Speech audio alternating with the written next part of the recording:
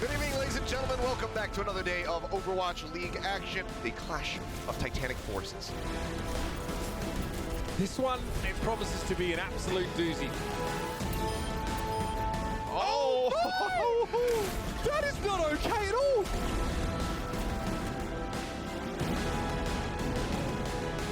He's just ripping people to shreds. What is this? What is that? How are you gonna do it to him like that?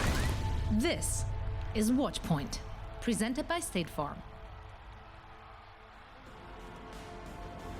Hello and welcome to the Watchpoint pre-show presented by State Farm. My name is Zoe. Joining me here for our pre-show are Costa as well as Reinforce. It's week 11 and we have a bit of an early start, guys. We just couldn't wait for the weekend. Well, you call it early, but it's a bit late for me because I managed to sleep in today. I'm feeling great. I don't know about you guys. I'm talking about the days, days, not the about Yeah, I our know. day. But I got a coffee in the morning. It was superb. Like, I loved it. It's been a great day so far. So I don't care if it's Thursday, Saturday, Sunday. I mean, who really keeps track? We're all stuck at home.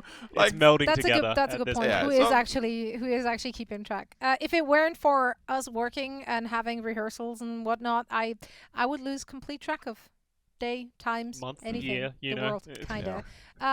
Yeah, you know, whatever it might be. What I am keeping track of though is our hero pool, as it is ever changing. Wow, solid transition. I'm really proud of that one. We're starting things up well. We have Break, Reinhardt, Widowmaker, and McCree out of this week's rotation. Costa, what do you think, or rather, what do you expect to see the most of for this very weekend? We do not see May in the hero pools that are removed for this week, so I'm expecting to see at least some form of May. Reinhardt is gone, so will it create this weird dynamic of the May can't really wall off the Rein? So I'm expecting a lot of double shields, so I would expect a May to slot in there, but whether or not that happens, you know, it's yet to be seen. I mean, it's probably more of the same last week, Reinforce? right?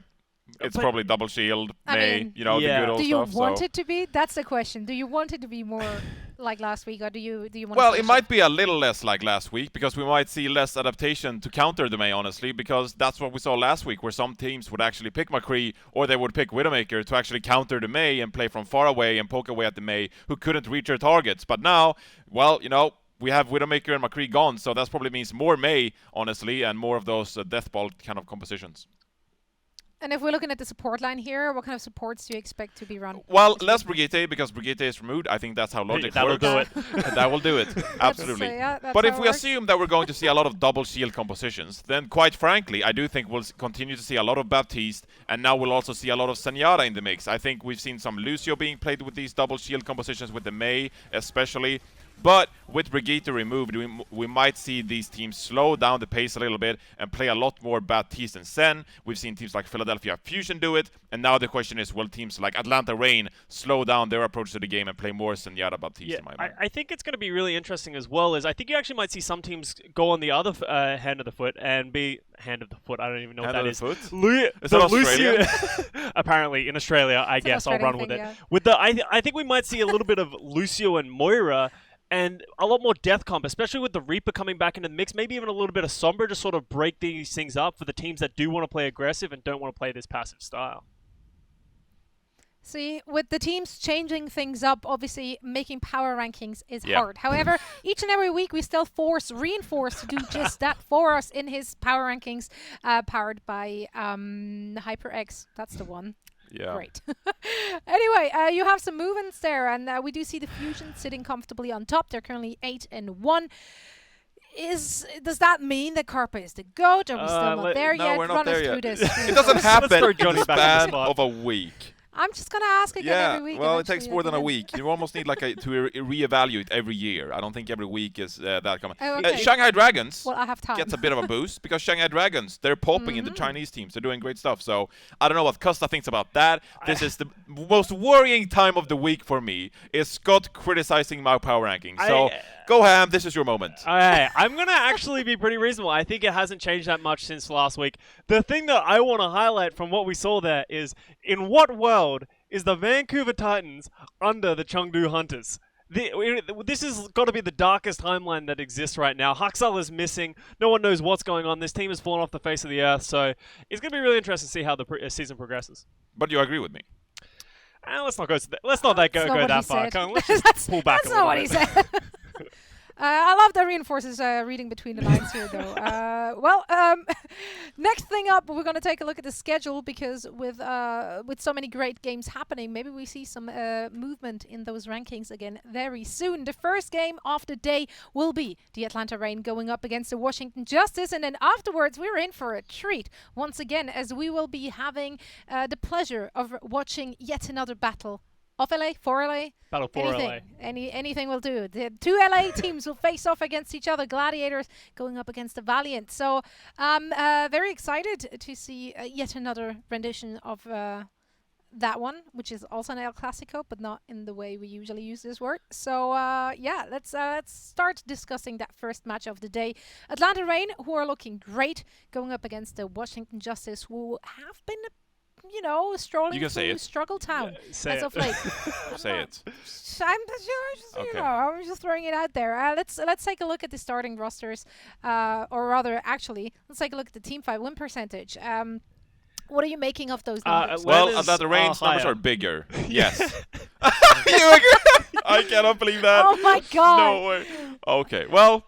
There we go. Magic. There we go. That's all that needs to be analyzed out of that. Atlanta wins more team well, fights. No, I mean you guys absolutely nailed it. So I don't really think we can get much more valuable information out of you guys right now. With that said, looking at one number being higher than the other, do you think the game today will be reflective of said statistics? Yeah, I think we're gonna have Atlanta Reign coming in here. We're gonna start seeing their roster right now. It's interesting. Well, look at that starting roster though. Like is that a disrespect move or is there a strategy? Maybe it might honestly be like, hey, we're playing against Washington Justice. Let's flex our bench a little. You can't even sleep on these players though. Sharp and Kodak are both incredible players, but we do see Dogman coming out, and we also don't see Erster or Babybase. So it's kind of interesting. We haven't seen a lot of these players. I'm really excited to see them going against it. Whether or not it is disrespect to Washington Justice, we'll have to find out. Yeah, and I think. What are you making of it? Well.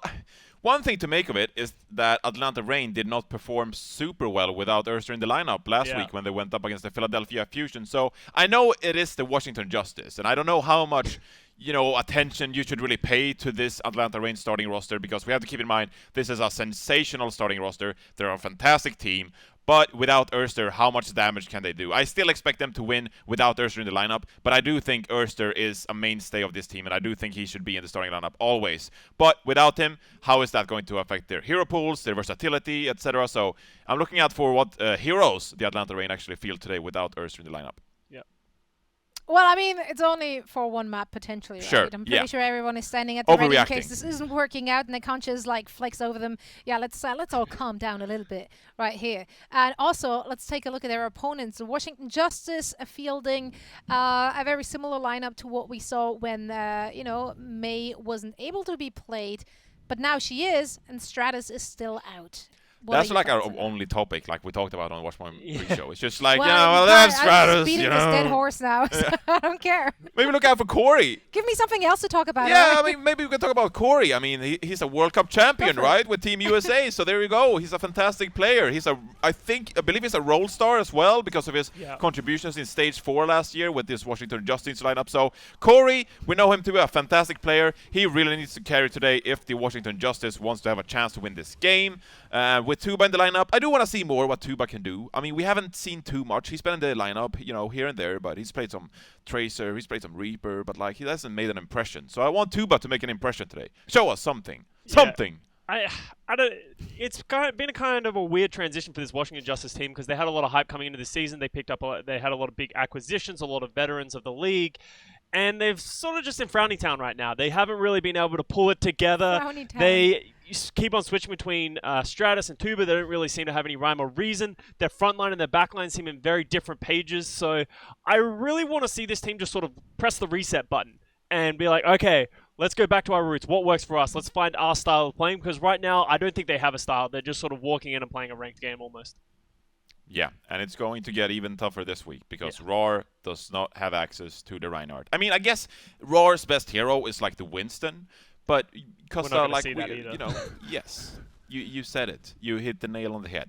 We're not going to see Winston either. So maybe I mean, they could even be better. Like, Washington could even be better because they're not forced to play Reinhardt. Just put Roar on Orisa, and that might actually be good for them. So, you know, there's many ways to interpret the fact that Roar can't play this Reinhardt. It's going to be a tough game for him. I think that he sort of have to prove himself a little bit today against Atlanta. So, we'll have to see what Roar can do with no Reinhardt in the pool.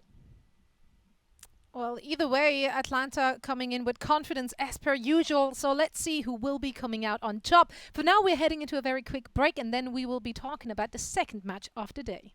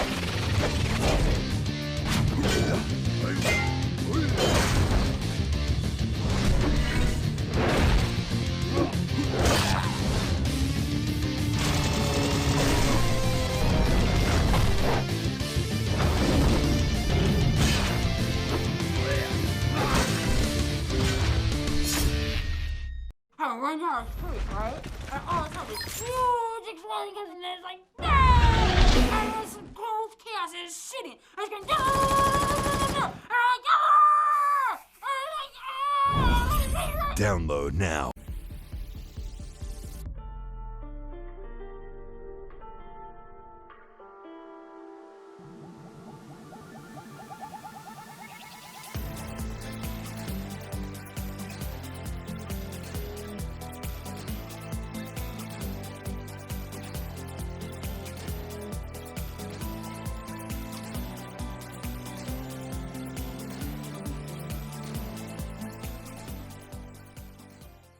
Welcome back to the Watchpoint pre-show presented by State Farm. The next match we will be discussing is the battle for LA. The LA Gladiators facing off against the LA Valiant, and currently the Valiant are actually leading that battle 4-3. However, the Gladiators was the team who actually did win the last two. I'd love to make a really good sports ball reference here, but Asking I the can't wrong panel. because I don't follow sports ball.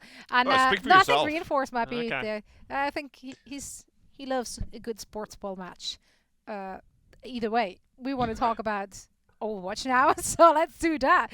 Let's actually start with you, Costa. You have been one of the players who actually did participate in said battle. What's this rivalry like? Does that actually spark a little bit of extra? Yeah, I think it's just something that's always in the back of your head whenever we played in these matches, especially when we were at the Burbank Arena. There are a lot of LA fans. They were always coming out massively and sort of cheering. You know, we had the shields up, wings out chants. It really sort of fueled the fire. So it's been an awesome experience. And as we go online, I'm sure that's going to be at the back of people's minds. It is important to note, Space has betrayed the Valiant trust and he's gone to the other side, kind of like Star Wars, Obi-Wan. It's like, you know, you were the chosen one. You were supposed to destroy them. That's the reference. Not join them. Thank you. And so it kind of feels like that a little bit for me, a bittersweet, but you know, it's going to be an interesting one. But you know, if you can't beat them, you just got to be part of it. But we I did think beat them. that's- We were beating them, and he still left. You know, I have a question here. True, but can you do it again? I have a question here. I'm sorry to interrupt in the middle of this. Okay. I don't know Please if do. production, is it possible we can play this B-roll again? Oh, Like, no. I know we're on a timed show here, and maybe it's not possible, but I just want to see this B-roll again. Can we make that? Why is that? Why? What- No, what- because what I thought happened it was in very B-roll? confusing because we saw the Valiant going up against the Gladiators. We saw a ton of Yeah. Costa. He was clapping, cheering with the fans, Yeah. doing a great Yeah, job. he actually cut the video. But like, He we only put didn't see himself in. any gameplay from Costa whatsoever. Is there a reason behind this? That's Is because We only saw your just, face, It was and you're a beautiful man. You're it was you're a too beautiful big-brained. man. They just But had to cut it. there's- Hey, that's me. That's where's me the merge C9ing. gameplay? I C9'd right there. You didn't see it? I was Yeah, supposed to touch that's the the cut, only but I part we see. Where are you popping off in this clip? There is no Costa gameplay whatsoever. It's just There has to be a It reason. is hard I to don't make a appreciate this mercy hating. highlight reel. Okay, this is just. It's a little. It's hard. No. But what you contributed to the team did not go unnoticed, Costa. Just because it didn't make the highlight reel doesn't mean you're a bad player. It's fine. I haven't Yeah. seen I any of think. the Johnny in the highlight reel yet for the Overwatch League, so maybe it'll come It's later. actually true. We're Oh, that was perfect. Either way, let's talk about the game before this is getting out of hand. Don't want to start with too much aggression here in our pre-show, but let's actually stick to looking at support players, maybe starting with Shaz. He's one of those players who kind of goes under the radar, but just always puts in the work for his Yeah, team. I always talk good about the Gladiators support line. You know, Big Goose is a very aggressive player, and he does seem to, you know, especially in this meta, go aggressive, putting out things. Shaz is sort of the unsung hero of this roster. He's not the person you're going to see in the highlight reels. He's not the person who's just absolutely popping off. You see that in his hero damage and his eliminations, but he is always reliable. He's always getting a ton of healing out. He very rarely dies first. He's just sort of always helping this team, and he's been invaluable for the Gladiators for the last 2.5 seasons. So you got to keep an eye out for him a little bit, and, you know, sort of see the little things that he's doing to help this team get the win. What also is pretty interesting is seemingly we always underrate the impact of Big Goose and Shaz, because we keep having these conversations like what are the top 5 support lines in all, etc. And Big Goose and Shaz, they might honestly be up there because they are so damn consistent. Like, Big Goose is a very aggressive Lucio. I'm sure you've studied his VODs more than I have, Yeah. Costa, but he's very aggressive, but does a great job dealing with snipers, etc. And like, when you look at Shaz's stats, like, he's pretty aggressive himself on that flex support role. And so many times in the past, we've compared Zenyatta damage, final blows, etc. And like, Shaz, he's up there. He gets those picks and gets that damage in sometimes. So we keep sleeping on the Gladiator support duo, and maybe we shouldn't anymore. We really shouldn't, honestly. Each and every single role they have in their team is exceeding in their respective roles. So it's going to be tough for the Valiant to take the Gladiators down. However, if we're looking at the hero pool for this very week, Costa, you know those players really well.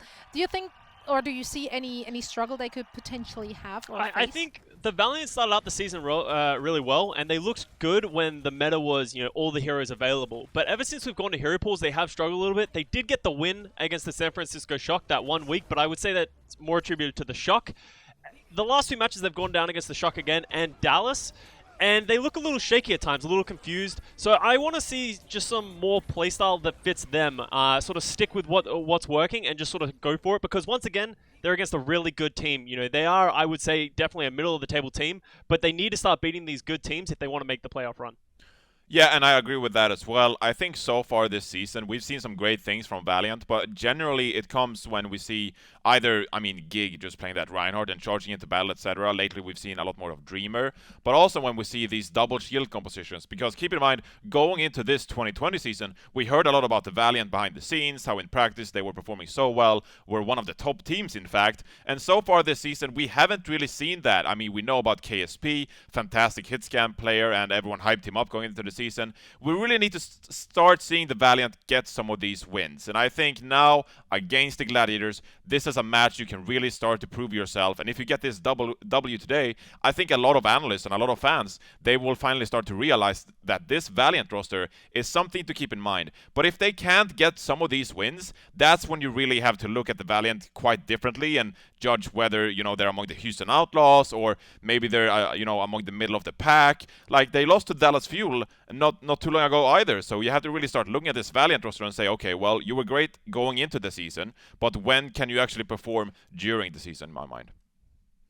Yeah, like many teams, after you have a bit of a losing streak or just a few bad performances, you just kind of need to reset, have a clean slate, and, you know, very much like spring cleaning. And this is the segment we're now heading into, because we thought some stuff you just better leave behind. You know, coming in with a fresh mind, do some spring cleaning here on Watchpoint. Costa, why don't you start us off? What would you get rid of? I'm in spring cleaning, and we're all in quarantine, so we're all stuck in our house. I would like to get out of this house. I've made a terrible mistake. The internet doesn't work. I'm stuck with Jake, Jaws, and Brenna of all people. It's absolutely awful. There's just people everywhere. The internet's everywhere. Help. SOS. That's all I Have you need. told Spring them? clean me out of here. I love how Sideshow talk is to in the them. topic bar and he doesn't even live there. It's just collateral He's close damage by, up to Josh. okay? It's still too much. That's brilliant. Oh, that's perfect. Well, reinforce. What do you want to change? You up? know, oh, this might be too controversial. This might be too hot of a take. Oh, I love it. You know, Go for it. it's spring cleaning. I don't really know what spring cleaning is. I'm a gamer. I just stay inside anyway. Like, I don't even know what season it is outside. I also live in Los Angeles. It's just sunny all the time. Like, I don't know what seasons are. It's always Anyway, spring cleaning. Maybe it's time we stop complaining a little bit about May. Like, she received a nerf. No, she's been nerfed, okay? Let's just see how it plays out. I don't know if it's enough. She might still be the best hero in Overwatch. I don't know how the nerfs are going to affect her. But let's just see how the nerfs affect May and if the pros can start playing around before we start complaining about May all over again. So maybe, I'm not saying spring cleaning. I'm more like saying spring procrastinating. Let's do some spring procrastinating instead, and just, you know, leave May alone. Yeah, just yeah, leave May alone in terms of like just like a dust, you know, on the floor. Just like shove May into the corner of the room and just wait to clean her up. But you know, I don't know where I'm going with this. But I'm saying what I'm hearing here is you're awful at cleaning. that's really my biggest takeaway from what you just. I'll do it summer. However, you know what? I'm doing you a favor. How about we leave maybe, and I just present you with a new nemesis for everyone to hate. Can we please stop using Torb on attack? I get it. All right, he's kind of viable right now, and that's fine. That's fun. I love me some good Torb, and it works 50% of the time, and that 50% is usually when you're playing him on defense. True. Oddly enough, when you're playing him on offense, things just usually don't go that well. And for some odd reason, not only do people try it and run it for a little bit, which, you know, might work. Element of surprise. Ooh, there's a Torb and attack. How do we... Oh, wait, we can actually react to this, and then it's fine. But then they just stuck with it until 40 seconds left, and then they go into Farah or something. Just don't do that. Stop it. Bad. Just stop but, it. So what happens on control Bad. maps? I don't talk about They don't count. No, Torb has and always will be viable on control maps once you have the point. I allow it. Other than that, no. Switch off. Just clarifying. I beg you. Thank you. So I implore. You're welcome. You're welcome. I'm just trying to help you out here by giving you someone else to hate, but you know, a shared enemy makes friends. That's how it goes. Either way, we're now heading into a very quick break, and afterwards we will discuss our picks for this very day. And let's just say we have a little tiny fluffy treat for you for our predictions.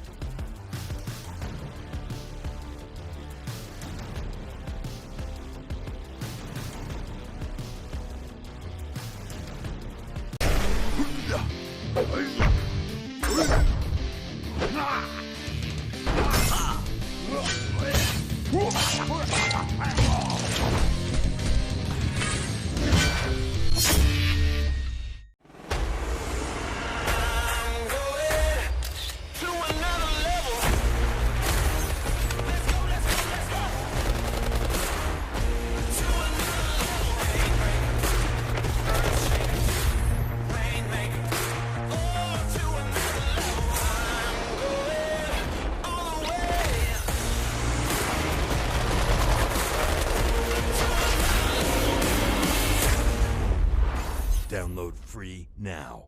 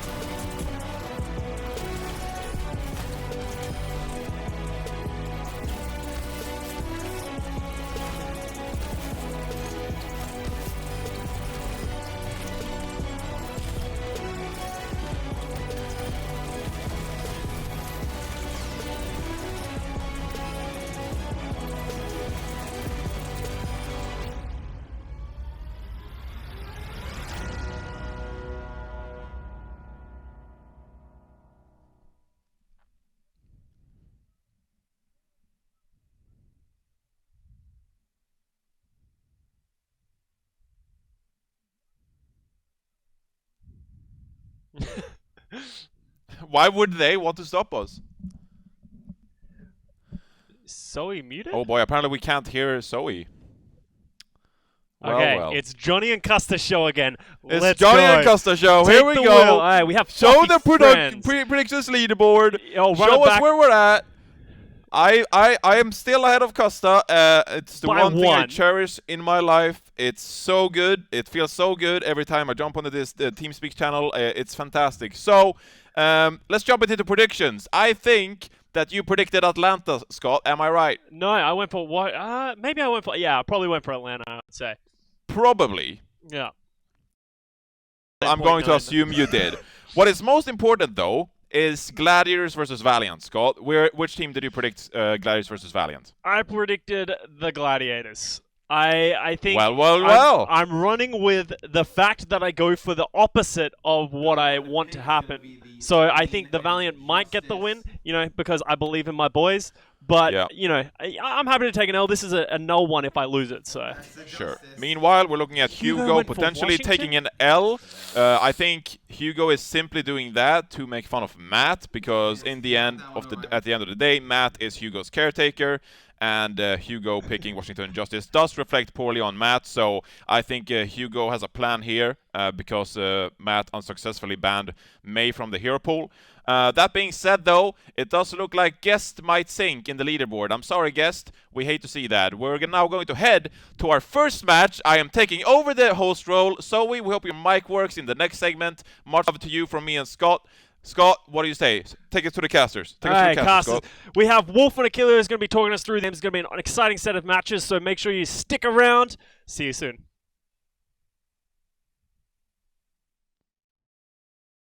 The Overwatch League is brought to you by State Farm.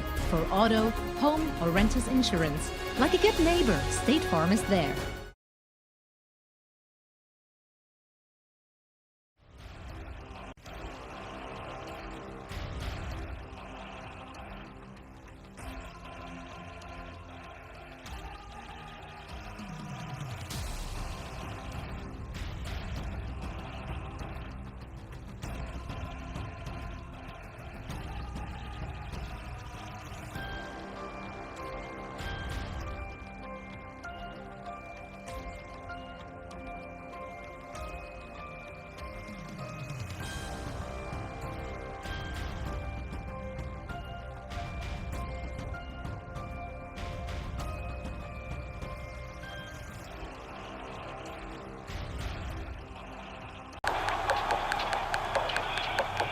This is it, the official Overwatch League apparel.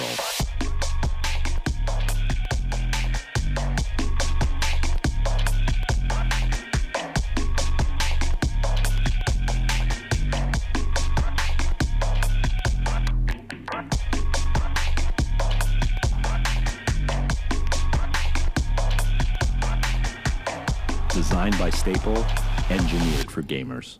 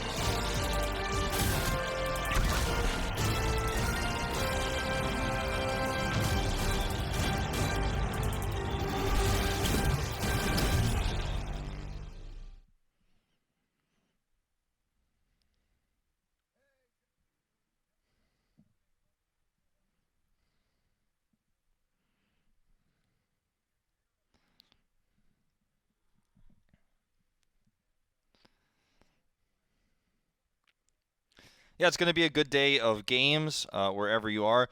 I know a lot of you guys might have just found out about this broadcast as it went live because it is a different schedule than what we've been doing over the last few weeks.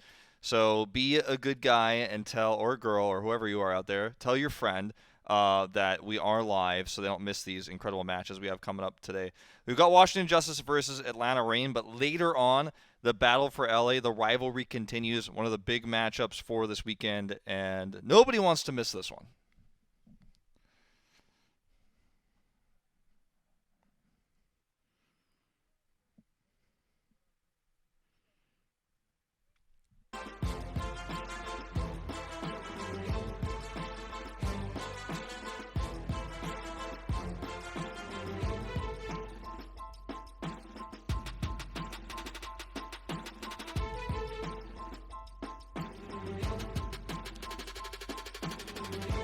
Okay, Seth looks like he's been silenced. Someone cast a spell on him, but just to move forward, yeah, the Washington Justice suffered that rough loss against Dallas Fuel just last week. He's back. I think we're good. But moving along, let's go ahead and break down the Atlanta Reign's starting six. Their starting Let's roster do just that for this evening. As I believe Seth is back.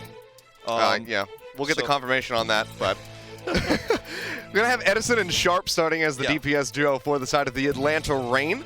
And we have Gator Hawk in the tank lineup. And then Kodak and Masa, so Dogman going to be taking a step back. Yeah, Kodak in, one of the stronger flex supports coming out of the Contenders North America region from last year. Obviously having some play internationally in the Gauntlet as well. Great guy. Got to hang out with him when he was in Korea. So looking forward to having him on the field again. He played a little bit last year as well in the Overwatch League. So, you know, he's always kind of been a two-way player between Contenders, between Overwatch League. We'll see what perhaps the reasoning is behind him stepping in for Dogman as we head into this week of play. Maybe it's only a map-specific choice.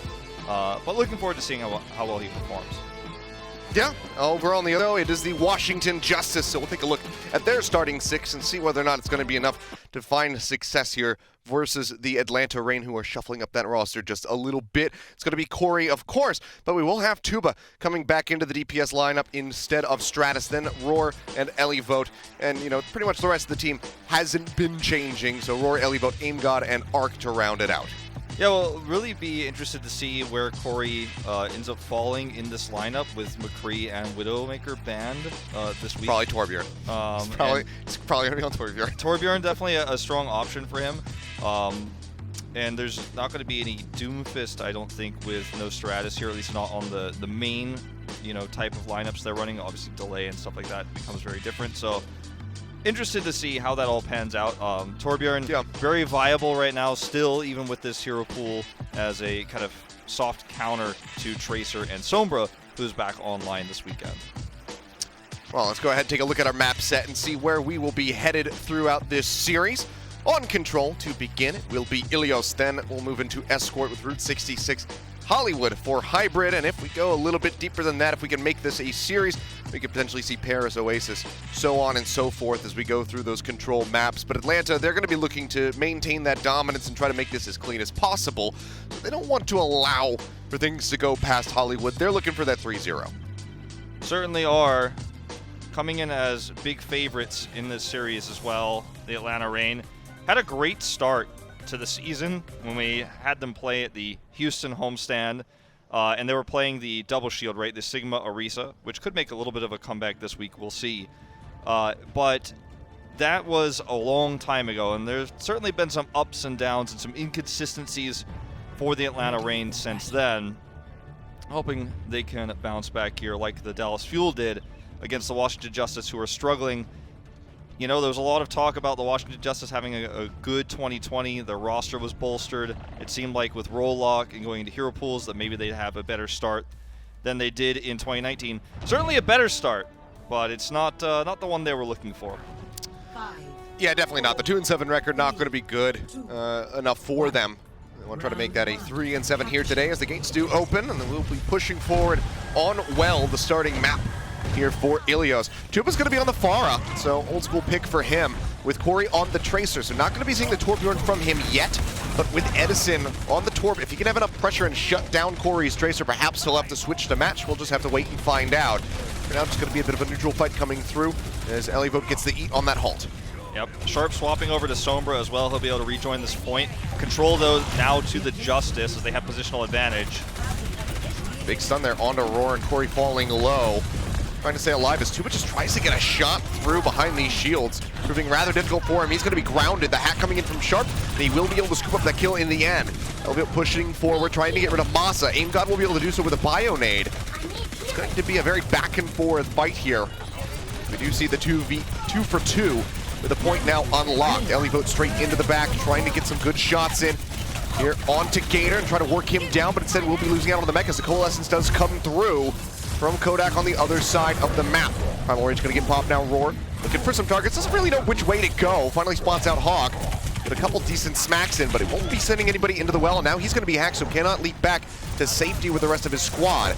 Ult's gonna expire, gets that shield placed down, just trying to zap away, build up for that next ult. Doesn't get much done, and the point's still not capped by either team. Yeah, here comes the barrage. Hacked out though, only gets one, but it's still going to be one of those barriers taken away as Hawk does fall. So now they don't have the Sigma, they don't have those stuns.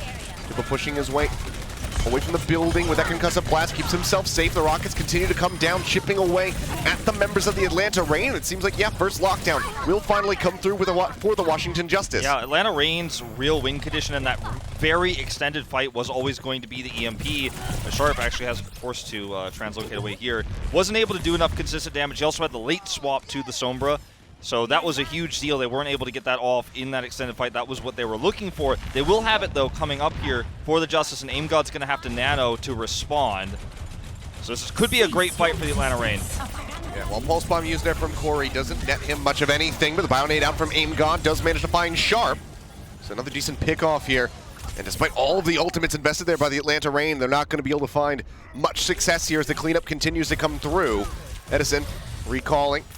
Comes back out and will just get hounded down by Roar from behind. Gets that nice punch to the back of the skull, and that is going to be Washington maintaining control. It's a comp as old as time, Pharah Tracer. You have a lot of extra damage coming through from the Pharah, a lot of AoE damage that weakens and softens up targets, and the Tracer can, you know, chase down and kill those weakened targets. The Winston makes it all the easier here. Atlanta Reign swapping things up a little bit again, putting Edison on the Tracer, but it may be too little too late. Tuba waiting with the barrage. Pile driver comes in, that's going to be Arc taken out, so one half of that pharmacy duo going to be gone. Tuba will be able to drift back over towards the spawn, but the flip will come through for the Atlanta Reign. Finally on the board after Justice gets 66%. Edison makes the swap to the Tracer, gets that pick, and helps lead them into a potential reversal here. Gator on this Wrecking Ball.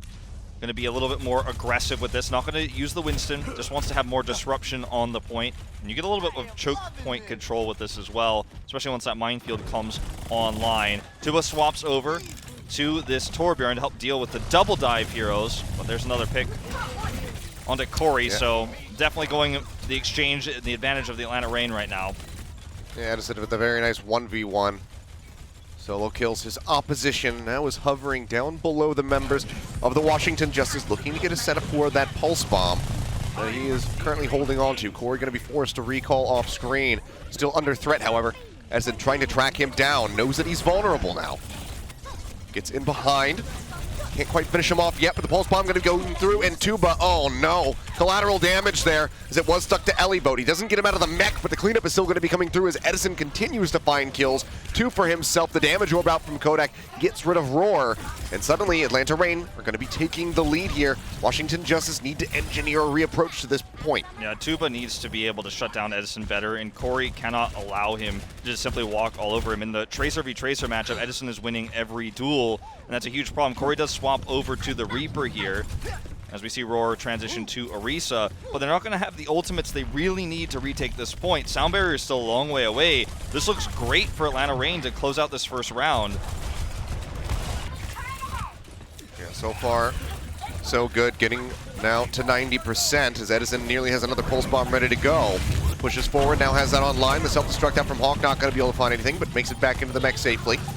Washington Justice, they make their way to the point, but already Arc going to be gone. The stick comes through. Not going to find any kills with that explosion, but it still chunks out multiple members on the side of the Washington Justice. They just need to get that cleanup coming through. Bombs out, slides down the rooftop, but it doesn't find much of anything. 2 members going to be gone. Kodak traded out, but they need a lot more than that on the side of the Washington Justice if they want to flip this back into their favor. Tuba going to be taken down by Gator off screen just moments before he can get a Molten Core online. Whether or not that would have been enough to turn the tides of the fight yet, will not be seen here, but it's at 99%. There's a hack out onto Roar. He is melted down, and the OT will tick away 166%. Atlanta Reign, once they got it, they did not let that point go. Atlanta Reign struggled with the Pharah composition for a little while, but when we saw the Tracer match there, Edison versus Corey, Edison totally ran away with it. And let's not forget the main Tracer player for Atlanta Reign throughout last year, in the rare times we saw her, was actually Arister, right? And Edison steps into this role. He's got a pretty flexible hero pool. And there's a lot of Tracer players, I think, that are newer, right, from 2018 onwards. A lot of players who don't identify with the fans as a Tracer main or a strong Tracer player because the meta dictated no Tracer. Edison is one of those sneaky players who you think about him on his Widow, you think about his hit scan, you think about his Doomfist, his Zarya, but you don't always think about his Tracer, and he absolutely outclassed Corey there in every regard and made it so easy for the Reign to take those ult advantage fights. This time, though, he will be on the Fist. Yeah, we will be seeing Tuba on that as well, as Edison slides his way up, goes in with a seismic slam on the back end of that halt. Good amount of damage coming through, now looking for a punch into the back, doesn't get anyone taken out yet, but it's still weakening them, but he himself falling low, 15 HP there. Near the end, does manage to exit and pick up that Mega Pack. Sun comes through onto Hawk, a big uppercut coming out from Tuba as he goes in deep, got the kill on Namasa. Now this is looking like a one fight potentially for the Washington Justice, but Edison starts striking back. Flip getting ready to come through. Washington getting that lockdown first and foremost. Edison manages to find Tuba, goes up with the Meteor Strike. Lockdown is there for the Washington Justice, and Edison will play this one safely as he pops back around the corner. Punch is not going to be able to connect. The Flip getting ready to come through. Yep, just like that, Atlanta Reign managed to take this one back into their favor. Uppercut is out, Corey is gone. And it looked good for Washington at first. They got that first lockdown, but Atlanta Reign just pulled the rug out right from beneath their feet. Edison is just being completely uncontested right now, and he is wiping them up. The CC lockdowns he's got even here to prevent the retreats. Beautiful. He had a Meteor Strike. He's a fourth of the way to a new one. And, they're already massively ahead in terms of that in terms of that control percentage. Ults coming online here as well for the Atlanta Reign. Pretty even. They have defender's advantage. And right now for the Washington Justice, they really need to track sharp because they don't have great mitigation for that ultimate. Well, Gravitic Flux does come through, manages to catch the Tank Skater. Is going to be able to halt out of that one though, and Hawk pretty much untouched. You can hear the Meteor Strike coming down, drops straight in on top of the barrier, but Tuba instantly gets punched by Edison as he lands. Does not die, however, the sound barrier now comes through, so Tuba answers back, manages to find a kill onto Edison. Punching him out, follows up for another one onto Masa, so a very clean push forward here for the Washington Justice to get the point back into their control, as Hawk will be sent flying off the side of the map with a nice uppercut. Yep. But only 18% for them. Atlanta Reign, they only get to 50, so still definitely a lot of room to work with here for the Washington Justice. Yeah, this fight for the Justice is really going to be, I think, make or break for this round. If they can win this one convincingly with a slight positional advantage they have, with the coalescence advantage they have, there's a real chance they could come back. If they lose this one, though, the Atlanta Reign's ult economy is better, and they should take an edge. Superchargers drop, but it doesn't last very long. Death Blossom comes through, nearly eliminates Corey. Sharp getting right up into the nitty-gritty of the fight as Edison drops back down, gets a very nicely timed punch onto Roar to eliminate the enemy Orisa. Meteor Strike will come through, gets a bit of damage in onto Aim God, but he can't quite finish him off. Punch back across the side.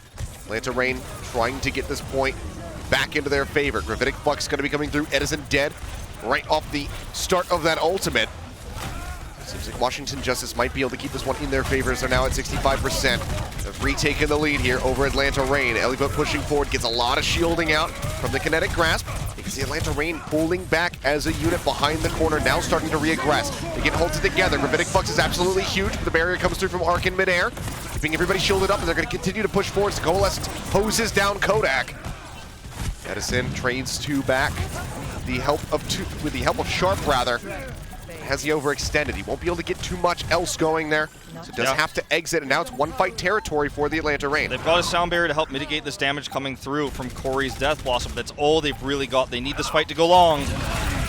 Death Blossom into the back, looking for some kills. Sound barrier well timed from Masa, keeps everybody alive for now. Edison managed to find one, Sharp with the other.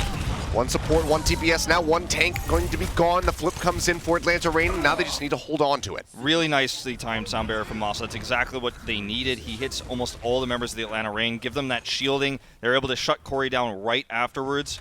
And now they've got control of this choke, and their ults have finally started to come online. Sharp's going to have his own Death Blossom. They have Coalescence for the choke point fight. Washington Justice may have to take 2 fights here, and that means they need to be decisive. That means they need to go in immediately. If they wait too long, they're giving Atlanta Reign all the chances to take the perfect ult fight as Coalescence comes online. Sharp trying to get right up into their faces. Is just going to be taken down. Moore finds the headshots to come through. 85% now for Atlanta Reign. Still down a member. Sharp going to be respawning now, but they managed to find a kill onto Elivone. Get rid of the Supercharger with a Meteor Strike as well. Edison going to be taken out. Tuba starts making his way around. Seismic slams down, nearly eliminates Hawk.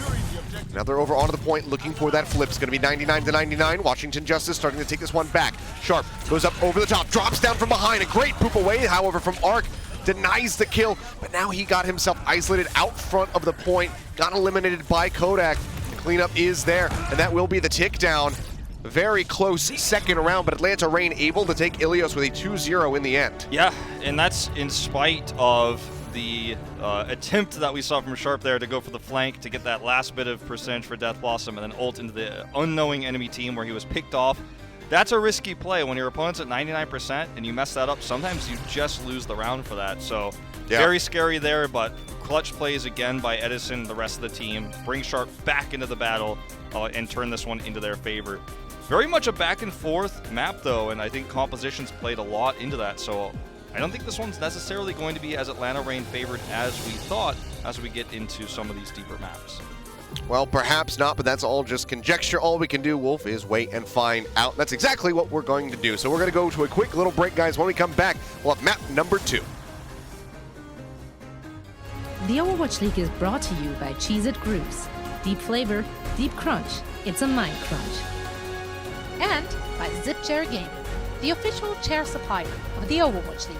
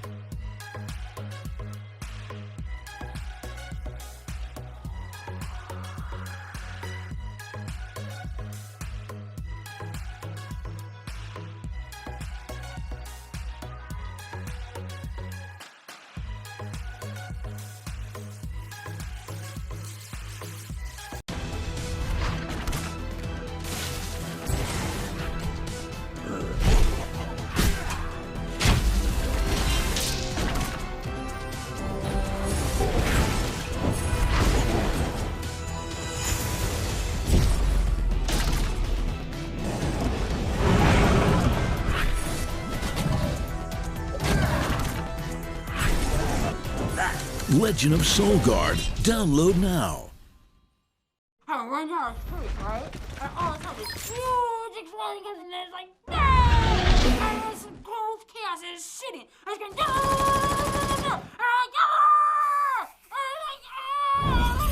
Download now.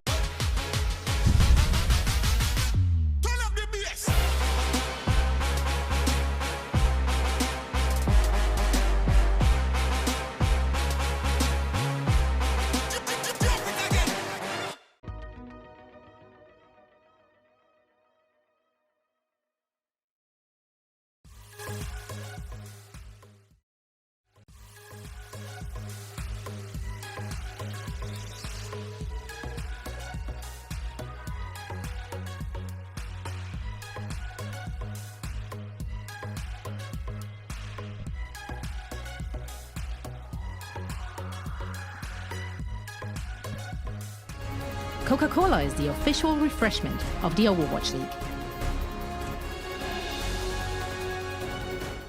And welcome back. This time I have my mic unmuted, making sure that the show can carry on with a few hiccups. But man, very close second round, at least, of Ilios there between the Atlanta Reign and the Washington Justice, but Atlanta able to take it 2-0 nonetheless. Now we get ready to move forward into Escort. Route 66 going to decide whether or not we have a tied up series, or if it's just going to be match point for Atlanta. Yeah, this would be in another meta, in a different hero rotation map where we could see, Edison versus Corey, which I think the world was always looking forward to, always looking for, but not going to happen, obviously, with Widowmaker removed this week.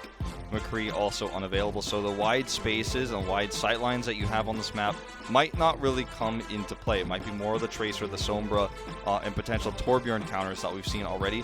Pharah, somewhat viable on this map, but I don't see it. Yeah, operating already a map down. I'm not sure if it's going to be in the wheelhouse for the Washington Justice to try and come back out with that Pharah yet again.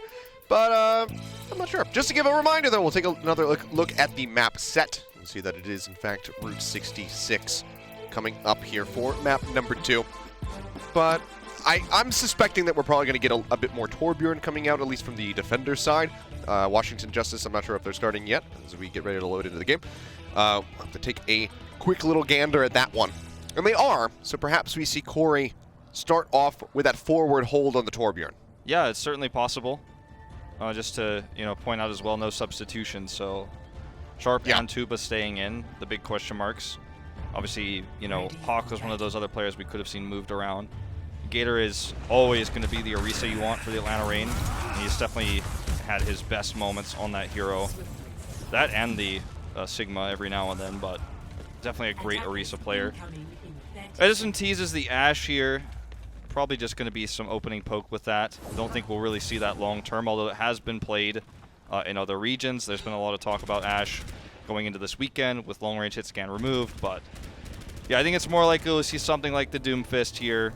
Sharp, a great Reaper player, by the way, one of his better heroes in the meta, where Atlanta Reign Academy was doing very well in the last parts of Contenders.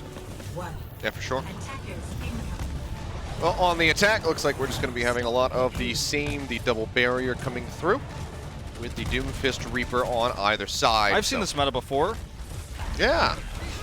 This looks a little familiar. Nice boop coming through from Masa. Not going to be able to send anybody sailing off the side of the map, but it does isolate Tuba and make him into mincemeat. Edison comes up with that kill. Another boop coming through, just getting them ever so close to that edge, but just can't quite finish them off yet. Corey manages to answer one back, but the hold is definitely gone, so now a lot of space is going to have to be surrendered for this reset. Washington Justice going to have to pull back behind Big Earls. It's really good that you pointed out the great work by our observing team as well. Sometimes Lucio's boops go underappreciated if they don't end up getting environmental kills in the kill feed or in the highlight reels. But a boop like that, like you mentioned, displaces Tuba and also just cuts the Washington Justice in half. So the Atlanta Reign end up winning the fight because of it. So really nice play by Masa there, helping set that up.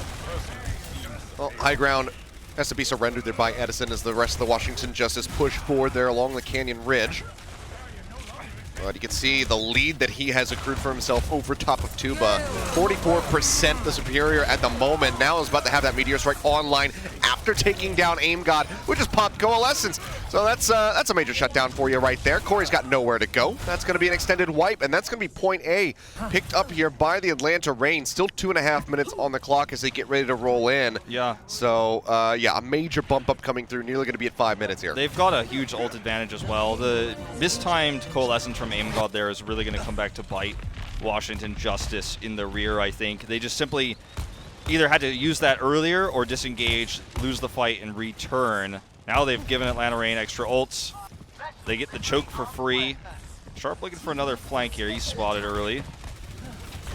Looking for the halt, but Justice just go ahead and drop off that high ground anyway.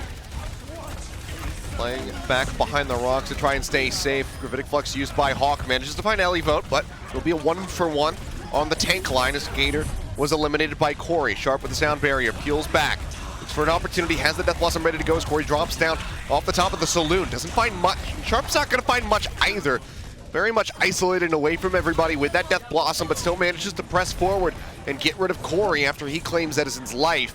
That being said, though, the cart still continuously moving for the Atlanta Reign. Washington Justice making it a scrappy fight, but not one where they really had any ground to stand. Yeah, Kodak has the Coalescence too. I mean, Aim God can trade that, but they're going to have Defender's Advantage. They can operate around this mine shaft. And that may require the Justice to take a different approach angle. You can see they're scouted out already by the Orb. They have to take the shaft approach. Yep, hold together. Sharp is waiting below. As Edison finds an opening kill onto Arc, further going to be delaying that next sound barrier build up for him. Looking for the punch, will not be able to find one, but gets a nice uppercut. Nearly eliminates Aim God, but he manages to fade out to safety. Ilios gets Gator, but that's looking about as good as it's going to get here for the Washington Justice. Tuba now going to be eliminated. Ilios taken down by Hawk on the back end, and yeah, the cart halted for now, but it doesn't buy them much time. It's just going to glide through, and we're 4.5 minutes plus here for Atlanta Reign on this attack. When you have an advantage like that, and you have the choke points controlled, the Washington Justice are going to have to, take a bad fight oftentimes, unless you have great ult advantage. You just really can't win that fight, barring a huge mistake from the attacking team who acts like defenders outside of that choke. And this just keeps rolling through. Really aggressive wrap around the back here from the Washington Justice, trying to secure the cart. Tuba already nearly picked off. 3 HP left to go. Seems like he will be able to make it out with that sliver. Got the Mega Pack way in the back, but he's over at the garage right now. And Atlanta Reign is still just winning the fight here at the front. So they just shut them down. And now they have so much space to opened up. The Washington Justice need to regroup, and they need to take one coordinated team fight. They keep getting split up. They keep getting caught. Sometimes they're getting booped. But their team is never fighting as a 6-man unit. And as a result, Reign are just cutting through them like a knife through butter. Hot knife through butter, I should say. Yeah, I mean, this thing is red molten hot knife right through butter. Pretty much. Even without the Torbjorn here, it's very molten. Sound barrier is going to be coming through. Doesn't catch either of the DPS. On the side of the Washington Justice, the Death Blossom going to be used by Sharp. He'll get halted back in behind the barrier. They keep themselves safe for a little bit longer. Vidic Bucks coming through from Ilios, looking for some kills, and he's going to manage to find one. Edison taken out. Is that going to be enough? Seems like the answer will be yes. As they scrappily close this out at the end, the Seismic Slam not quite going to get the kill. Aim God takes that for himself, but Atlanta Reign, they get within 4 meters of finishing the map, and they still have 3 minutes left on the clock. Shooting up a couple of those ultimates is the best thing that Washington Justice has going for them, but there's still plenty of ultimates on the way. Justice really, I mean, that was the only reason why they won that fight is because they had spawn advantage. Here comes the Flux from the backside. Yep, managed to pick up several. Tuba, then before he even gets slammed to the ground. Great left click there. Massive accretion comes through, setting up the members of the Washington Justice. The drop down to the Meteor Strike. Edison gets rid of Roar, tries to find Arc in the back, but he is just running to the hills. Manages to escape for a little bit longer, but the push comes in. 2:28 the finish on Route 66. Nasty finish there. Great time bank. Washington Justice kept letting Tuba get picked. He was overextending. The support wasn't there. The rest of the team wasn't as coordinated with him. So rough times for the Washington Justice. A very tough time bank to beat if they can finish the map at all. Yeah, man, brutal. Well, we have to look forward to Washington Justice's attack and see if they can best the time set by Atlanta Reign. But something else that we can look forward to, Wolf, is of course going to be Echo showing up in the Open Division tournament. That's right, this Sunday at 4 p.m. Pacific. Make sure you guys see some of the best players in the world compete with our newest hero in Overwatch, competing for thousands of dollars in prize money, and a semifinal and a finals will actually be streamed here on YouTube. So if you want some more information, head over to playoverwatch.com. Be sure to check it out, see what these guys can get done with the latest addition to the game. Yeah. No Ilios for this one, oh boy. But yeah, you know, I don't know if anyone else has seen that image, but that image needs to not be shared with anyone else. That needs to stay contained in a vault. The world is not ready for my face pasted over Echo. We'll see how long that one stays contained. Speaking of contains, Atlanta Reign, very aggressive positioning here with the Sigma Orisa, a comp they've mastered. And it's going to be Sharp and Edison right in the front lines. And Washington Justice need to make sure they don't let Tuba get caught again. He's got to go with them. And this is a great rotation up here through the left container. Oh, already. Good start there. Tuba manages to find Edison. Another seismic slam down. The punch on the Hawk. And this is looking like a pretty one fight, barring disaster striking. As Justice just want to get that cart rolling. And with Gator falling, now no tanks, no healer as well. As Masa just gets completely smashed into the wall.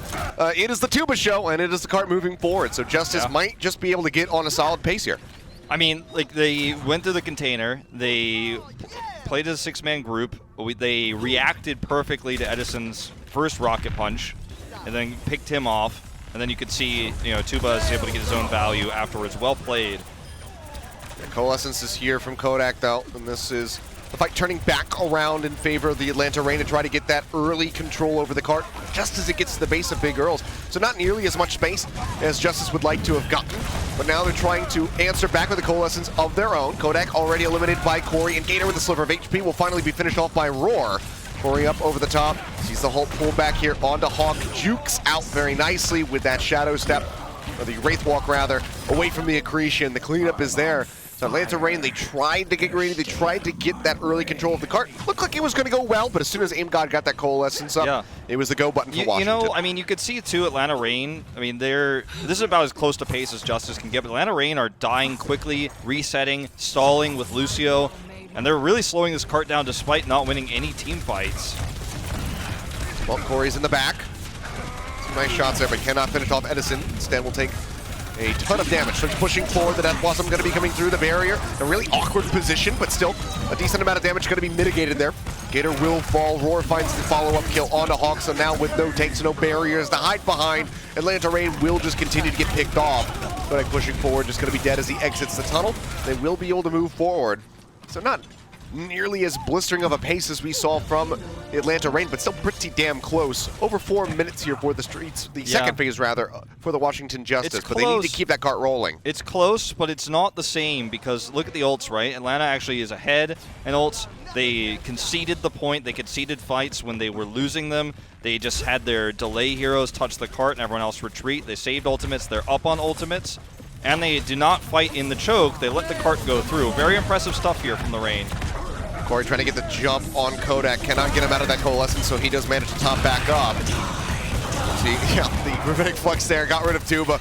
Plethora of ults just going to be invested from the side of the Atlanta Reign to secure this choke control of the cart. And they certainly have it. Now the onus is on the Washington Justice to try and retake this. See, they don't have many ults ready to go, though. This is where you see just smart play on a tactical perspective from the Reign. They let the cart go through. They take the fight where they have their concave advantage. They have the surround on the Justice members who have to go through the choke on the other side. They're willing to give up the checkpoint to fight around it with their ultimates. Now they just retreat back to the high ground. Cart's moving slow. Yep, and already Edison's into the back line. Has that Meteor Strike as an escape. Goes ahead and pops that one. He's looking for a place to drop down. And oh man, Elivo just didn't see it coming. Tuba, however, quick on the response. Does manage to strike back.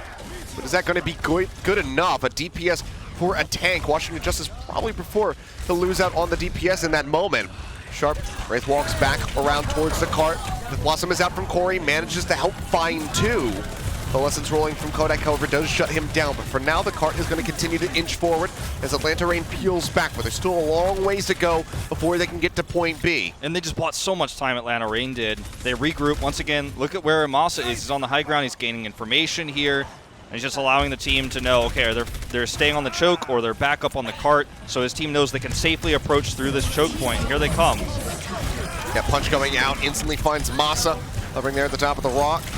Will be the drop down, and that will be the glide forward into point B. So Washington Justice still keeping things close here as they try to get to the end of the map. Tuba just filling that kill feed with red. Yeah, I mean, that's the one disadvantage of doing the Scout Lucio report is everyone knows exactly where you are at all times, and Mazza has been doing those aggressive boops, so he wall rides over, gets punished immediately. You know, double-edged sword there. But look at the time bank here. I mean, Washington Justice is almost certainly going to have a worse time bank if they finish the map, right? So this is still a pretty good situation for Atlanta Reign at worst case scenario. Yeah, still looking decent. Hulk in with the Gravitic Flux. Elivote looking for the setup. The sound barrier comes through from Masa to keep everybody alive, and Sharp manages to find Tuba. So already a rough start to the garage phase of Route 66 as Edison continues to play forward looking for picks. We'll be able to help shut down Corey as he tries to shadow step out to safety.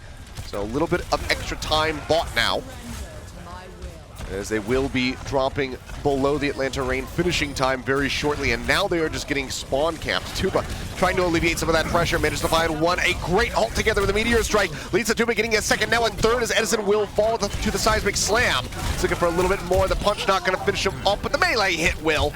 But I mean, and they finally do manage to break through. Ult trade here massively favors the Rain. They get to keep the Death Blossom. They have the Meteor Strike set up. All they really committed there was the Coalescence. They're going to have a Supercharger to contest C. They're playing for Time Bank here. But if the Justice mess up this fight, they might not get a chance for extra rounds at all. Sharp keeping himself hidden here in the back line. Staying in the back, drops down. Don't believe they spotted him out yet, but there we go. The call comes through too, but kind of spotting him around the side of the truck, and Arc trying to zone him back. He's going to be ready with that boop. Should the Death Blossom come through? Meteor Strike from Edison, just going to be used safely. Gets himself behind the barriers.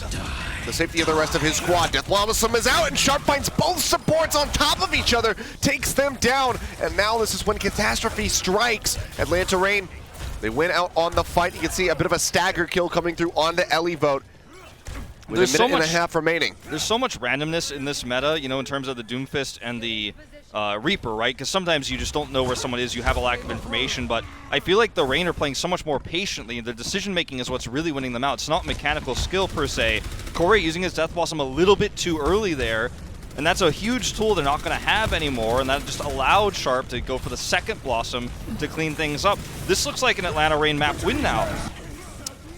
Vidic Flux is out from Hawk. He's looking for a pick. Sound Barrier comes through for the Washington Justice. So far, Edison will be taken down. They need to push on the back side of that pressure being alleviated. Hawk, you can see him is backpedaling, staying in behind the barriers, trying to stay safe. Sound Barrier shield's going to be expiring. Huge Vidic Flux slams him to the ground. Gator will be the first one to fall, but they need a lot more than that if they want to make it to the end here with 40 seconds remaining. Great ult together comes through. The shots are bouncing out from the spheres. They manage to get several kills. Respawn's going to be waiting. Hawk trying to retreat. Gets a big shield from that kinetic grasp. Tries to stay alive.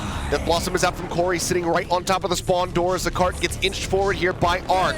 Push back over the tag in for a moment. Gator on the Wrecking Ball, gonna have to try and buy enough time, but he's down below half HP. Punch from Tuba does not connect onto Edison, but he still has to hightail it out of there to try and survive. They get the kill on the Wrecking Ball.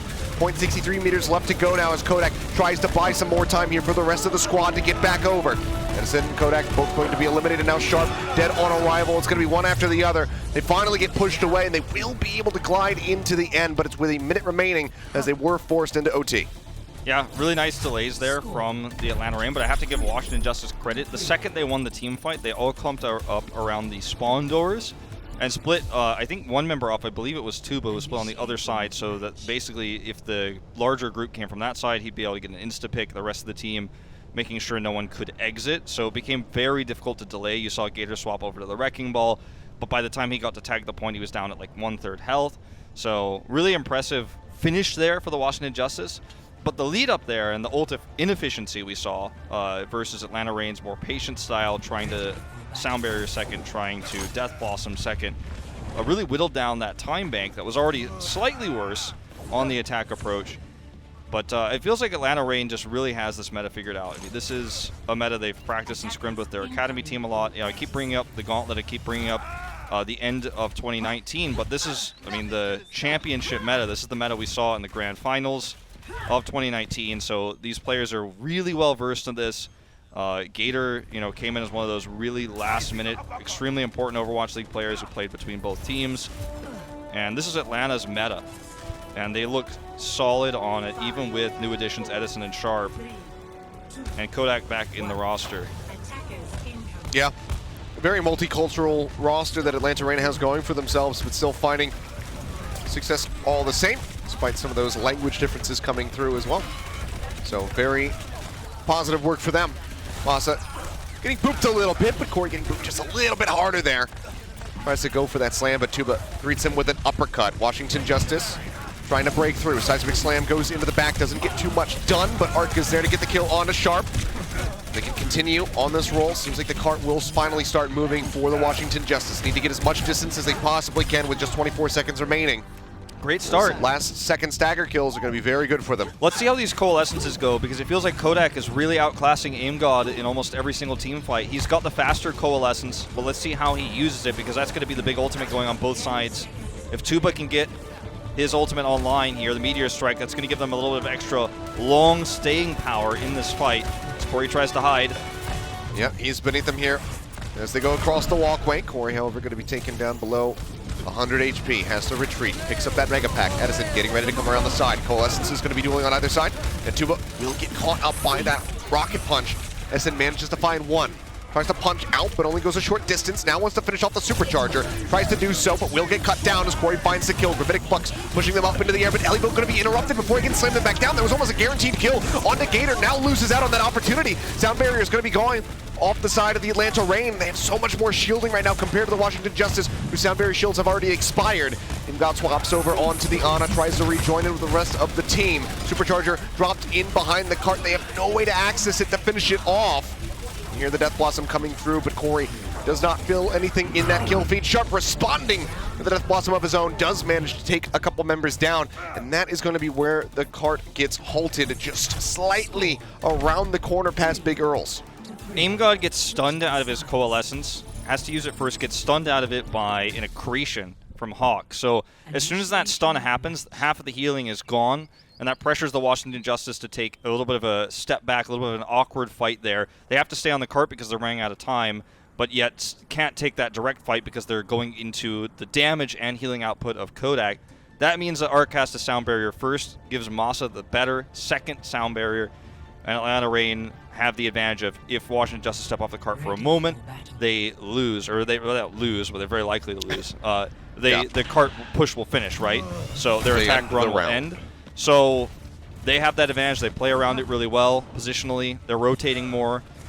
And when you have a huge timing advantage like this, like the Atlanta Reign has, you know that going into this attack, there's almost no chance you don't finish this unless you really get held hard. I'm going to take a look at this accretion stun again, I think. Oh no, this is something else. The bounce behind the rock there. Instant stun as the Death Blossom. Yeah. Gorgeous stuff from Hawk. So he stopped AimGod's Coalescence and then stopped Corey's Death Blossom there. So two huge ultimate shutdowns. Solid stuff from Hawk, who is now changing things up at the start, but now, yeah, okay. We'll just flip back over. Was looking for a hook at the beginning with the Roadhog, but we'll just be flipping back over onto the Sigma. Punch charged up, and that cannot happen. You cannot afford to have that loss this early on if you're the Washington Justice. Ellievo picked off. Now the punch coming through, and Hark is sent sailing off the side of the map. Edison saying, all right, you know what? I'm done with Route 66. It's too hot and arid here. Let's get the hell out. Crushes the Washington Justice, and the cart is already starting to move. They still have nearly 3 minutes left to go, and not much distance to close. I mean, Edison is saying, I don't want the win here. I want player of the match. I mean, well, he's put up a pretty good argument for it. Yeah, it's him, Hawk, and Kodak so far. I think the front runners, but very impressive stuff. Well, all together. Drop down will come through already. Edison getting up in their faces and harassing the members of the Washington Justice. Look for that kill onto AimGod and cannot find it. Coalescence is going to be coming through. Kodak nearly has his, though, and Edison already finds a kill onto Corey. Sharp in the meantime is just up on the high ground, drops down, is straight in on top of the tanks on the side of the Justice. Meteor strike through, gets rid of Tuba, had nowhere to go. Ellievo going to fall, and that will be the final slight little push in. Just had to gently nudge it to get across that line. And just like that, the Atlanta Reign are going to be leading in this series 2-0. You know, I said earlier, maybe this isn't going to be as one-sided as we thought after watching that first map, and now I'm going to have to backpedal and say perhaps this is going to be a very one-sided series. Atlanta Reign just look to have the better decision-making, the better overall macro play, understanding of when to take fights, the map architecture, when to let Washington Justice push so that they can take a more advantageous fight with their ultimates. Edison's looking really good in those awkward moments where someone gets picked, and Edison can turn the fight back around. Kodak's Coalescence efficiency way higher than AimGod's right now, and Atlanta Reign really do look poised to take this series. That they do, but there's still at least one more map to be played. Washington Justice now in a must-win position, must-reverse sweep if they want to get another victory under their belt. Seems a bit like a Far Cry hope for them, but we'll have to wait and find out. For now, though, we have a quick commercial break coming up and then a game break after that, so make sure you guys stay tuned for Watchpoint. The Overwatch League is brought to you by T-Mobile, helping you stay connected to what matters most. Learn about T-Mobile's COVID-19 response on T-Mobile.com. And by State Farm. For auto, home, or renters insurance. Like a good neighbor, State Farm is there.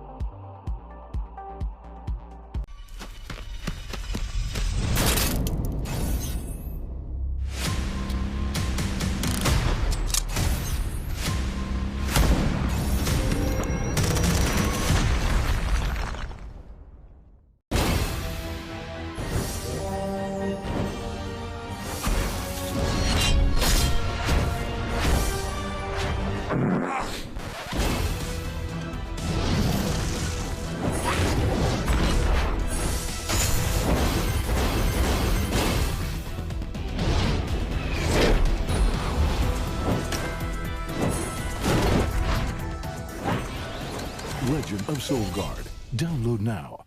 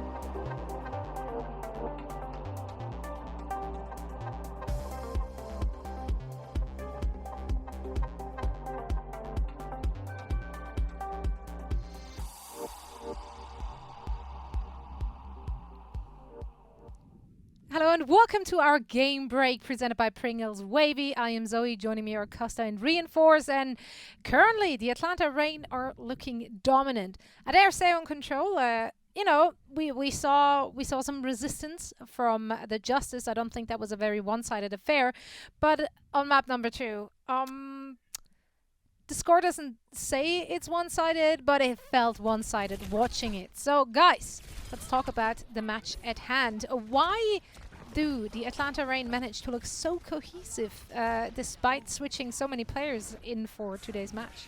Well, Costa mentioned this, of course, in that when we were talking about the maps coming up, etc. It goes down to the tank line and the fact that Masa is still in this lineup.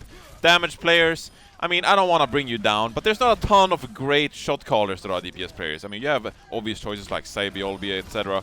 But when it comes down to it, usually your support players and your tank players are the one dictating the tempo of the fight, what ultimates you're using, tracking enemy ultimates, etc. And so that's where you have that kind of consistency on this Atlanta Reign lineup. It doesn't really matter. You can sort of plug in a Doomfist, you can plug in a Reaper, and it doesn't matter too much. Also, that being said, I mean, even though these are some of the bench players on the Atlanta Reign, these are incredible talents. Like, Sharp is one of the... He had some incredible potential coming into the league. And I'm not even saying that because he is Swedish. Like, even Costa will agree with me that Sharp has tons of potential. I'm seeing some Swedish bias. Nah, I agree. I completely agree. Sharp is an incredible player, and he's been playing really well in the series. We haven't seen a lot of him because of how stacked the Atlanta Reign DPS lineup is.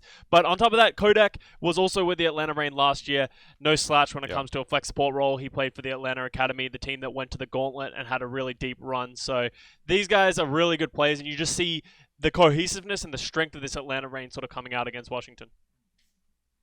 Yeah, and Edison is popping off, but I mean, I guess that's not unusual for him to begin with. So, yeah, guys, we have one particular moment, or one particular battle, rather, which really is standing out to you. And that's why we will be talking about it in our Crunch Time, presented by Pringles Wavy. Costa, who's the duo we need to look out for, or rather, who are the two players we need to look out for battling it out against each other? I don't know. I said I was not going to. It's fine. It's fine. Let me run with it. So I want to talk about the Sigmas in these two, against these two teams. We have Hawk versus Elivo. You just see the sheer amount of damage that Hawk is pulling out, and just doing the amount of accretion stuns, accretion kills, just doing so much work for this team. I actually think he is probably one of the best Sigmas in this game right now in the Overwatch League. Him and Gator work so well together, and I think that's where the strength of this Atlanta Reign team comes, is they sort of seem the front force, and they sort of dictate a lot of what happens in this game. And then you just sort of, as Johnny said, you plug in and play all these great players, and then you just run with that. So I want to give Hawk massive props. His Sigma has been absolutely incredible this season, and you're sort of seeing it in this match. Elivo is no slouch as well. He's doing a great job, but when you're putting him up against Hawk, it's just sort of a different ballgame. So for everyone watching, though, like if we're looking at those kind of numbers, what are the important numbers? What do people need to look out for? What makes a good Sigma a good Sigma? Johnny, you want to take this one? Yeah, well, sure. I mean, if you can hit your accretion stuns, that's going to lead to a lot of kills. So that's obviously very important. I'm also going to give a bit of a shout out to hero damage here, because I think that's quite important. And what I wanted to bring up actually with this, follow up on you with, is the fact that Hawk is taking such much better angles on the Sigma. Today. And we see this repeatedly with Sigma players, that they usually take these off angles. They like to take their own high ground. I think a Fablex example is Fury from the Philadelphia Fusion. He knows exactly where to stand, to not really stand behind his Orisa, but to take some high ground, because you're a Sigma, right? You can maneuver around, you have your accretion stun, you have your own shield, so you can stand a bit far off, and you get those angles in, and you can hit those orbs that deal a ton of damage. So what I would like to see from the Washington Justice is them taking a bit more of those angles, because right now Washington, they're grouping up a lot. They're just standing as 5-6 members, and that's forcing Atlanta Reign to have these easy fights where they're just on a concave kind of angle and dealing tons of damage. Wolf brought it up on the cast, and I totally agree with him. Atlanta Reign taking these concave angles is really helping them with the damage output, and you see in Elevote stats, Washington are struggling as a result of it. Absolutely. I mean, the Atlanta, they're firing on all cylinders. They are just looking really cohesive, very coordinated, and just simply good. But, of course, there's still a second half to be played. Let's see if the Justice can bring it back, or if they will go down against the Reign. For all the action, we're heading back over to Wolf and Ilios. The Overwatch League is brought to you by Pringles Wavy. Big crunch, big flavor.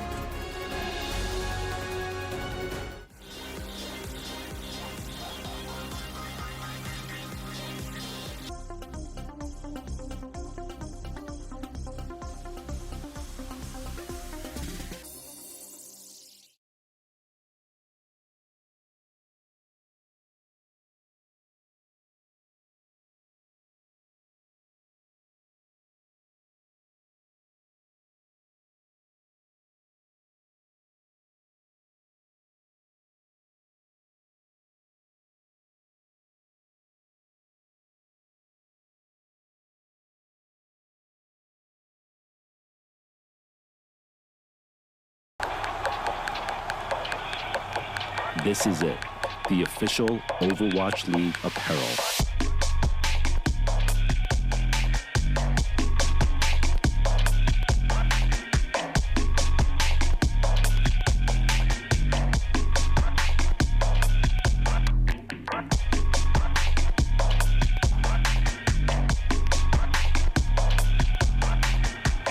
Designed by Staple, engineered for gamers.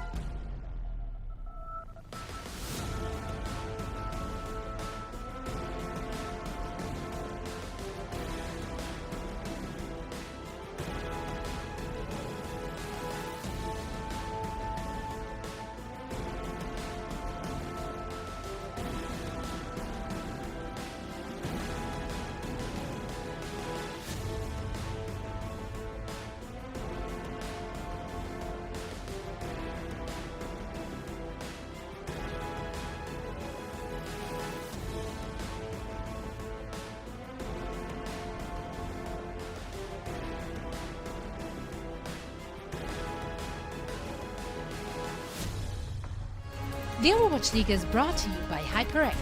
Unleash your style, unleash your fury with HyperX Fury Memory. And by Coca-Cola, the official refreshment of the Overwatch League.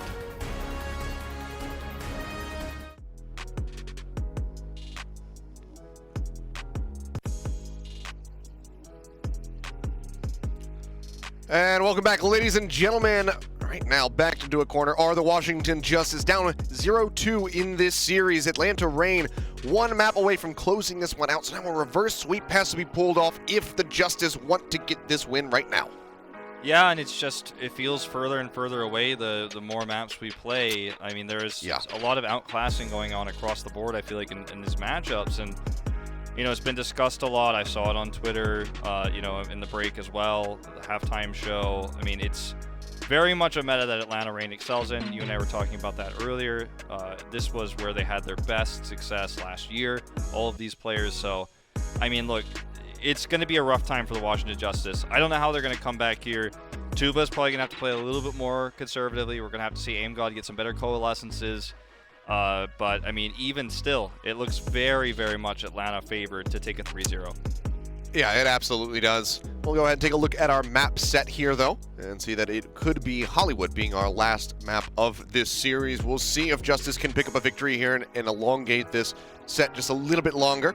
You know what I noticed during the break, Wolf? What's that? Tay Zonde's in the chat. Shout-outs to him. Tay Zonde. What a YouTube legend. Yeah, he's tuned into the Overwatch League. He's a big Overwatch fan. I've watched a lot of his streams, actually. I've been playing Overwatch. He's been playing Either for a way, while. It's really cool to see somebody who I used to watch on YouTube when I was in high school chilling out watching me on the Overwatch League. I mean, he might not be. He might be muting us. Who knows? We don't have as great of voices as he does. Either way, it's really cool. Yeah, we don't have. It's really cool to me. We don't have it out a little bit. Majestic of voices, the two of us. That's very true. Well, heading into this defense here, Washington Justice defending first, as usually is the selection of the losing team. It's going to be, you know, obviously the same composition that we've seen up until this point, minus, you know, the shenanigans we saw in Ilios. Atlanta Reign, I think, will probably match this, even though they're teasing us right now, and Edison is putting himself very low in the spawn room. There's the Doomfist swap. And here we go. All about defender's advantage here for Washington Justice. You got a punch second if you're Tuba. You've got a coalescence second if you're AimGod. You can't fall too far behind in either of those respects. Can't get cut in half by Masa on the Lucio. Then you can burn that time back though. Edison looking for a punch. We'll find an uppercut, but ooh, man. Nearly gets eliminated, and Will could not get back behind that barrier to safety fast enough. Elivote manages to cut him down. Now it's a very aggressive chase forward for the Washington Justice, moving all the way up towards the spawn point. Just trying to get some additional pickoffs. Halt will come through. Edison going to be stopped short there.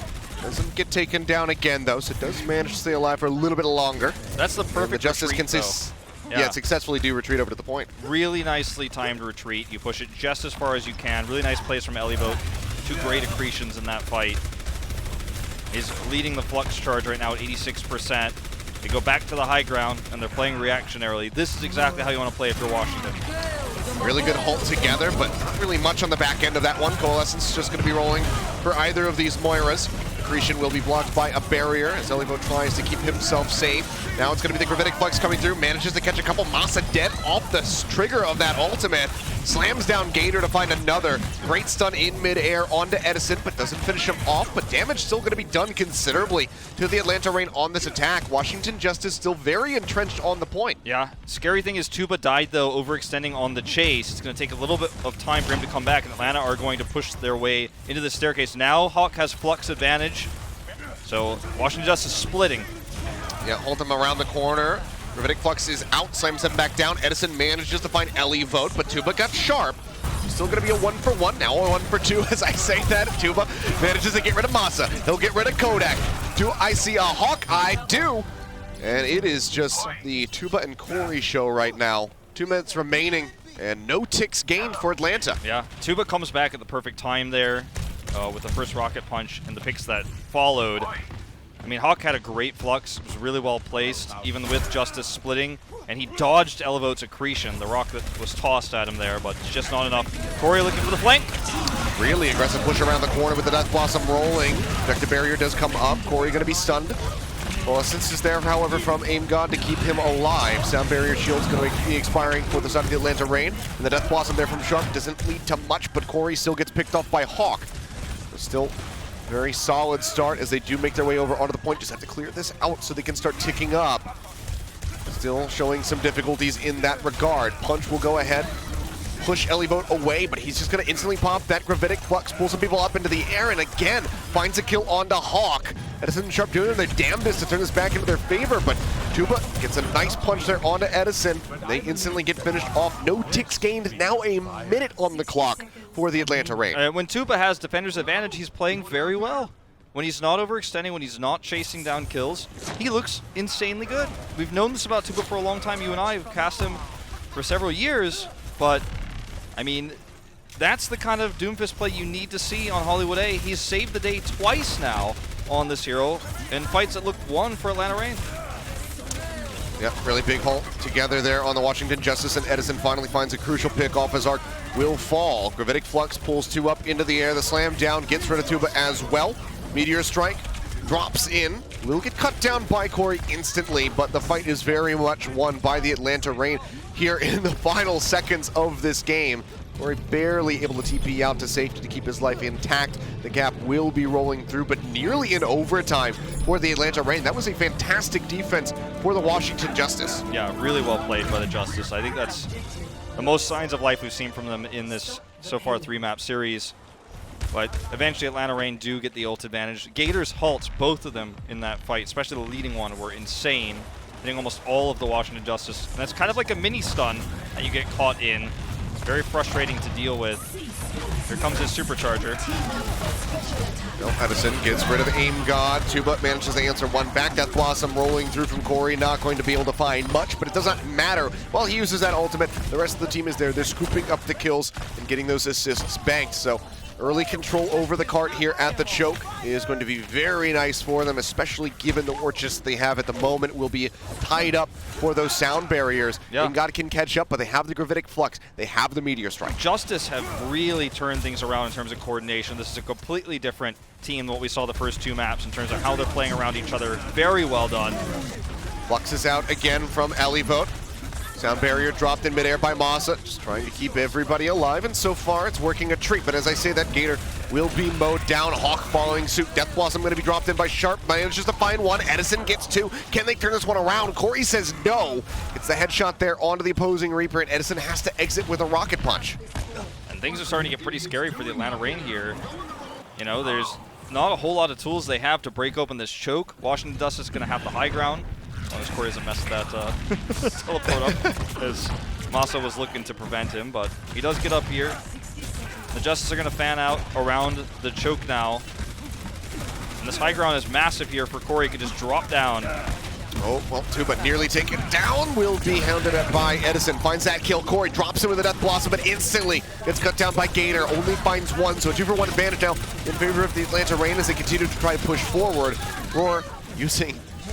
Oh boy, yeah, not going to be able to stay alive there. Despite the Fortify, does just get melted. And with 30 seconds remaining, it's looking like Atlanta Rain might yet again be making a last-second push into the point. Very good tracking of where Corey was and shutting down of that Death Blossom was essential for the Atlanta Rain winning that fight. They've got both choke points controlled right now, as you can see. So getting out here to contest B, pretty unrealistic. They're going to try for it. Yeah, everybody pushing through the same exit. Gravitic Flux will manage to catch 2. Slam back down. Hawk gets rid of Arc. Edison going to be picked off by a rocket punch from Tuba. Superchargers are going to be gone. Masa gets rid of Roar. 2-for-1 again in favor of the Atlanta Rain as they try to get pushed into B, and they will be able to do so as they just clean up the few remaining members of the Washington Justice. So again, admirable defenses coming through for the Washington Justice, just not good enough to stave them off the point. Yeah, I mean, it's look, only a minute and a half this time for Atlanta. Roar gets staggered here. That's a given. It's very slow Orisa, but it's shocking to me how much in professional Overwatch you see teams try to contest B like that when you've got to go out choke. So you're fighting into disadvantaged positions, and only a miracle is going to end the push. And if you mess it up, they're already in overtime anyways. You're not gaining anything. You're not delaying anything. You're just giving ult charge. And Atlanta Rain are going to be very happy with this situation. Well, instantly force off the high ground there is Sharp. Edison barely escaping with that Meteor Strike to keep himself alive. Tuba using his own a little bit more aggressively, though, is trying to find a kill onto the enemy Reaper in the back line, but Edison comes out of nowhere, RKOs him, and takes him out of the fight. Sharp will be able to find Elivote as well, so not so much to stand behind here for the Washington Justice as Roar will be picked off. The barriers are gone, and the street is completely opened up. You've got a huge delay after using your abilities as Doomfist, and, you know, Tuba went aggressive, tried to Meteor Strike in. He gets punished there. Everything else falls apart. Hawk's got Gravitic Flux. They might not get a touch here. Here it comes. Well, they're trying to move their way over. The Flux is going to be coming through. Aim God already going to be eliminated. Sound Barrier dropped by Arc, and Elivote picked off. Roar going to be the one who has to try and stay alive, but he is unable to do so. Gets melted down yet again. And with 8.8 seconds remaining, Atlanta Reign will be able to make it to the end of Hollywood. So considerably weaker attack compared to what we just saw from them on Route 66, but they still managed to get to the end despite Justice's best efforts. Yeah. I mean, I gotta say, besides the B botch there, where they try to come out of the chokes, it was the best Justice we've seen in these 3 maps so far, and really better coordination than what we saw, especially on Route 66. Yeah.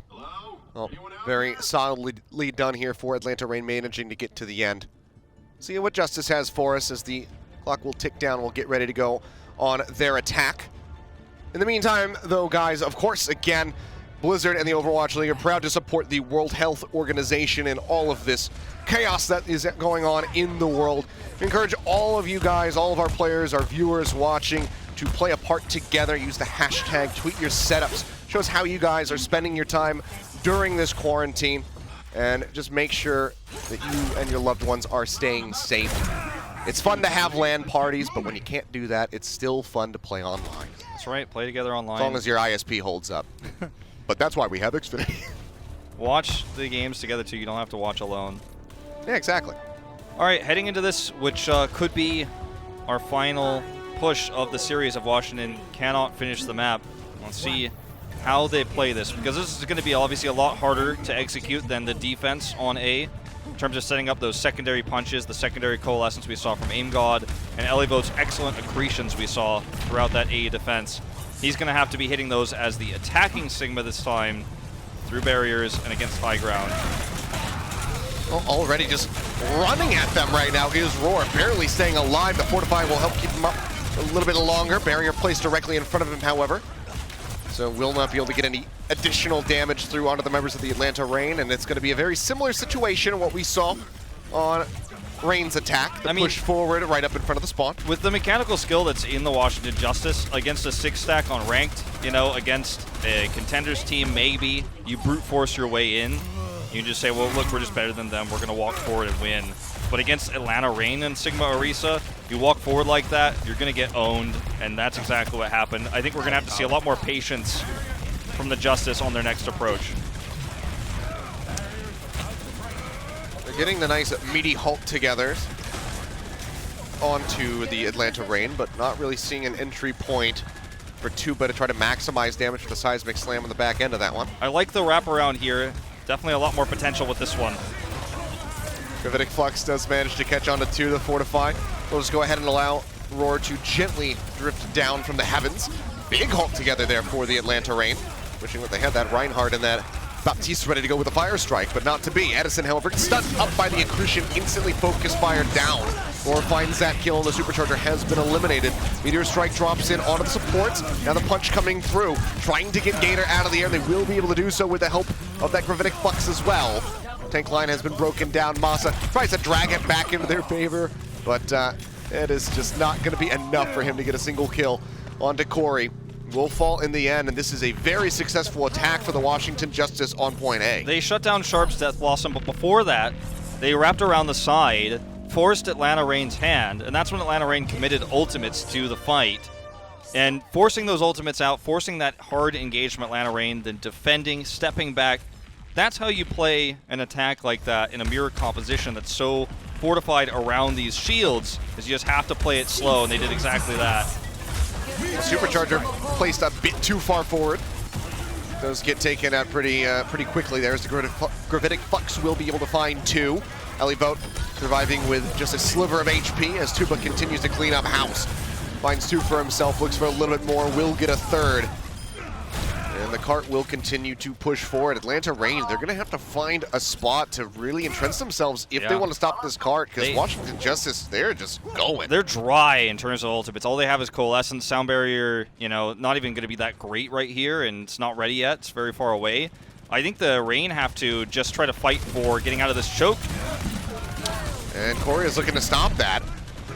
Roar does get eliminated, and Edison finds the seismic slam onto Elivote, so they break down the front line and now start working their way into the back. So Washington Justice will finally be halted. That's a big moment for Sharp, too, because Washington Justice knew that, Atlanta Reign, if they get out of this choke, they're going to get a fair fight. So they played smartly up at the front, at the choke. They weren't playing the cart, they were playing choke point control. They're on B, and that opening pick for Sharp just destroys that setup. Very well played. Now they've got a real fighting chance at slowing this down. Seismic slam down, catches 2. Good for some more, however. You'll see Gator getting picked off. Sharp going to be dropping down from above, uses that Death Blossom, nearly gets taken out, and a good response from Arc with the sound barrier. Keeps his team safe throughout that, but now that the shields are gone, that's when Atlanta Reign continues the aggression. Continue to find those kills. And when you have that, just have to be another reset. When you have that Death Blossom and you've got that positional advantage there, you're both holding sound barriers. You force the sound barrier first. You get to use it second. Had Gator gotten caught with that sound barrier too and survived, would have been an even more one-sided fight for the Atlanta Reign, who really only used 2 ultimates to take back control of the Streets phase. They even have high ground right now, and they have turned this defense on its head. Full control of this map right now. A Supercharger going to be dropped in. Coalescence rolling from either Moira at the moment. And the Justice just going to be completely contained inside and retreating out the back to try to make it over towards the spawn. Don't think they can realistically go for any kind of wraparound approach here with Roar out of the fight. He's just too damn slow. So they're going to have to try and get Arc back with him to get that speed boost coming through. Edison oversteps a little bit by trying to get rid of Corey. Does manage to find the elimination onto him. Flux coming through, catches 2. Corey drops in, Death Blossom rolling, looking for the kills, and he will be able to find 2 of them as Hawk and Kodak both fall down. Looking for a 3rd. Masa tries to dance around the other side of the car long enough, but does finally end up right in the sights of Corey's shotguns. Corey gets finished off, but look how much time has been bought. It's just a minute remaining now. And Corey and Washington Justice need to get up on the front of this choke point. You can see Corey's crouching right at the front there. They need to control this because ultimate-wise, Atlanta Reign has massive advantage. They're actually going to sneak out this right side here. Okay, get scouted and then push forward. Here's the Flux to rejoin. Yep, Big Flux picks up a couple, but the fade out comes through, as does the halt. Edison with the Meteor Strike does get rid of Elivote, though. They don't have to use their own sound barrier. Look at Masa, he's holding it. Yeah, very positive step forward for him. Masa does continue to hold on to it. 33 seconds now left for the Justice. That's almost Sharp with the Death right Blossom. Yeah, there's not really much to shut this down unless Elivote can land a really solid accretion onto Sharp. Going to have to be careful. Meteor Strike out from Tuba. Going a little aggro there, but doesn't catch much. Goes in for a punch. Nails him, but in midair, Kodak with a right click manages to take him down. 10 seconds remaining. They cannot afford to have any more pickoffs here. Drop down comes through. Death Blossom is out. They throw out the barrier to try to keep everybody protected, but Arc is going to be the first one to fall to that ultimate. Now Roar going to be gone as well. They lose out on the Supercharger. Coalescence is coming through. OT starting to bleed away. Somebody's got to get over to the cart. They do manage to tag in for just a little bit longer there. Corey makes his way, but Aim God melted down. It seems like that is going to be it. Tuba finally re-arrives. Seismic slams back over. But everybody, you can see, just getting some nice squats in together. The punch away onto the Wrecking Ball, and to no avail. They cannot tag, they cannot elongate this map, and they cannot elongate this series. Atlanta Reign are able to take it 3-0. I gotta say, very impressive stuff across the board from Atlanta Reign. Kodak playing the way better Moira. You've got Hawk in on the Sigma, one of his best heroes, if not his best hero. I'd go as far as say it's his best hero. Hero pools and hero rotations are not created equal. They're not fair for every team. Let's be real. Certainly a lot of not. people want to think it's fair. Well, it's the meta, blah, blah. Corey gets his Widowmaker, his McCree taken away, and Atlanta Reign get their amazing Sigma Orisa meta. They get to play Doomfist Reaper. They get to play the meta they were the best at in terms of their team's success last year. Their best meta last year. and going into post-Overwatch League to play their best composition. While Corey's best heroes are taken away, the coordination was better throughout the series from the Atlanta Reign, and they take a nice 3-0 here. They certainly do. Really strong stuff for the Atlanta Reign. You know, some very close moments, Hollywood especially there. They definitely gave them a run for their money, but Atlanta Reign are able to persevere in the end to net themselves yet another victory here in the 2020 season. Extremely strong for them so far. Taking a look, though, our player of the match, I mean, you could have made arguments for multiple members, I feel, on the side of the Atlanta Reign, but there's one very clear standout, and that is going to be Edison. From the get-go, this guy was just dominating. Whether it was the Tracer or the Doomfist, was just consistently on top. Yeah. It's going to be your player of the match, presented by Xfinity, and very much in total control of the early game, the late game. He played very strong Doomfist. He outclassed Tuba. I mean, I can't put all the blame on Tuba because there were some coordination issues with how Tuba was playing overall, but he was overextending a lot of the time. Very close second, I think, and very honorable mention to me is Kodak. Hawk, obviously one of those players you can look at as well. Wasn't cut and dry for Edison, but I think he ends up taking it here in the end. But Atlanta Reign looked really good. Very lucky hero pool for them. You know, they might be even frustrated that they didn't get a tougher team to face off against in this rotation where this is the meta. But they're definitely going to be happy with the +3 they're going to get to their map differential. Yeah, I mean, in the end, you can only complain so much when you come off the back of a dominant 3-0 victory. So I think that regardless, they're probably going to be feeling pretty damn good about that one. But yeah, you know, you want to have the tougher opponents when you're really playing to your strengths, but not to be in this moment here for these guys. But still looking forward to seeing the continued evolution of the Atlanta Reign, whether it's their roster and, you know, how they're going to perform with the different hero pools week in and week out, because it has just been absolutely stellar to watch them thus far. Yeah. I think Washington Justice didn't look terrible by any means. It's not their best meta. They put up some good fights when they were playing defensively, when they were playing around the heroes. That obviously the cards they've been dealt in terms of this meta, this hero pool, they didn't look terrible in terms of how they played those defensive fights on Hollywood. The good parts we saw obviously on Route 66, and the shifting heroes we saw in, you know, putting Tuba on Pharah, for example. The depth we saw on Ilios. You know, Washington Justice looked like a team that can bounce back this season for sure, but the hourglass is running out of sand because they're now 2-8 in this regular season, and it's going to be a long road to playoffs if they make it there. Yeah, it is. Well, you know, Edison, our player of the match, presented by Xfinity, a good way to cap off the night for the Atlanta Reign. For you and I, looking forward. Of course, we do have another series today. But before we do that, we've got something new going on today. We've got an interview, and we've got Zoe standing by with Gator. So Zoe, take it away. Let's get some insights. Well, thank you so much, Ilios and Wolf. What a great series, and what a great victory for the Atlanta Reign. I now have Gator joining me. Gator, thank you so much for taking the time, and congratulations. Thank you. Thanks for having me. Of course. Now, this is the first time we actually can pick a player's brain ever since all of this started. So that is a fantastic moment for us to, you know, get some information. First and foremost, of course, we are wondering what the situation looks like for the Atlanta Reign. Are you guys all in a house together? How do you get together? How do you practice? How do you prepare? So right now, we're all just in our apartments. Our facility, we can't obviously get to it because of Atlanta being closing everything down. So right now we're all just in the same apartment building. That's pretty much it. All right. Well, still, I mean, your performance obviously didn't take a hit from it. You guys are looking very good right now, very cohesive, and the matches are very competitive. How do you guys keep that up? Is a particular player maybe taking the lead, maybe taking the charge a little bit in preparation for those matches? I think we kind of do the whole team preparation as a team. I think everybody has an input. So this week we decided to do Brawl. Brawl is kind of the meta. We haven't really played that much this year. It requires a lot of mechanics, but I think we try to get our teamwork down as fast as possible. Especially with Edison being new to the team, his English has gotten better and better and better. So I think over the course of the week we just grinded out the Brawl comp. So if we're looking at that, like you rotating in specifically DPS players this weekend, even support players, Yeah. does it all come down to the core of you and Hawk, or as well as Masa, to really like take the lead during those matches, and you just kind of rely on the mechanical skill, or how do you keep that synergy up? Yeah, we've all played together for like about 2 years now, so we just have a lot of synergy overall between all of us. I know Kodak has like a really good Mora.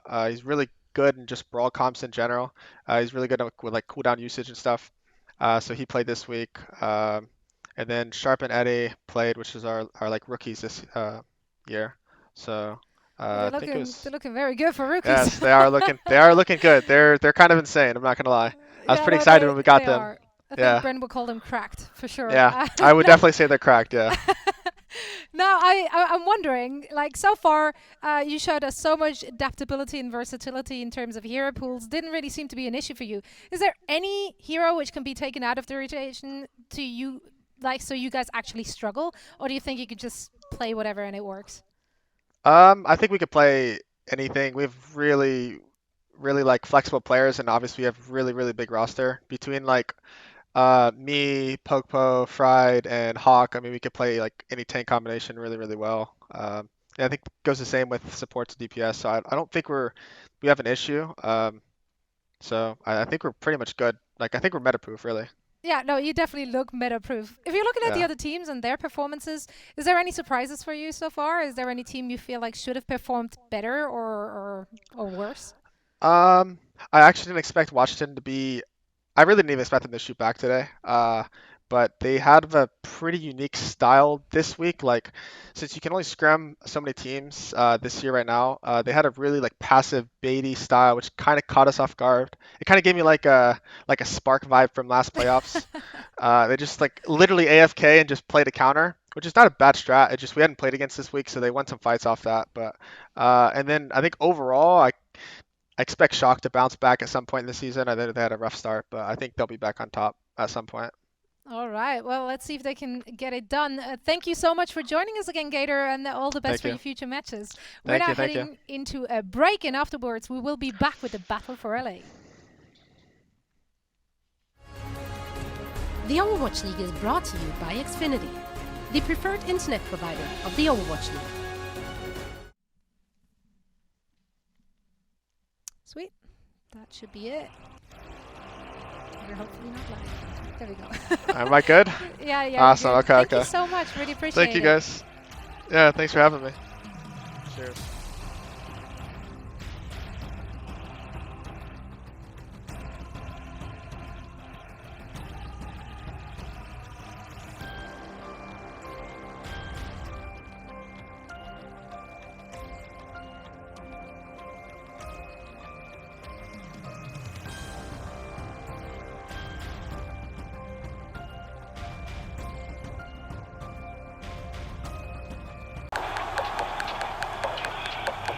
This is it, the official Overwatch League apparel.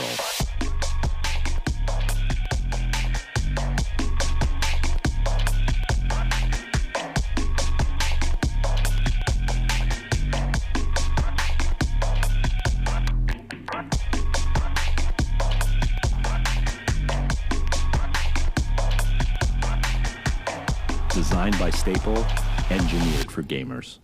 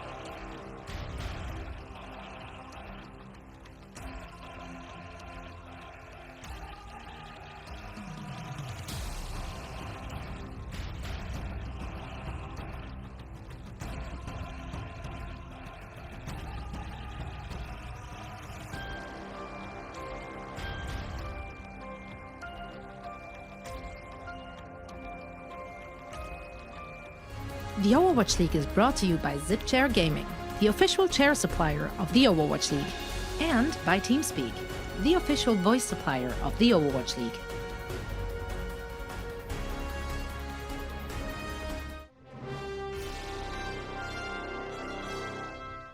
And welcome back, ladies and gentlemen. We are halfway through our Thursday night broadcast here of the Overwatch League. If you're just joining us, I'm Ilios. Wolf's on the other side. I think he's to my, I don't know if he's on my right or my left. I'm not really sure. I can't see the boxes. So either way, I think I'm on the right of the screen. He's in the graphic, so he's somewhere. But welcome back, guys. Our second series of the evening getting ready to come up. This is going to be the battle for Los Angeles, the Gladiators versus the Valiant. Yeah, definitely the better of the two matchups today. I mean, this is a historical matchup. Especially historically, yeah. Yeah, and I think on paper it should be a much closer series than the one we just watched, you know, which did at the end of the day end up kind of looking like a stomp. It wasn't like a mega stomp, but, you know, spoilers for those who missed it, but what are you doing tuning in late? Pretty one-sided series we had before. I think this one's going to be better. I think this one will at least go to 4 maps. That's my scoreline prediction, is at least 4 maps. I'll give you that one. Well, very possible. We will, however, in addition to the interviews, have a new segment coming onto the broadcast. Again, this is going to be Connections presented by Xfinity, as we're going to take a closer look at the history of the Battle of LA, as well as a certain player who has been on both of these teams.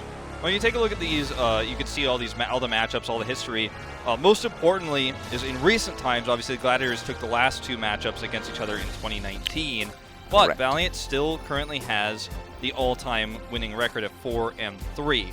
So a win here for the Gladiators, if they take it, will tie them 4-4. Well, 4-4 in terms of wins there, but maps 15-4 as well. So, you know, it's been one-sided on both sides. It was one-sided for the Valiant at the beginning, then that kind of flipped into Gladiators. So in total maps, like 15-4 with 2 draws historically is pretty close. But yeah, moving into the space side of things, this is a player who actually gets to be on both sides of a rivalry on both teams. He played obviously for the Los Angeles Valiant for a long time. This season now moving into the Gladiators. His stats have looked better overall in the Gladiators. Now it's over a shorter period of time, and the Gladiators have had a great start here to the 2020 season. But now he has a chance to defeat his old teammates here on a roster he looks, on paper, stronger with so far. Yeah, I mean, all of the metrics that we're measuring here just kind of going up. Like you said, not as big of a pool, obviously, to draw from, but still a very positive trend for space moving over onto the Gladiators. Either way, though, whenever you have a member of a team switch over onto the rival squad, you hear from them in the interviews, I want to smash them. I want to take down my former teammates, that kind of stuff. So I'm hoping to see some spice brought out here from space, even though the majority of the Valiant, there's a lot of new faces on there, rather than a lot of the people that he previously played against. But it's the principle of the matter. It's the name alone that he's going to be looking, that battle for LA, that's the reason why he's going to be looking to take him down. But that's our Connections presented by Xfinity. Be taking more deep dives throughout the rest of this 2020 season, so hope you guys are looking forward to that. I know Wolf especially is always ready to dive into a bit of history lesson. You know I am. Professor Wolf is always down to look back into the past and almost sometimes overshadow the present with the past. Well, it's okay. I'm going to bring too much. I'm going to bring the present to you guys right now as we take a look at the starting lineup for the Los Angeles Gladiators here in this battle for LA. We're going to have Mirror and Birdring starting things off as that DPS duo, and of course OG and Space with Big Goose and Shaz. So the cool thing about this historically for the Gladiators is this is the most different roster they've ever had throughout this matchup versus the Valiant over the last 2 and now 2.5-ish years. The only thing that really remains the same is a support line of Big Goose and Shaz. Shaz, probably the best Western flex support. I mean, I always say that. Sound like a broken record. He's more like a Marriott dude. He's pretty good. I'm so ashamed. Never thought Goodbye. that. All right, goodbye, everyone. Oh my God, I'm gonna beat you. But yeah, he is one of the best flex supports from the West. I always say that. I know people always quote me of saying that and make fun of me for saying that, but I think he's really, really solid, especially on Zenyatta. Birdring has been doing great for them. this season. Mira's coming in as a new rising star player in the Overwatch League as a rookie. OG looking way better on this team than he has on the Dallas Fuel. And I think the Gladiators, once again, the trend continues. I think they come in as big favorites here against LA Valiant. Well, we'll have to see. Valiant have delivered on some, surprising finishes in some of these games. They're taking more maps than maybe we had anticipated. But we'll go ahead and take a look at their starting 6. And I see that we will have KSP and Shax as the DPS starting duo. Yep, KSP and Shax. Sombra back in the lineup this week. Tracer as well, another great hero for Shax. KSP won't be able to play any of his long-range hit scan, but he's got a pretty wide hero pool. You've got Dreamer in. He's made waves on main tank this season so far, and then the Korean support duo of Lastro and Rain. Both teammates reunited here on the Valiant. And, this is not a matchup that, even though the Gladiators look so strong right now, that Valiant can't necessarily steal away. We've seen, especially in the North American side of things, a lot of games and series lost by favorite teams. Shock comes to mind, for example. There's a lot of ups and downs, so this roster absolutely could steal a map or two away, maybe the series if momentum goes in their favor. Especially the way that Dreamer has been playing as of late. It's been absolutely crushing. But let's go ahead and take a look at our map set here, see where we are headed for this series. Starting things off on Control, it will be Busan. Then we'll go back to Route 66 as well as Hollywood for Escort in map number 3. Whether or not we're going to go deeper than that, we'll just have to wait and find out. You predicted 4 maps. I'm going to go ahead and agree with you, Wolf. It seems like that is the likely number to end up with, but we'll see what happens as we do go ahead and dive into the gameplay. Yeah, Busan, starting map here where you're going to get a little bit of a taste of what these squads want to run. We'll have to wait and see what heroes they do pop out of the spawn with before we can really get that information, because what we're seeing right now is obviously not real. Don't think we're going to see the good old Soldier 76 Genji. Soldiers dive because he can run fast, right? I would say I was more impressed by the Ashe hover right here, and that seems more unlikely to me, unfortunately. Yeah, I'm going to have to agree with you. I think we're going to see Double Shield, Doomfist, Reaper on the side of the Gladiators, but the Valiant, they're not kidding with the Ashe. It's real. No way. Okay, KSP is actually going to be running this for now, and I'm very excited. Mira's already dead. They're making it happen. KSP gets a headshot in onto OG, weakening him. Now looking for some additional targets as Shax sits here onto the low ground, trying to get rid of OG. Takes him low, but can't quite get the execute. But incredibly surprising start for the Valiant. Yeah, and Gladiators are not rather successful. They're not just going to keep the same composition as Mira trades a kill back here. Okay, well, that's going to be KSP getting taken down. Shax has managed to find Bird Ring. Finishing off with that melee hit. Halt the Dragon off the top. Rain doesn't have anywhere to float back to. So we'll just get finished off, and it's going to be a very fast flip back into the favor of the LA Gladiators as McGravy does get finished off. That should not have happened, but Mira gets that stray kill, and they rush back in. And they swapped Mira, obviously, off of the Doomfist onto the Sombra. It's going to give him a lot more pressure as KSP just overextends here, trying to peek corners. But Rez comes through. He does have Bob available. Mira manages to find Lastro already. Getting rid of him as Big Goose will fall to Shax, who is since swapped over onto that Dorpion, of course. But with the chase forward outside of the spawn, LA Gladiators are looking utterly dominant, only losing out on Big Goose, who can very quickly rejoin with his squad with the speed boost. Yeah, should be okay. KSP though is still sticking through with the Ashe, which is weird. He's going to have to get some stray headshots here at range. I mean, he doesn't have line of sight. He's firing at shields. They don't have anything to mitigate the Sombra EMP either. There's no sound barrier. And obviously the Immortality Field is going to be very difficult to execute here versus that EMP. Uh-oh. Don't want any of that. Don't want any of that either. Immortality Field will come up to keep him safe from all the approaching dangers. People trying to prey on this poor Ashe right here. We'll go ahead, take the shotgun blast up onto the high ground as Big Goose continues to run disruption, keeping people off of that platform. Into the back goes Mira, drops the EMP, manages to catch 5 members on the side of the Valiant. The cleanup follows through very quickly thereafter as McGravy will get knocked out of that mech, and in all likelihood, never mind, going to say he would be staggered out, but they just go ahead and finish him off. Some It's mercy a being shown 5-man. by the Gladiators. Yeah, it's a 5-man EMP. Lastro gets caught, so he can't even use his immortality field. The composition we're seeing from Valiant, there's a lot of caster words we like to use for this, like interesting or unique. This time I'm going to use the different one of maybe perhaps fan service. I don't know about this Ashe pick. It's not working well. It is not, but hey, we're just 13% away from Bob making a reappearance here. Shax, however, does manage to find Big Goose, so a very positive start of the fight for them, as KSP will be able to knock down OG. The question is, if they can get entrenched on the point, if they can flip this rather, will they be able to hold it? The roll through comes through from Dreamer, but he's still got just a sliver of HP remaining on himself. Rez comes out from Rain to put Lastro back into the mix. There's Bob. Bob's going to be charging over past the staircase. Ravidic Flux looking to come out. KSP trying to jump back, but just gets hounded down by multiple members. Burning with the Death Blossom will be able to finish him off. Bob in the back does manage to find Mirror, but is that going to be enough? Can Bob put the team on his back? The answer is no, he can't. They didn't have, and Gladiators take first round. Yeah, they didn't have good answer for EMP when the switch came through for Mirror.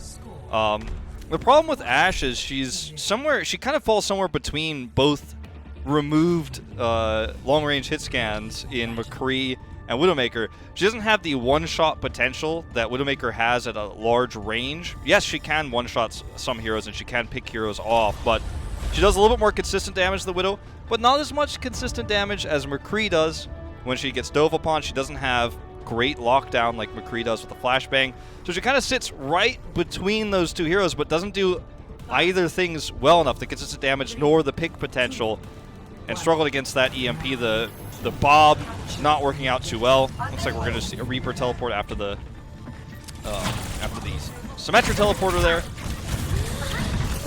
And Valiant just going to try to run Tracer. Yeah, taking a lot of damage early. Rain stunned up by that accretion, but seems like the burst healing will be enough to keep him alive for the moment. I mean, just looking at the HP bars in that top right corner, you can see just consistently damage being pushed out onto the Valiant. Compared to the Gladiators, it's just not nearly there. Or not really there, rather. McGravy does manage to go ahead and run over OG.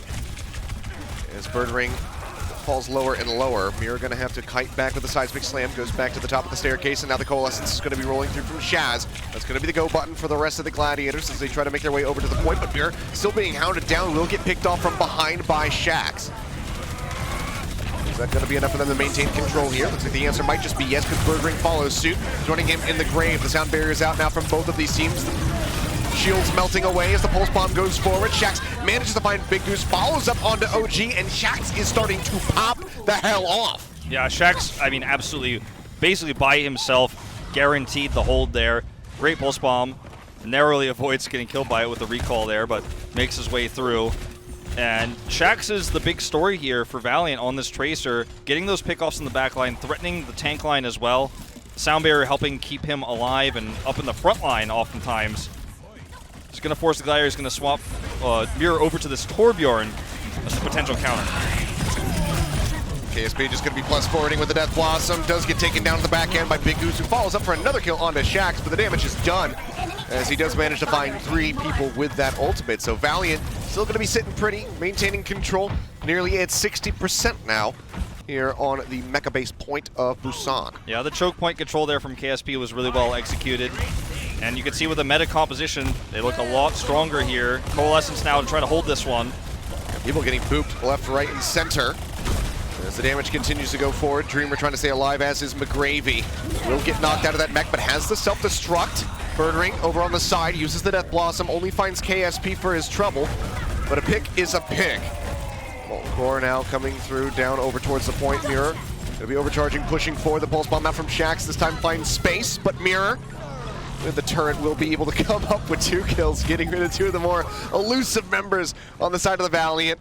And the fluke will be there. 91%, however, built up for the Valiant, so time is certainly on their side. Great. I mean, several ultimates were used really well there. Bird Ring's Death Blossom helps split the team up, which obviously gets them a pick, but then allows Mirror's Molten Core to help cut the team in half further on the point. Then you see Space isolate himself when he's Pulse Bomb there, so he doesn't really do any more damage to the rest of his team as he does kind of die alone. Now they've got the choke under control. That they do. You're just going to be pumping away trying to get that Molten Core online, and he is surging towards that ultimate at the moment. Astro only able to find the turret so far. Gravitic Flux going to be catching multiple members. The slam back down space will be able to get rid of Shax as they continue to look for more members of the Valiant. KSP and Dreamer will both fall. Grizz chase forward does come through, and you can see, yeah, McGravy in just a rough position. Couldn't get through the doorway to get back to the safety of the rest of his squad, so gets picked off last for a little bit of extra stagger. Sure. Gladiators have bought themselves half a point so far. OG, man, with the halt there to pull everyone into space as Flux. That was really nice teamwork there between the tank line. You've already got the choke controlled. You let them step over that line, and then you set up that combo. Death Blossom comes through from KSP, looking pretty successful so far, manages to find 2. OG going to be taken down as well, so very great team fight so far for the Valiant. Birdwing tries to answer back, but Shax shuts him down after losing on Rain. And this will be the push back over onto the point. 91% ticking up yet again are the Valiant. Coalescence rolling through. They're looking to get a finishing blow here onto space. They will be able to burn him down. Can anyone tag? The answer is going to be yes. They force out the OT as the Molten Core comes through from Mirror. Big Goose, however, nowhere to go. Does get right clicks down by Lastro, who is sitting in the middle of all of this lava. Can't really advance to either side, but it will finally clear out so he can start rotating around the sides of the point to make sure that he keeps his teammates alive. Takes a little bit of damage. Pile Driver coming through from OG, who swaps over onto the Wrecking Ball. Does not lead to much. Mirror's only able to find 1, and he will get finished off. Now it's Big Goose all on his lonesome, but to no avail. Cannot hold them off, cannot buy enough time for his teammates. So 179%. This round goes to the Valiant. We are tied up 1-1. KSP obviously has been a great Reaper player when Reaper is relevant in the meta, which hasn't been always. I feel like everyone's tired of seeing Reaper right now, but listen up, those who just started watching the Overwatch League fairly recently. There was a time where Reaper was irrelevant for a really long time, but yes. Anyway, he had 2 great Death Blossoms there to really help secure that round of Mecha Base. And despite the Gladiators' best efforts, Birdwing's Death Blossoms were not as impactful. His last one there was used way too late. He knew there was not going to be much time to take another fight, so he wanted to use it and hope for a turnaround. Didn't happen. And we're going to see Ashe again, which has me a bit worried. I always love to see some Lastros in Yada, though, and that Discord Orb can definitely help her be a lot more potent and help set up more picks. We'll see if the Ashe Tracer can have a little bit more luck this time around. Tracer so far is doing well in that regard. Shax comes up with a kill onto OG.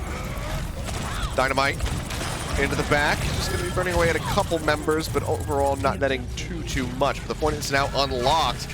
And it is the Valiant who have that inside track, so we'll be able to get the first lockdown. KSP under a little bit of fire, jumps up into the air to avoid that pile driver. Dynamite coming through, and Birdwing picked off. KSP manages to find that kill before he can get hounded down.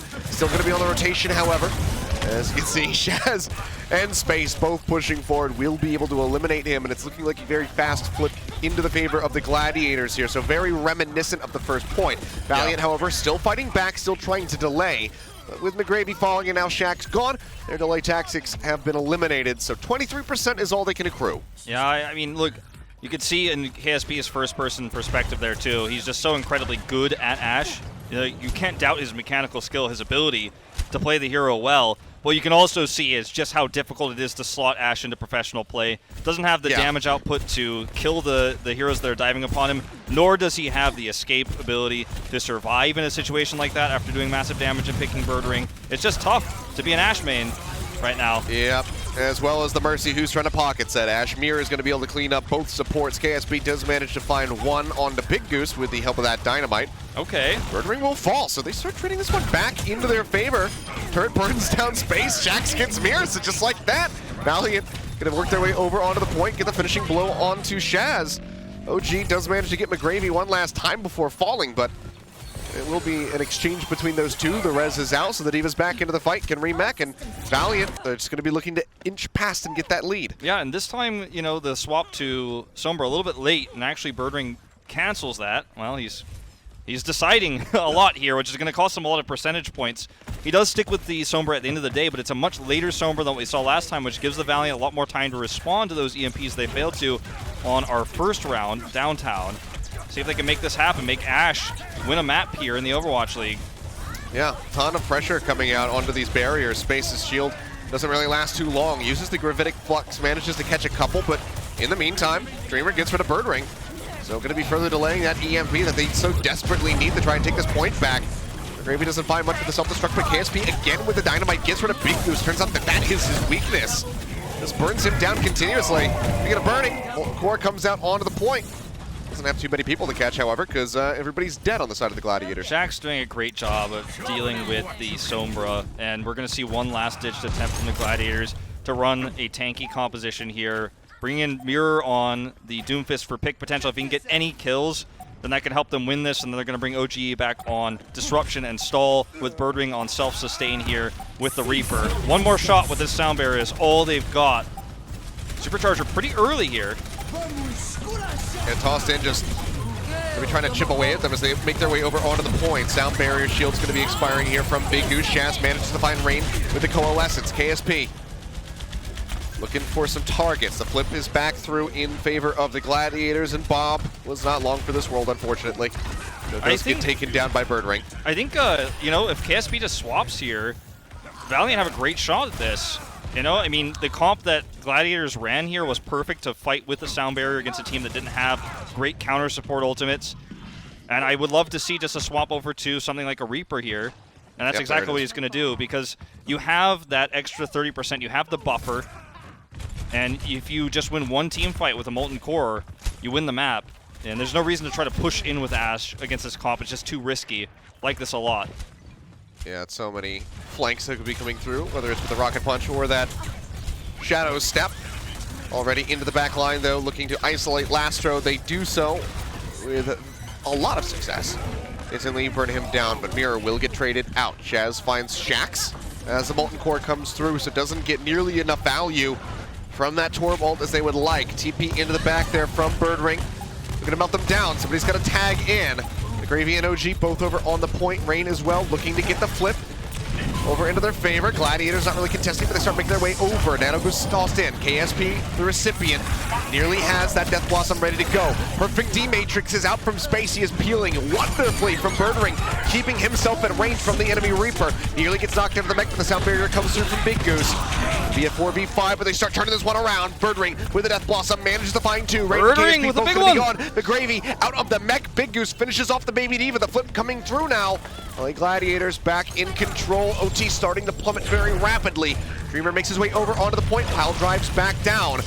Gets the lock-in onto the drum. No, doesn't have it yet. Has to roll back the other way, but is already so very low. As Lastro gets picked off, they need that burst healing coming through from the Moira to try to keep this Wrecking Ball sustained. The Death Blossom now out from KSB, but he is met with nothing but sadness and failure with that ultimate. Instant Death Blossom is there.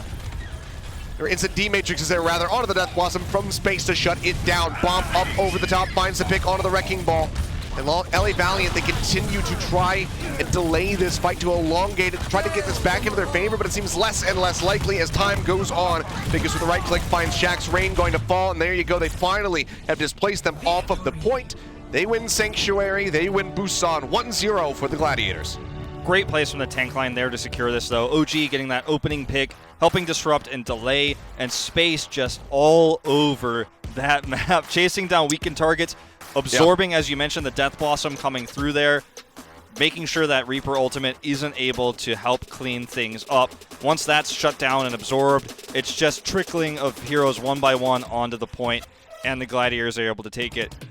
I respect the Valiant trying out the Ashe, but I feel like they almost won the map in spite of the Ashe, not because of the Ashe in a lot of ways. I think they could have just run a more meta composition to take the map, but I'm always excited to see teams try new things. I was happy when Dallas proved that Tracer could be run against Torbjorn, and now other teams are more confident in running that as well. So maybe eventually we'll see this Ashe strategy start to prevail, but not yet, not yet.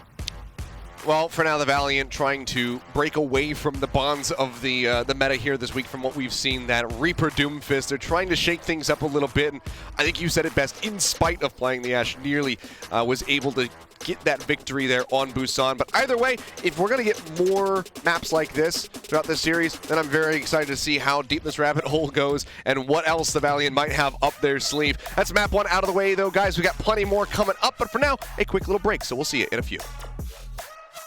The Overwatch League is brought to you by T-Mobile, helping you stay connected to what matters most. Learn about T-Mobile's COVID-19 response on T-Mobile.com. And by State Farm. For auto, home, or renters insurance, like a good neighbor, State Farm is there.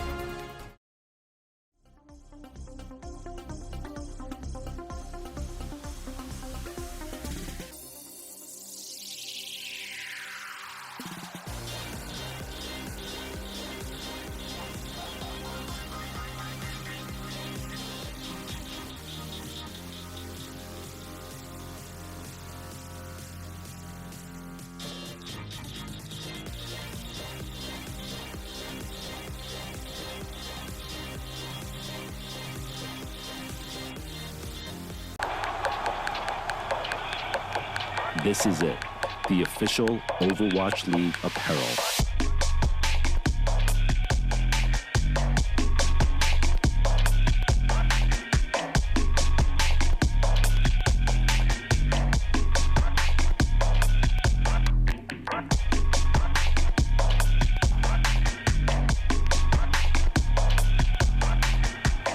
Designed by Staple, engineered for gamers.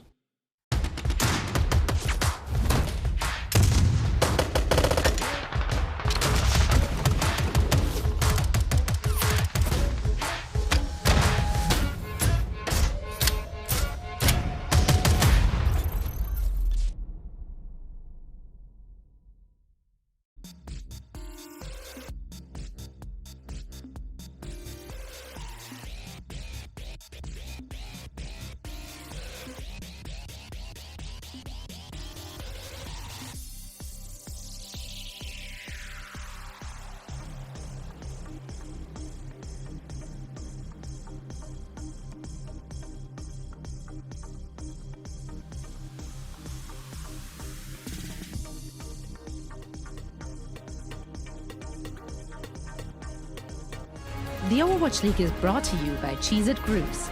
Deep flavor, deep crunch, it's a mind crunch. And by Zip Chair Gaming, the official chair supplier of the Overwatch League.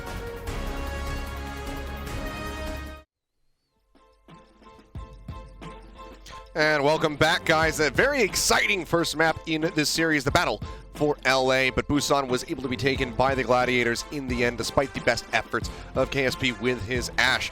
But again, I'm hoping that we see more of this comp evolution coming through from the Valiant as we continue to press forward, because you know, Wolf knows this. I'm sure a lot of people know this if they've ever watched me stream. I really like Ashe, and I'm always very happy to see her played in the Overwatch League. Only other time I think you and I, Wolf, have gotten to commentate Ashe play was Shanghai Dragons last season. Yeah. So it's been a while. Dia on the hero. I think it was Anubis when we got to cast that. It was Anubis. I think it was also the only time that really Dia came into play as well. So yeah. We saw Guangzhou Long play it a little bit for the Chengdu Hunters, but we didn't cast that, so we got unlucky. True. Very true. But we are going to continue forward, though, because map 1 out of the way. We have to see if Valiant is going to be able to bounce back and put a tie on the board for us, give us that 1-1. You're predicting 4 maps in this series. I tend to agree, so we'll see if that can be, you know, made happen right now, as we will take a look at our map set and see where we are headed for that map number 2. And if memory does serve correct, then I believe it's Route 66 yet again. Yep, that's right. Back-to-back Route 66s here. And Hollywood for map 3. There we go. Yeah. So I got it. We're heading in the same direction. I feel like this is a map. I don't want to say that Ashe is going to happen this is a or map. anything like that, but You're this right. is a map where it's a map, in fact. But this is a map where Ashe, you know, could get some value, and there's certainly opportunity to use Ashe on this map depending on the comps. There's a lot of high ground she can get to really easily. She doesn't have Widow Grapple, but she's basically got the next best thing with her ability to blast herself up onto high ground. So, I mean, I'd love to see it. You know, you talked about how you really like Ashe, and, you know, I think a lot of people really want to see more Ashe in competitive play. She's got some buffs coming online later on, but for me, like, I just like to see non-meta heroes in general. I think everybody likes that feeling of, wow, I can't believe they're playing this character, this hero, no matter what esport you're talking about, and they're making it work. Unbelievable. Sure. I think that's a feeling that even if you're not a Valiant fan and you're cheering for the Gladiators, you're kind of secretly thinking, wait a minute, this is kind of fun. And we'll see how much that continues. Right now, they've got it locked in. They're showing it for this defense. So I'm already excited. And yeah, I mean, it's very fun. Running up with it. This is like one of the best maps for Ashe right now, which isn't saying a lot, but It's one of her stronger maps when, you know, McCree and Widowmaker are removed from the pool. And she's got long sight lines, especially, you know, as you approach big Earls. And the Gladiators are going to struggle to, you know, get like a Doomfist into position to break that. They look like they've got something different planned, though. They have the almost pirate ship as composition they're setting up with right now. I think they're going to swap once they see that it's not Doomfist Reaper. And yeah. Yeah, will just be the Tracer Sombra coming through. I think they just wanted to pick Doomfist coming through if that was going to happen.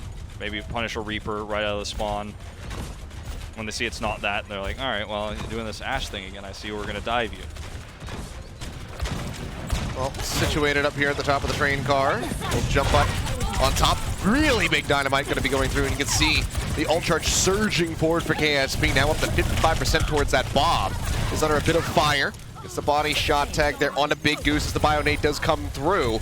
KSP finishes off Shaz. Follow-up dynamite, but the rest of the team is doing pretty damn good for the side of the Gladiators. Yeah. So get some cleanup kills here onto the Valiant, who will be displaced. We all know. And, we all know KSP is a really good dynamiter, but I mean, he's built 81% of ult charge from this. He did a ton of slow tick damage, but that's all you really get. You can't really follow it up with kills necessarily with the comp they're running. The position that the Gladiators had, he was forced back, obviously, as soon as he tossed that in because the dive comes through. And now they're facing an EMP with no reliable counters. Minefield's going to come out soon, and the cart just keeps rolling for free here. KSP needs to get Bob. He needs to get a pick. Yep, decent roll through there from OG. Will knock them off that walkway. Rolls back around. He's taking so much damage, though. Just kind of has to exit. In the meantime, KSP will manage to find Mirror, and McGravy does hound down that wild hamster. Gets rid of him. KSP continuing to take some shots here on the high ground. Nearly got the D-Mech onto space, but he retreats, gets that Mega Pack inside Big Earls. Does quickly end up Bob's ready. himself. Bob is ready, and he has been invested on the point. Looking for some targets as the bomb goes up over the top, but doesn't find anything. McGravy trying to re-mech will be denied. Mirror manages to find the kill. Bob does get rid of Big Goose. Lastro gets rid of space. Fairly even fight so far, but they're looking to turn that on its head as the EMP does come down. Manages to catch out on the 3 members of the Valiant, but no kills come on the backside of that. Dreamer hacks for the moment, taking some damage as they continue to push forward, but he finally gets that barrier back down. Shax's turret gets rid of Birdring. OG gets rid of Shax, and Lastro gets rid of OG. Constantly back and forth fighting. This is so chaotic right now as Valiant continue to not back down with this Ashe. KSP comes up with yet another kill, a headshot on the Big Goose. Now Shaz is going to be gone.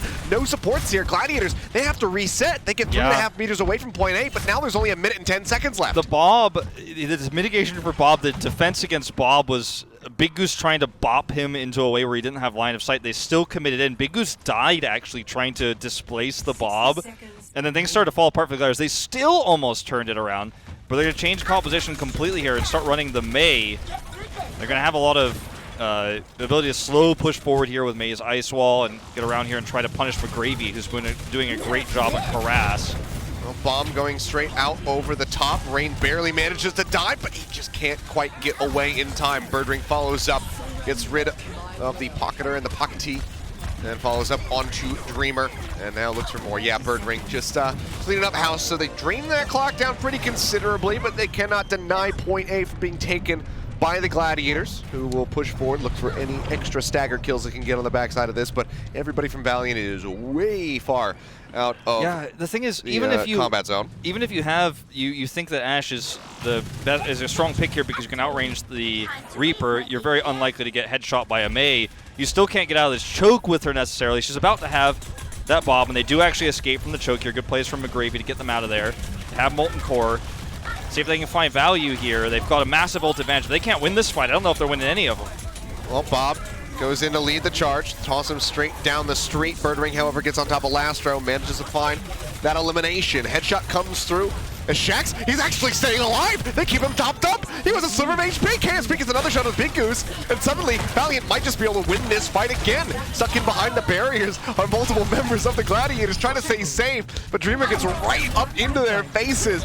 costs him his life, but they still get the kill on OG, and now Valiant has control of the cart. They have control of the cart, and they have this high ground here where they can control all entry points with the Ashe. This is going to be probably the strongest Ashe position that KSP has, or perhaps will have. Maybe when we get late on C, that might change, but that was the easiest fight they could have taken because they had the ult advantage, and now Valiant is going to have to really play around this Ashe in order to get that Bob up and contest the cart. They have to play around this Blizzard too. As you can see, McGravy is hovering around Mirror right now, hoping to absorb that.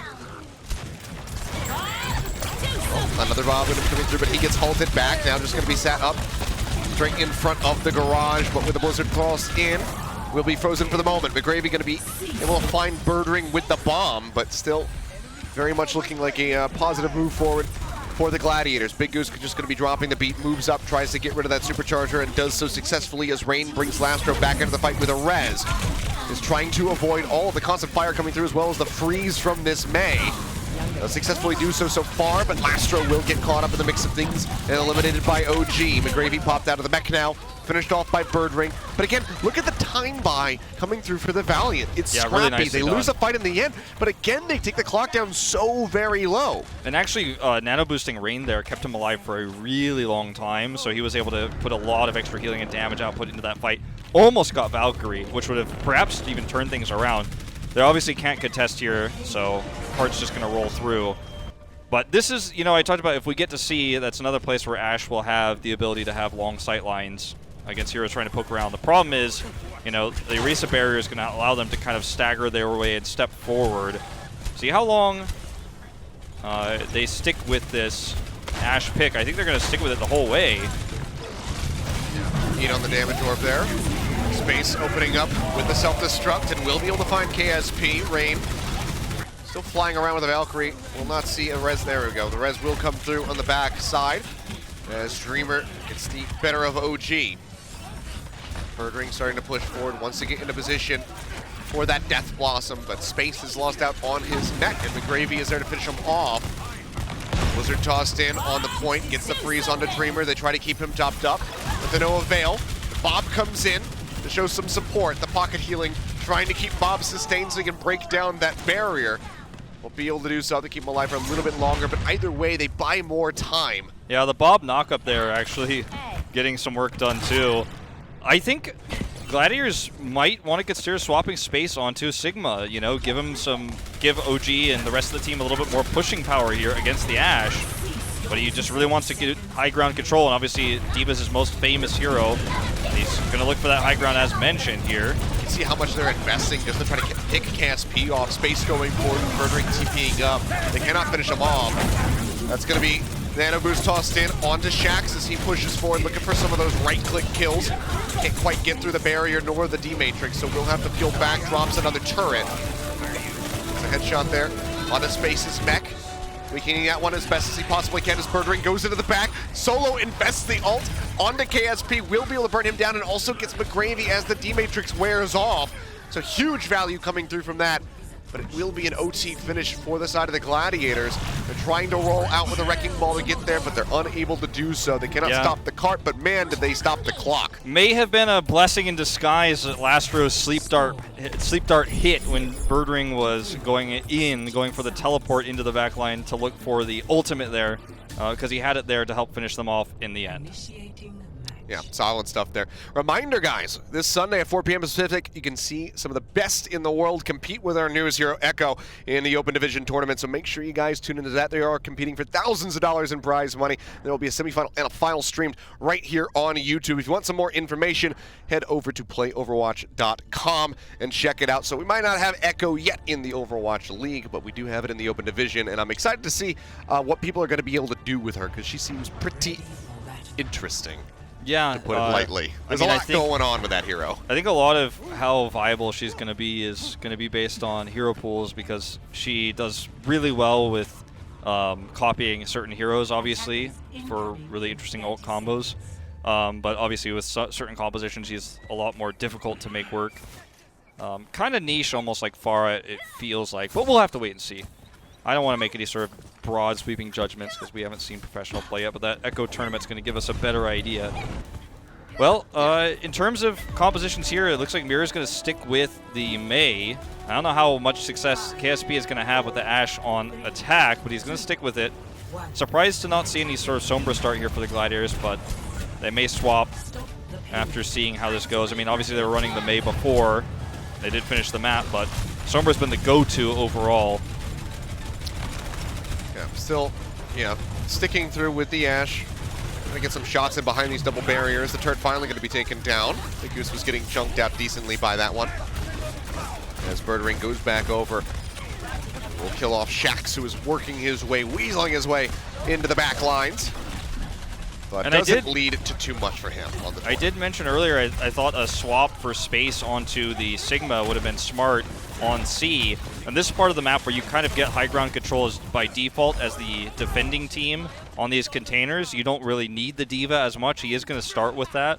So that makes it a little bit more difficult for KSP to get value with this Ashe pick because he's got to shoot through the containers and double shields on low ground and high ground. And the repositioning shield, the experimental barrier here from space, is so annoying to deal with. And not only that, but there's just like not really a position you can play in, aside from Shax being in the sky right now, where you're going to be safe from those spheres coming out from the Sigma. He can constantly bounce it around whatever you're trying to hide behind, as well as into the spawn. So Valiant are just going to keep getting pounded every single time they try to exit and get moved up onto these train cars. Coalescence was out there from Shas, trying to burn some members down. We see Shax here with an nano boost trying to get some work done. 60% towards that barrage. Continues hitting them from above, but now the sound barrier comes in from Big Goose. Gravitic fluxes out from space. Looks for a pick and will be able to find KSP in the end. As he gets closer to that Bob. And yeah, very rough. Down to 2 minutes and 15 seconds now. Wall coming up, denying them access back into the spawn room. Mirror will be forced to ice block, but Rain gets picked off by the damage orb from Shaz. He has Blizzard here. Yeah, and he's got Blizzard here to drop. You know, he could drop it from the container into the back line. He could just throw it at the spawn. There's the stagger, I think you're about to mention, on the McGravy, which hurts even more.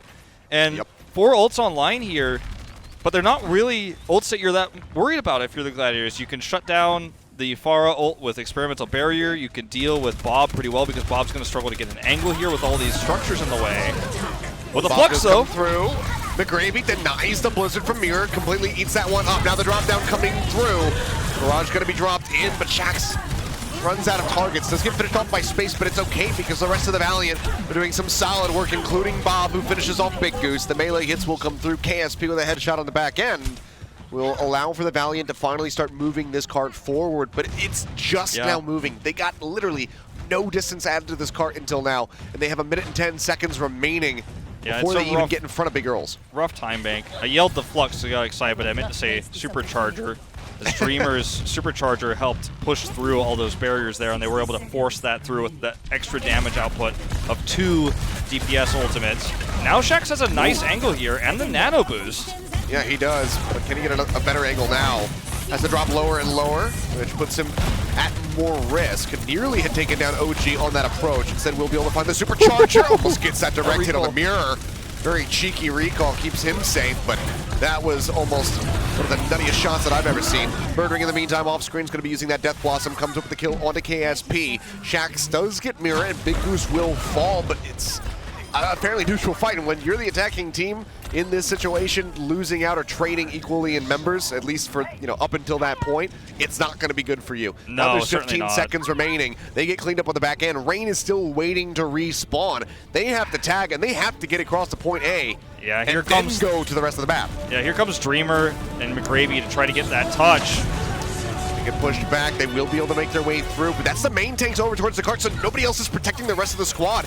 KSP gets finished off. Maybe a bit of an overstep from space as he does get domed by Shax, but now Lastro going to be gone as well. Barrage gets dropped in. They manage to find Big Goose. They're looking for Shaz. He'll pop the Coalescence defensively to keep himself alive.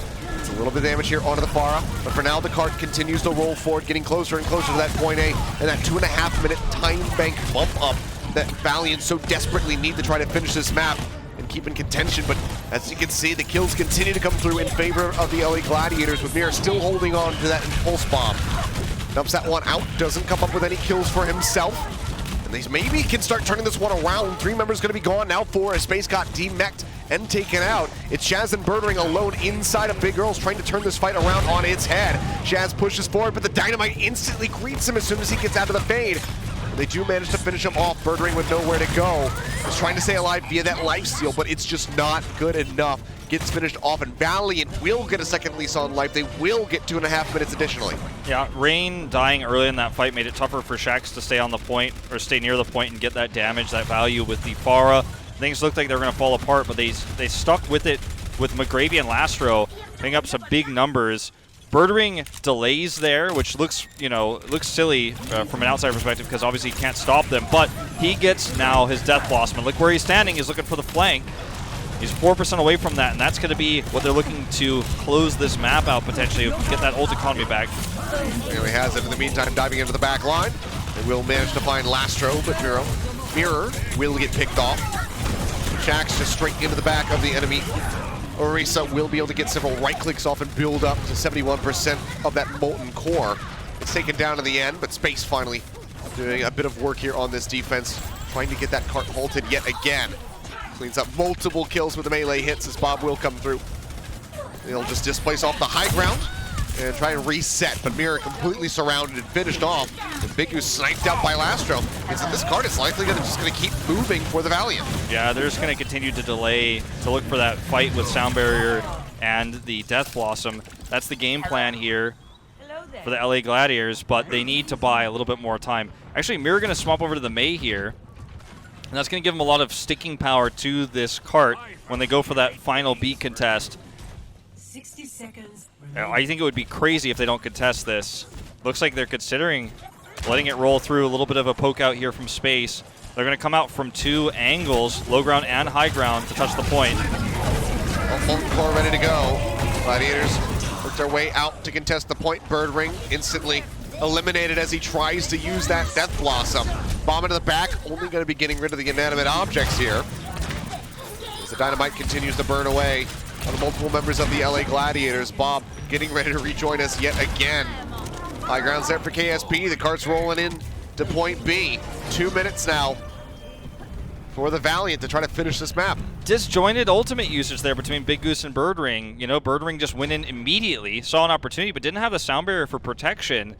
And they had that combo. Had they been a little bit more patient, or had they waited just a little bit longer, I think that could have been a really great way to stall this point out. Big Goose actually commits to Sound Barrier after Birdring is dead, though, so he doesn't have that either. And Valiant may just steal this one away. They may finish the map. Well, a really good wrap around the backside. Multiple freezes coming through as Shaz will just go ahead and likely pick up the play of the game on the back of that. Adolescence kills 3. So a minute and 15 remaining. This is certainly defendable for the side of the Gladiators, but it's also pushable for the Valiant. KSP finally going to be swapping off of the Ashe, will be going over onto the Reaper. The Blizzard now becomes a really important ultimate that wasn't that impactful before because of the trades that we were seeing and May's inability to get into position, but now it's huge. Boulders coming through, KSP falling lower and lower. Thought maybe Shax is going to be getting a hammer kill there for a second, but it's only onto the supercharger, so it doesn't count. He doesn't use drumsticks, he plays the bongos with the hammer. Ooh, yep. That wall. That was really nice. Kind of halt them out of the spawn as well. That's really nice time by here for the LA Gladiators. They get Mirror the Blizzard. Now they can actually play around the entrance to C with that Blizzard online. Oh, Mirror getting jumped on. He cannot get picked here. That's so important to keep him alive. Forcing the ice block. He's going to go ahead and lob in that Blizzard. Does not get in by kinetic grasp there from McGravy, who will be frozen and will be finished off. 15 seconds remaining. And the Molten Core used by Shax leads to nothing. This is not looking great for the Valiant. They need to get somebody on the card. They need to stay together as a team, but they continue to get picked off one after the other. Making their way over. Flux comes in. OT going to be forced out. Doesn't catch anybody over towards the point. Birdring drops in with that Death Blossom. Only finds a supercharger so far. Answer Gravitic Flux now out from space. Slams down Dreamer. Finds the kill. Shax will be eliminated as well. Space trying to stay alive. Will get pressured down by the Coalescence. Supercharger dropped in from OG. But the Valiant are the ones persevering in the fight so far. KSP gets rid of Bird Ring, and they actually manage to push forward. They get the team wipe. They still have a long ways to go. They cannot leave this cart. The Gladiators... But Valiant just does not back down. They do not die. And the Gladiators don't have great ults here. They're slowly coming online here. You know, the DPS ultimate, Shaz has Coalescence soon, but that's not necessarily going to be enough to stop this train, and Flux is coming up faster for McGravy. We might just have that 1 minute apiece extra round here if Valiant can keep up the momentum. Coalescence here needs to be big. Coalescence now online for Shaz. The rest of the ultimates considerably further away. Molten Core about to be there for Shax. And the Flux is not too far off from McGravy either. Birdring, however, manages to find one. McGravy going to be taken down. Can they turn this around yet again? KSP starts. He finds OG. Needs to get a lot more than that, however. Is under fire, and they manage to find the kills onto the enemy Reaper. Now the Moira, the delay tactics available to the Valiant are getting bled one after the other. They will get pushed off the cart. The hold will come through, and Gladiators do manage to move up 2-0 in the battle for LA. But man, the Valiant is just making this so much closer than you would ever anticipate it. Especially with Ashe too, and it's forcing the Gladiators to swap up their hero composition pretty massively. We saw the Pharah come through as well. Creativity and not just running mirror compositions against a team that I guess the coaching staff of the Valiant has decided is going to beat them in that mirror matchup. By the way, nobody plays bongos with drumsticks on. It's like, try not to laugh. True. It's not playing bongos with drumsticks. That's why they're bongos. But I just had to put that disclaimer out there. I know what bongos are, and I didn't want anyone to think otherwise. You've played Donkey Konga. I have played. I have played that. But yeah, I mean, look, Valiant making it closer. Just have to wonder what it would look like if they played more meta. But we might not know. They might just play this Ashe all the way through. Yeah, this is entirely, Chengdu vibes from last season coming through, just kind of dragging the other team to their level and saying, okay, you know what, you're either going to play ridiculous stuff with us, or you're going to just have to play against this, and we're good at this, so what's it going to be?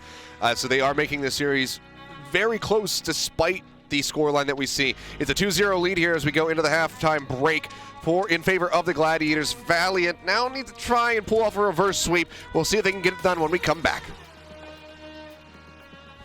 The Overwatch League is brought to you by ZipChair Gaming, the official chair supplier of the Overwatch League.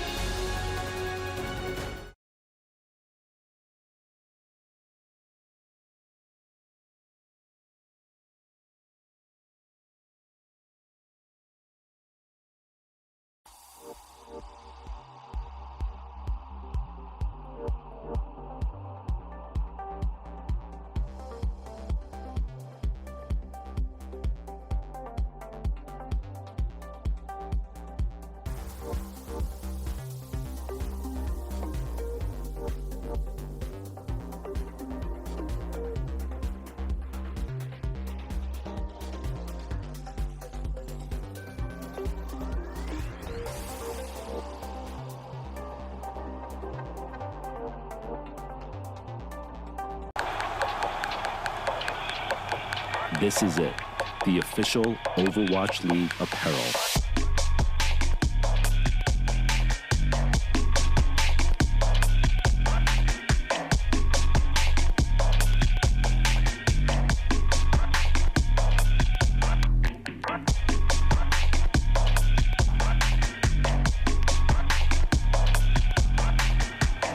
Designed by Staple, engineered for gamers.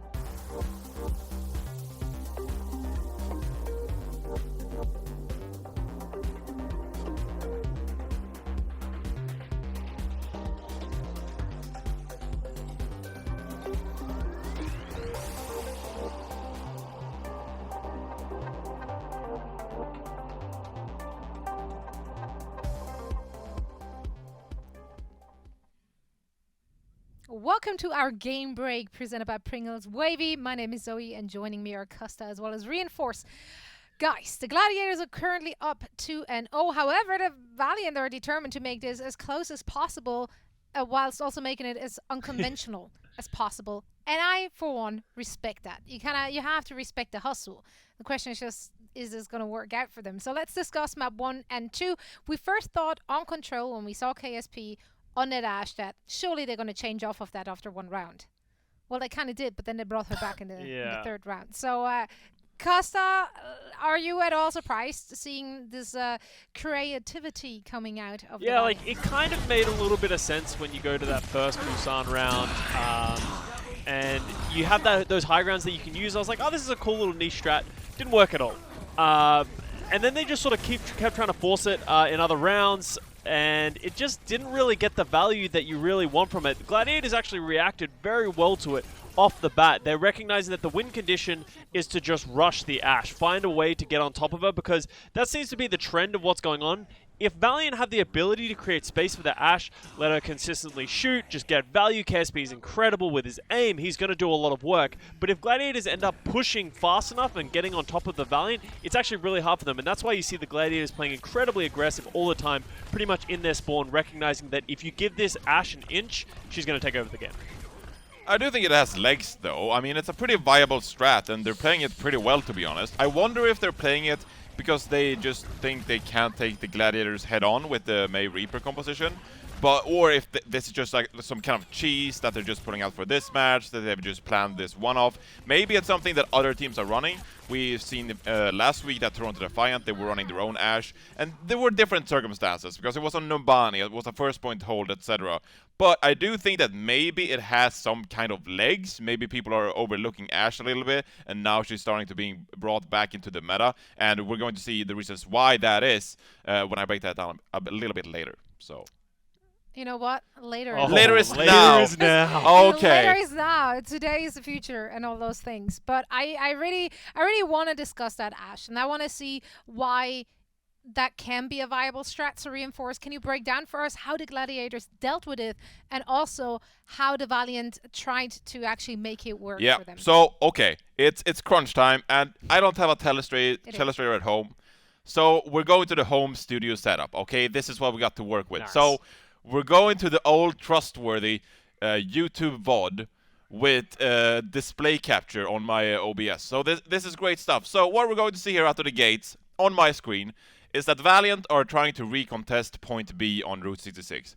Now the Gladiators, they're letting them have all of this space, which I don't really totally agree with, because in this scenario, you have the Valiant, they're playing the Ashe, they're playing the Torb. If they just play together, it's really easy for the Gladiators to shut that down with their May and Reaper. So what the Valiant are going to be allowed to do, because the Gladiators are not putting on any pressure, is spread out all over this sort of bridge on the side here. And that's going to be a lot harder to deal with once the Valiant are split up. So we're going to let this play out. We're going to see how this fight ends up being won by the Valiant, because they're allowed all of this space. So the Gladiators hanging back, they've just captured point B. And as we see now, the Valiant have finally started to split up a little bit. So we can see from space perspective, a lot of stuff going on, but you have some Valiant members over here, you have a turret over here, and then also you have Lastro over here. So there's a lot of people split up, and we're going to continue to see how it plays out. The Gladiators still playing passive, they're playing passive. Ashe and Torb allowed so much space. Now the Gladiators, they realize they finally have to do something. So they get a pick onto Lastro here. But keep in mind, that's just one target. That's just one target you have to deal with. Meanwhile, you also have the Torb playing here with your Orisa. You also have an Ashe over here. And now you have the Mercy and the Diva over here. So there's so much stuff going on because they allowed the Valiant to spread out. So the Gladiators, with their composition, with their May Reaper, they aren't really able to keep track of all of this happening all at once. So what they're trying to do, which I'm getting told in my ear that I only have 20 seconds to wrap this up, and I don't have time for that at all. So please give me some more time. I'm going to speed it through, I promise, production. So we're going to the next fight. Fast forward on the home PC setup. So how do the Gladiators adapt? Well, instead, they're going to go through this house. And what happens when they go through this house in the next fight? That's going to force the Valiant. They cannot spread out here. Instead, they have to play like a group, because the Gladiators, by going through this house, they're shutting down all of this space that the Valiant can't operate on as a team. So the Gladiators, they walk through the house, And instead, as you see, there is no Laster on the bridge. Instead, you're seeing the Torb grouped up, you're seeing the Ashe here, the Diva. Like, everyone on the Valiant are stacked up as a group. So in essence, the Gladiators this game, the way they should operate around this Ashe is simply by playing sheep herder. Like, they're just trying to group up the Valiant so they can attack the Ashe, the Torb, and the Ana all at once, while the Valiant are looking to just spread out. They want to create as many angles as possible, as many pressure points as possible for the Gladiators. So that's sort of what we're seeing in this match. The Gladiators trying to group up the Valiant, and the Valiant trying to split up with their Ashe and Torb. Did you get any of it? All right. Do you understand anything of what I'm saying? Or is it all madness? I understood you very well, and I think you sped through this phenomenally. Great. Is that Well, a word? I'm you not love to sure. see it. Either way, we have to go and send it back to the match now because they are ready. So without any further ado, here's the I'm second sorry. half of the Valiant I'm and so the sorry. Gladiators. Don't worry about it. The Overwatch League is brought to you by Pringles Wavy. Big crunch, big flavor.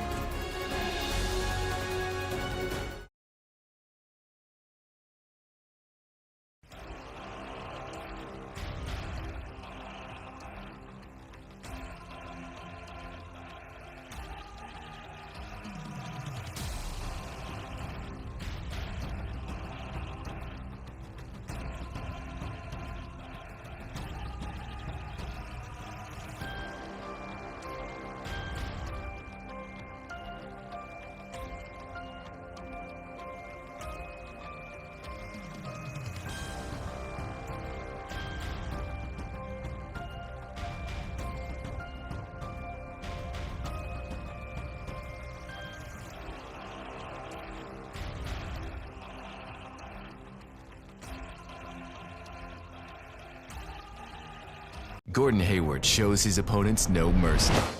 He swats players without breaking a sweat. Okay. And he's unstoppable on game night. Oh, Dad. Yes. Okay. No, seriously, he's like ridiculously competitive. Which is why he refuses to game on anything but Xfinity X-Fi. Xfinity gives Gordon the gamer-grade internet he needs to eliminate his enemies with no remorse.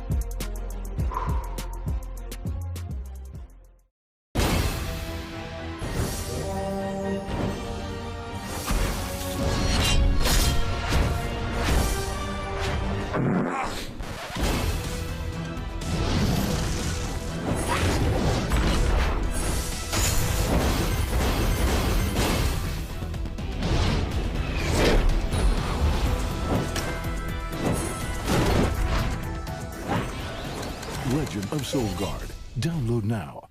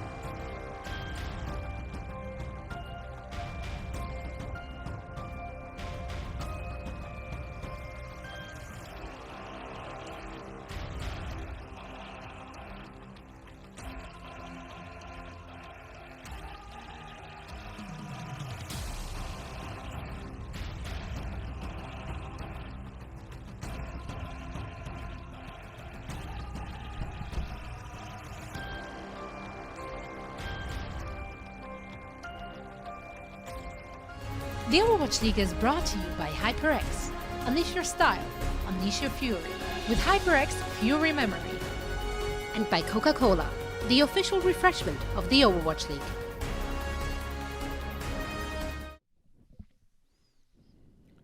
And welcome back, guys, to what could be our final map of this evening. LA Gladiators currently leading over the Valiant right now, 2-0 in the battle for LA. Valiant now need to pull off a reverse sweep if they want to maintain that lead in the historic record between these two organizations. Otherwise, looking like it's going to be tied up 4-4, Wolf. 4-4, where we're headed, and Gladiators continuing their streak They have that 2-0 from 2019 and trying to push the starting 2020 off with a winning record as well. Yeah. So we're going to get that sentence out. But I don't know, man. The Ashe, it's cool, it's creative, it's fun, but it's not finding enough consistent success here. And I get it. You don't want to run mirror against the Gladiators. You think, or run a mirror composition because the Gladiators have mirror. So there you go. You don't want to have the same composition as the Gladiators and run that head-to-head because you think that they're going to run it better than you. And I get that. I appreciate that. But unfortunately, the Ashe just isn't coming up big enough. Yeah, I mean, as it normally goes, and I'm not trying to make a joke out of it, it's very hit or miss right now for the Ashe, but is definitely having some pretty good success from time to time, but then in the end, it's just not really getting them across the line. Bob's getting a couple kills, but it's not, it's not the pop-off performance that you need to have that Ashe truly excel and net them victories, so that's why they find themselves down 0-2 at the moment. Taking a look at our map set, though, again, could be our final map of the night. It's going to be Hollywood yet again for Hybrid for these two squads, and it's another map where Ashe really could be played. We often see Widowmaker, especially when you go beyond point A in that streets phase. We'll see if KSP is going to be sticking through with it or if he's going to be playing something a bit more in the norm. Yeah, that's, what this map may be decided by, and obviously how well it's played. I really like that we're probably going to get to see more space on D.Va at certain points of this map as well, if we go past A, because, the high ground control is really important, and space as D.Va is going to get you that. Birdring teasing the Sombra right now, and I wonder, how Valiant's going to go about this, because this is one of the maps we saw, actually, Yang Xiaolong, YXL as he's often called, play a lot of Ashe in the past. Certainly a map where you can get value out of her on the high ground. Bob can help control choke points. Dynamite's very good in those chokes as well, the A choke point. Entering A as the defenders, and then the second choke point there that goes into the streets phase after A is also a great point for Dynamite. Dynamite is great at getting you, if you're running a more aggressive composition, getting you a pick because of the tick damage, but it's more powerful at building Bob charge. Yeah. But right now, Bob just doesn't do a whole lot for you in terms of how much damage output he has, how much disruption he can put in, because people have just dealt with Bob so much in ranked, they know how to deal with him, and just not a very potent ultimate compared to the other 5 you're going to have on your squad.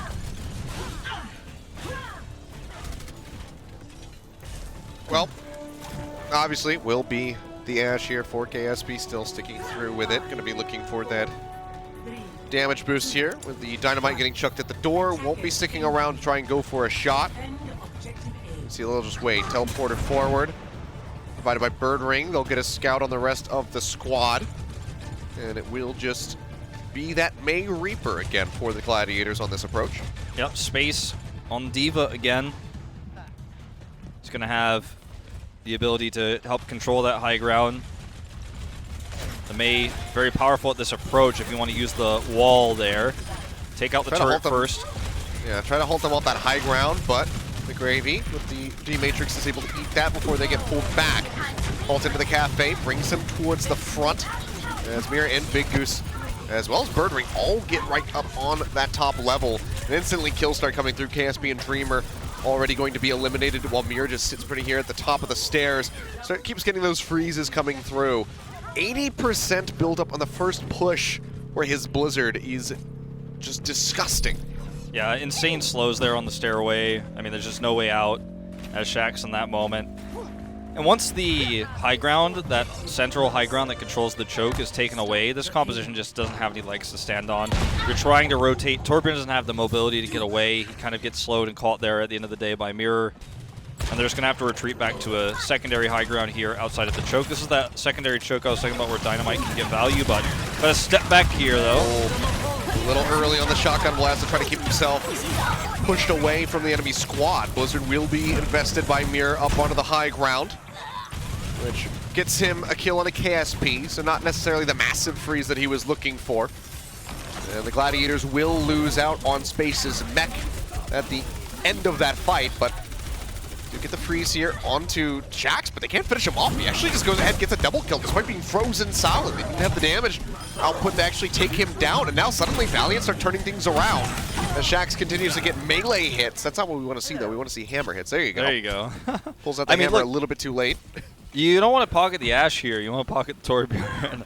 Yeah, Lastro and Rain are doing a great job of healing him up and helping him stay alive. He's actually tanking a lot of this damage output and is kind of burning some cooldowns up on the front line. Does have his Molten Core. Not going to be able to use it for the choke because they don't want to fight up at the front where they're more vulnerable to the D.Va jump in. They want to actually jump down on top of the Gladiators. But eventually, you know, not immediately, but eventually as they kind of wrap around this point. Oh, well, as soon as he pokes his head out, KSB instead of getting greeted by that icicle. TP up over the top, the bomb invested as well. Space looks for a pick, doesn't find one. Birdring going to be dropped off that top of the saloon as he uses the Death Blossom, and Rain is left all on his lonesome in the corner. Will get taken down from the Gravy, manages to find 1.5 as he gets rid of Mirror and Space's mech with that self-destruct. Gladiators continuing to inch the cart forward as Dreamer's just sitting on that high ground, just sitting on the roof. But no one really has to worry about him too much. He's not contesting the cart. He doesn't do that much damage, so they just leave him till the end. Finally clean him up, and the cart will continue to roll. Yeah. 3 minutes, 13 seconds remaining. Valiant need to regroup. I mean, the Bob wasn't bad. That's going to be a nice pick there as Birdring tries to teleport in. But the Bob wasn't bad, but it just isn't good enough when you've got the barrier there to block that damage. They're going to go for a contest here. Very bold. Yeah, halted backward. Dreamer doesn't really get into a position to hit anybody with a pile driver, and then with a freeze combined there, will just be taken down. Shax with the turret, and getting right up on top of OG is able to get rid of the enemy Orisa. Blizzard going to be tossed in, however, and Shax will finally fall. McGravy frozen and taken out of his mech, so a little bit of a time buy here. As Dreamer will rejoin, gets a bit of shielding. Big pile driver hit, but needs to clear them off the point. Gets one, and Shaz will fall, and the cart will just go ahead and glide into point B. So just shy of 4 minutes now on the clock for the Gladiators, the home stretch of Hollywood. Outside of using the Valkyrie, as we do see an exit kill here for Space. Nicely done. Well, hold that thought. I mean, it looks like he's going to get more range caught again. Outside of using the Valkyrie, though, I did like Valiant committing to the attempted hold there. You know, baited out the Blizzard ultimate at least, but things are starting to fall apart here on this last part of C as the chase is real, and they're trying to set up again a place for Ashe to get high ground control, get some sight lines, but every time they try to step out, you see the almost dive-esque attacks coming through from Gladiators. Birdring back on the Reaper. Yep, well, core now coming out from Shax. Space getting antied, does lose out on that mech. The self-destruct only going to be finding the turret, but Shax was taken down by the Coalescence. Answering self-destruct up over the top from McGravy, looks for a pick. Doesn't manage to find anything. Bob from KSF and the Dynamite do get rid of 3 as Big Goose will fall. Space finally finishes off Bob, but a lot of damage being dealt there. And with a faster run back, Valiant should be able to hold on to this one. They certainly will. That might be Bob kills going through the roof in terms of our statistics right there. But, you know, when left to his own devices against squishy heroes that don't have anywhere to escape from, especially Lucio's, escape from the Bob damage, you know, you're going to get some work done, especially on a point like C here of Hollywood. Big Goose, though, has the sound barrier. Holds that here. He can use that to help get Mirror into position for a Blizzard, or if he just gets into position by default, then he can use it in the longer fight. So great advantages here in terms of ultimates. Rain does not have his own sound barrier, and that's going to be critical here. He won't have a great way to shut down this Blizzard damage when it does connect. It's going to have to be up to Lastro's Nano. Good start. Through. Yeah, sound barrier just a little bit too late there from Big Goose to try to keep OG in the fight, but they're still putting up good numbers. Birdring barely able to escape with that Wraith form. Let's make his way back to safety with the rest of the squad as the Gladiators continue to push forward. Sound barrier shielding for the Valiant now going to be expiring. Gravy playing up on the top there does get demeched. Big Goose will be taken down, but the Blossom manages to find one. McGravy going to be eliminated. Mirror manages to get rid of the Torbjorn. Now Lastro falling as well. Rain has been swapped over onto the Lucio. We'll see just how elusive he can be. It seems like as he jumps forward, he's just going to get chunked out lower and lower. Finally finished off by Space with the Rockets. Now it's on McGravy to try to stay positioned here on the point. Barrier going to be tossed in. They try to juke out. McGravy manages to find 2. Mira and Shaz both going to fall. It's got to clear one final member off of that cart to roll it in, but they just keep spilling forward. Do the members of the Valiant pushing out of the spawn, keeping that cart contested. 0.59 meters left to go as Space gets demech there on the back end. OG is dropped in the supercharger. Birdring, however, under fire, gets eliminated by KSP. We're taking out McGravy, sitting on top of the cart, trying to stay sustained. Lastro holding down that right click, manages to get the knockout on his Space's mech before the sound barrier can come in. Again, it's a tank dying just moments before Big Goose can actually get that sound barrier off. Pulse bomb goes out from KSP. Big Goose gets caught up in the blast. The turret up from Shax gets rid of the Baby Diva. And suddenly, this is looking very winnable for the LA Valiant. They continue to win this fight. They hold them off. 0.52 meters left to go for the Gladiators. Now it's one fight left at 23 seconds remaining. Gladiators should have regrouped a long time ago. They kept crashing into this point at 3v6 fights. As soon as Shax dropped the Molten Core, it was time to leave. They just kind of crashed at this point repeatedly and losing fights, wasted ultimates. All they really gained was the Blizzard. They'll have Attack Visor, but that's not going to be very useful here. Shax is going to have another Molten Core. Finishing this map looks very difficult right now for the Gladiators. The Blizzard needs to be big. Yep, Mirror goes ahead, drops that one, barely makes it into the ice block safely. Sound barrier now going to be out for the Valiant, so Birdring in the back lines with this Attack Visor isn't really doing much, just tickling the members of the Valiant, and they just brush that one off pretty easily, get a team wipe, and they will successfully hold at point C. Yeah, and I do, have to, again, criticize the attempted run-throughs there. They thought they had this map, or rather the finish in the bag, right? They come through, Blizzard goes down. It looks like it's a one fight, it's a done deal. They're winning the fight, but Gladiators don't have the massive numbers advantage they need to really roll this through. So Valiant get their Molten Core off. They survive through the Blizzard, and then Birdring swaps over to Soldier, and they're just trying to rush onto the point and win an overtime fight that isn't overtime. You know, we're talking about 70 seconds left at that moment in time, and, you know, when you have that much of a time bank like this, a minute and 13 seconds left we're looking at, and McGravy gets a bomb here. It's really good focus fire on the barrier. That was more the rest of his teammates than him. I mean, the bomb placement was good. When the bomb goes off there, it's like, all right, that's it. We got to back up. Molten Core goes down. They could have regrouped a lot earlier. The shift gears, though, on this attack for the Valiant, just like we saw in Route 66, this is going to be where Ash really has problems on the A push here. Unless you can get a nice halt, or you can force them off the high ground and get KSP up onto the high ground right there you see to the left of your screen, Ash is going to be shooting through barriers through a choke into a point that's wrapped around a corner. It's going to be very tough. It's going to have to be slow dynamite poke and trying to steal that high ground away.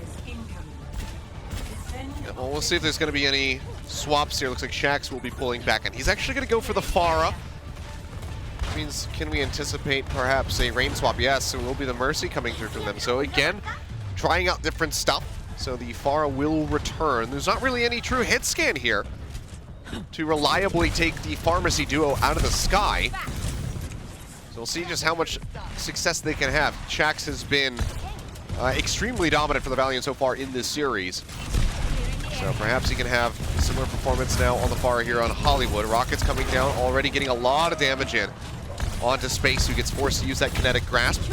Gladiators will just pile into the hallway, but a double tap comes through, and Miro just was not ready for it. Did not respond in time for the ice block. Gets completely destroyed by the Pharah. And now you can see OG trying to dance around and keep himself safe. Does get finished off. KSP will get rid of Shaz. Birdring in the back. Does manage to find one pick on the last row, but KSP's got the timing down pat on that teleport. Absolutely destroys him with the dink. Big Goose gone on the back end of that one as well, and Valiant should very well have this point in hand. Yeah, this is a little bit weird what we're seeing from the Gladiators. Like, I have to appreciate as well the Pharah Ash.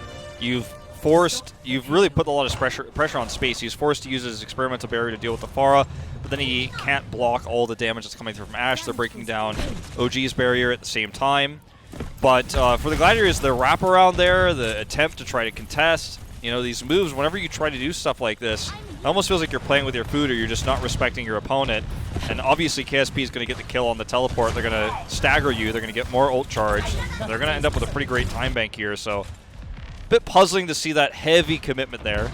But they're now going to swap over to the Sombra Tracer, more dive-oriented, try to kill the backline, ignore the Pharah.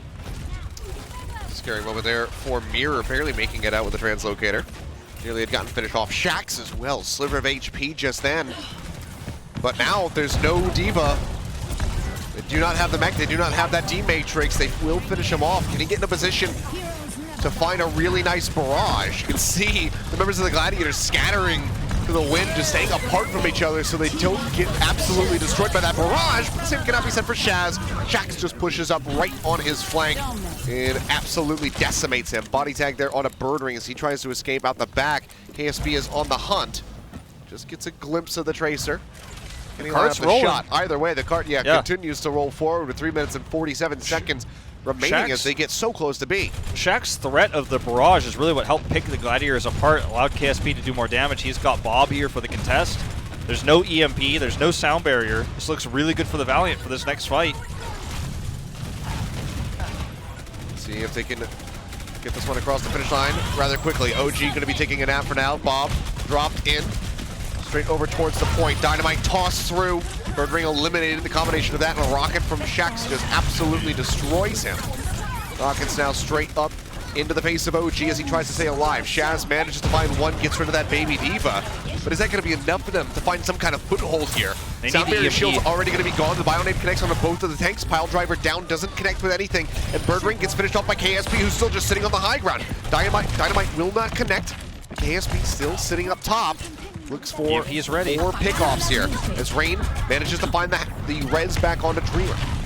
EMP comes through, catches 2. The far ground for the moment, but no one able to actually get a finishing blow on her. KSP will be finished off with the cart, manages to glide through the barrage, gets rid of OG. So scrappy fight, but in all of the chaos, Valiant just barely managed to slide that cart through into point B. Now they have 4 minutes on the clock, and they don't even have to finish the map. They just have to, well, they basically do. But they just have to make it right to the end, and then it's over. No chance at OT rounds for Gladiators because they just could not finish. Gladiators really need to play a lot safer here. I mean, a lot of what we're seeing from them is overextensions, looking at fights that are very unlikely to be won, but it feels like there's some overconfidence in the rotations and the movements we're seeing. I'm going to swap over to May Reaper, try to play extremely meta here for this last final defense and try to go for the ult economy lead. Well, really great wall up there in the Dreamer, but then Nano Boost manages to come through from Blast Storm. They keep him alive, and KSP responds in kind with the Dynamite and gets the kill on the Bird Ring, but Space shuts him down. KSP and Shax both get taken out. Rain manages to find a res onto one, but with Lastro falling as well, it seems like it's going to be to no avail. So it does manage to get a cheeky res off, but it's not going to allow them to push forward any longer. Do have to reset here. And Rain swaps off that Mercy, goes over to the Lucio. Space is trying to save this map right now. Double kill there, which also eliminates the turret. He's done so much with his defense matrix. He's helping control high ground, can sweep into the low ground. He's going to help deal with Bob here too. Yeah, Bob's out, makes his way around the corner. OG already eliminated. Mirror, however, with the right clicks, does quickly take care of the Bob, and McGrady finds another E onto a Mirror. Gets rid of yet another Blizzard, his second in the series, I do believe. 4 of those Blizzards taken out. Now Rain gets rid of Mirror. They start pushing their way forward. Shax overloading, tries to stay alive, even with that additional armor coming through. It's not going to be enough. OG does eliminate him. You can see the Valiant still looking very comfortable in the fight. The baby D.Va eliminated. Big Goose taken out by Rain. Shaz pushing forward, inting effectively to get rid of KSP. He gets the kill, but everybody else on the side of the Gladiators is just getting destroyed. Valiant, they start gliding their way up. Wrecking Ball rolls through. 5 meters away now are the Valiant for putting a win on the board. Big Goose makes his way back over. The Molten Core comes through. Big Goose nearly taken down by the lava. Space going to be knocked out. Rain coming up with that final blow, and the turn from Shax gets rid of OG. Shaz gets taken down. It's yet again a slaughter. Now just Mirror gets killed off. The team wipe comes through, and the Valiant manage to make it work. They push all the way to the end, and they keep their hopes alive. They put 1 win on the board, but they need 2 more to go if they want to maintain the lead in the battle for LA. Yeah, I mean, a lot of great plays across the board on Torb. We're seeing there from Shax in that last map, or in our most recent map. And Gladiators, I feel like, definitely overextended on their C push, right? Like when we saw the bomb come through from McGravy, they break the barrier, he gets a double kill, we see the Molten Core come down. and they should have retreated. They should have regrouped long ago, but took several, 2 or 3, or, their best case, I think, fight they had 4v6 versus spawn advantage fights against the Valiant when they could have regrouped, could have used their ult advantage a lot better. Then on the defense, also overextending, trying to do certain little wraparounds like we saw on the A defense that cost them distance, that gave more ult charge to the Valiant. I feel like the Gladiators are not playing at their best. They're not playing as well as they did on the first 2 maps, and they're going to have to tighten it back up because this series is not over. They're playing extremely scrappily at the moment, and with each map that goes by, this Ashe kind of gains legitimacy. It just looks better and better from KSB. Shax continues to be just incredible no matter what he's playing. He has just been having a phenomenal series so far, despite the, them being down a map at the moment. But they're trying to bring it back. It's 1-2 at the moment. 2 more to go for the Valiant to pull off a reverse sweep. We're going to take a quick break, and we'll see if we can get one step closer when we come back. The Overwatch League is brought to you by T-Mobile, helping you stay connected to what matters most. Learn about T-Mobile's COVID-19 response on T-Mobile.com.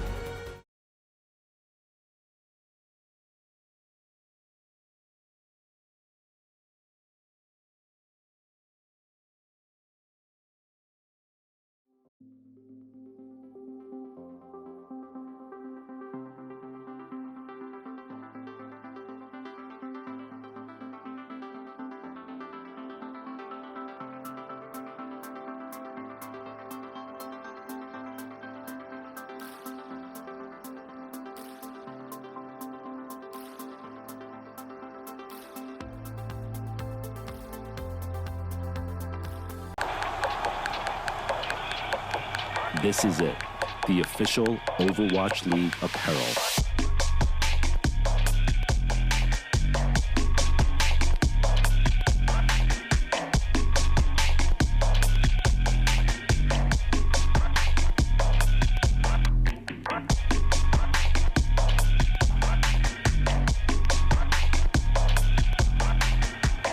Designed by Staple, engineered for gamers.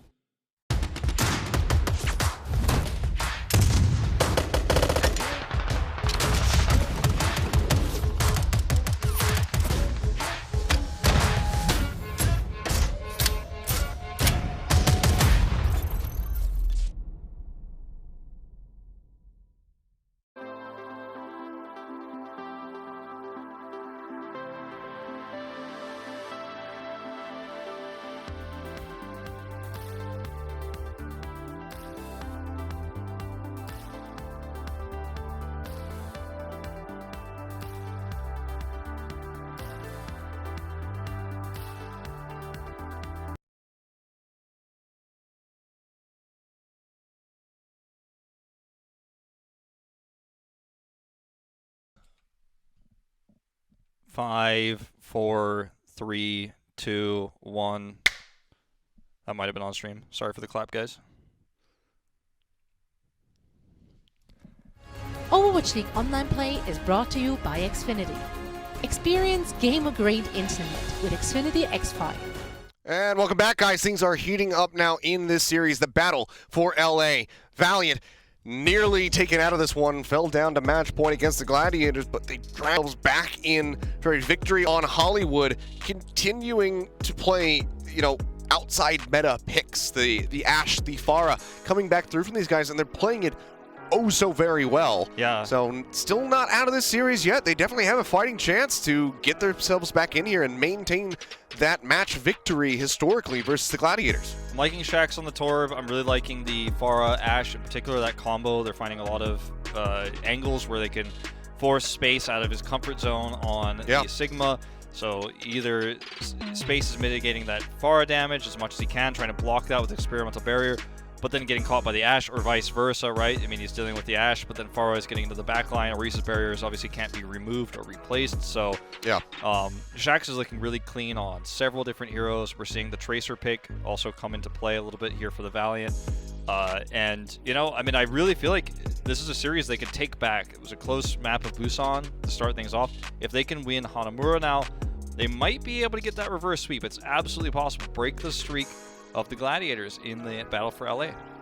Yeah, I mean, we've had so many reverse sweeps as of late, so why not just tack another one onto the list here for the Valiant? We'll see if they can pull it off, but you already mentioned it. Well, we'll go ahead and take a look at the map set just to be thorough in all things broadcast friendly.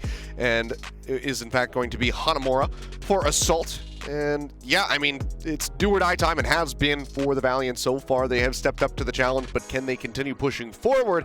Or can the Gladiators get the ball back into their court? That is the big question for us as we move forward here into this fourth map, because still are backs against the wall for the Valiant. They just need to keep winning from here on out. I think Ashe Pharah is very viable on A. On defense, it's obviously going to be a lot easier to pull off than on attack, but I think you can run it on attack as well. And then Ashe has a lot of viability on B. And put a little asterisk on viability because, I mean, compared to other maps, and compared to how strong she normally is, etc., I should be clear with what I say, but I think there's a chance we just see the Valiant run this through again.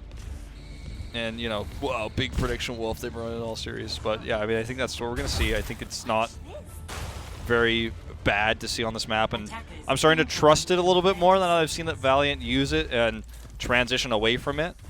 I'm feeling good about their chances of finding some, you know, good Ashe play here, finding some picks. They are showing, highlighting on the attack here, the Ashe Pharah. I don't know if that'll be committed or not, but I mean, at this point, I kind of hope so. Like, I want them to finish the series out with this if they're gonna win it. Yeah, might as well. Will be the push forward. Looks like Dreamer at least going to be rolling up to scout with the Wrecking Ball. And it will be the Pharah swap coming through again for Shax. Good D-Matrix there from McGravy. Yeah. Saw the Hulk coming out, knew that he wouldn't be able to intercept it.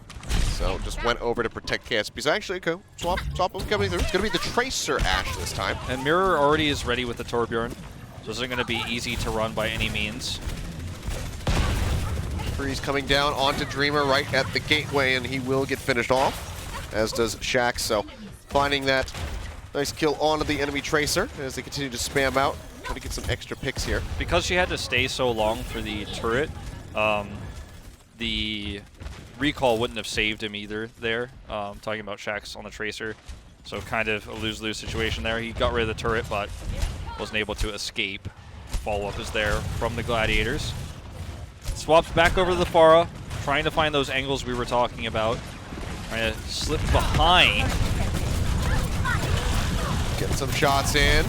Barely makes it over to that health pack in time. Get some follow-up shots in space. So very close, and will get taken out of the mech in the end. McGravy able to push around. Now Shax trying to out-duel Mirror, but he's got the shots. Gets the kill and denies the res attempt as well as Big Goose. They push over and finish off Rain. That's not something you see every day, but obviously he didn't have the ability to fly away there, so not purely his fault, but Mirror with a nice little chase down, and Big Goose is going to try to hound down McGravy, who gets the Mega Pack. Actually, you need to be careful about chasing McGravy too far here, as he's very likely to get out, and they don't want to waste too many cooldowns. He actually gets the turret, too. Coalescence coming in. Rain going to be run down. Space gets that one. Follows up for a melee hit to completely shut down the Pharmacy duo. Lastro, yeah, not much that he can do. Here comes in from around the corner to show some support for his napping comrade. Back over onto the point. 51.5% is built up for the Valiant. So, you know, good little distraction techniques coming through. It does net them something. Yeah, I mean, the backdoor ends up being pretty successful here. They're going to need a lot more success than that, though, to finish A and move into B. Dreamer going to try to come in for perhaps a big pile driver. Notice him yet? Well, now they certainly have. He'll roll out, goes up onto the high ground to contest space. As the turret gets finished off, a little bit of damage coming through as they get halted together, but if they're back over onto the point, they're continuing to accrue more and more percentage. 57, moving up now past 60. The minefield will get dropped in. Pile driver not going to find too much. See the freeze coming out from the blizzard there. Bird ring locking up McGravy, trying to get a finish on that mech, but the pocket healing starts coming through, and he just couldn't reliably stay that far enough forward. Was way too low, so they don't knock McGravy out. Now McGravy going to be using that self-destruct. Doesn't lead to any kills, but makes it back into the mech safely. Birdring stuck on his own wall, does get finished off by the Rockets. And this will be the cleanup here in the end for the Valiant. Yeah. A little bit of a time bump, so 3:44. And, you know, Ilios, I feel like the Gladiators have this issue where they're taking these really unnecessary fights. I mean, when you lose A, you lose A. You got to let it go. You know, they're being clingy here. I mean, they're just overcommitting to the point. They're coming back in, trying to take these fights, trying to delay, and giving the Valiant all sorts of chances. And the old 2CP, before the changes, that might have actually been a double cap, staggering like that. Yep. Well, Bob tossed out over onto the point, Molten Core thrown in on top of him to try and burn him down. We'll finally be able to finish him off as Mira's going to be taking a nap. They wake him up in the rudest way possible. Now jump away from the self-destruct. Shax rejoining here over towards the low ground. Gets rid of the turret. Shaz completely gets rolled over by Dreamer, but Shax pulls back in. Does get mowed down by OG. Still under a bit of fire, nearly gets knocked onto the low ground, tries to retreat and get behind that barrier to stay safe, but just can't get any healing, cannot stay in the fight. They finish him off, they pop space out of the Mexum. Now there's no tank line for the Gladiators to play behind. They have to try and wait for OG to get back over and start placing new barriers. Knocked off, killed in midair, space goes down, and McGrady finds the better of Mira, who is since swapped over onto the Soldier 76. One tick gonna be snatched up as Dreamer. Final drives his way up onto the awning. And Obus is out onto Shax. He pushes forward, the cap coming through, and they will just have it. 2 minutes and 20 seconds remaining. So only 1 minute and 24 used to cap B. Yeah, and it is a double cap at the end of the day. I mean, it's a long one. It's not instantaneous by any means, but the Gladiators overcommit to the B defense, don't have a great setup for, or excuse me, the A defense, don't have a great setup for B. And you see Birdring with the interesting Ashe match swap, you know. I mean, Birdring, a great Widowmaker player in his own time, but, you know, he doesn't have that available, so he swaps over to Ashe out of perhaps desperation, but it's not going to give you the same staying power, the same sort of pick potential to slow a B push like that. And Dreamer looks like a god, not only with the back cap threatens on A, forces the Gladiators out of position, which cost them A in the first place, then comes to B, helps clean up the defense, helps slow down the, you know, stagger attempts that we saw from the Gladiators. You see the Batiste coming through, he's trying to set up an Immortality field, and just non-stop, Dreamer was pushing members away, he was getting kills, rotating around to the mini health pack, then coming back to the point, the minefield comes down. Really great Wrecking Ball performance out of Dreamer that helps them get that double cap. In a time bank that could have been really bad, ends up being 220. And the Valiant look like they absolutely could bring this series back if they keep playing like this, and if the Gladiators keep underestimating them. I feel like it's a lack of respect we're seeing on some of these where guys are just saying, look, we can win this fight no matter what, let's just fight for A. There's just no reason. They could have just regrouped for B and gotten a better time themselves. Well, going to be a lot more of the same here for the Valiant on the defense with the swap out of Dreamer on the Winston instead of the Wrecking Ball. OG going back to spawn will just be moving over onto the Orisa, so it seems like they want to go for that slow and steady pressure push over onto the point.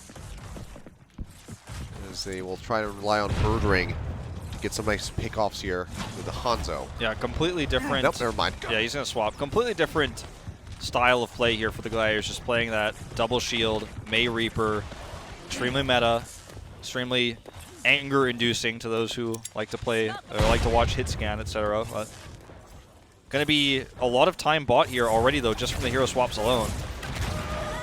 Well, shots coming through, and Mirror hits the ground. No way to bring him back into the fight. It's going to be a wrapper on the backhand side. You can hear those dinks flying. KSP already at 61% of the Bob charge. Barely, yep.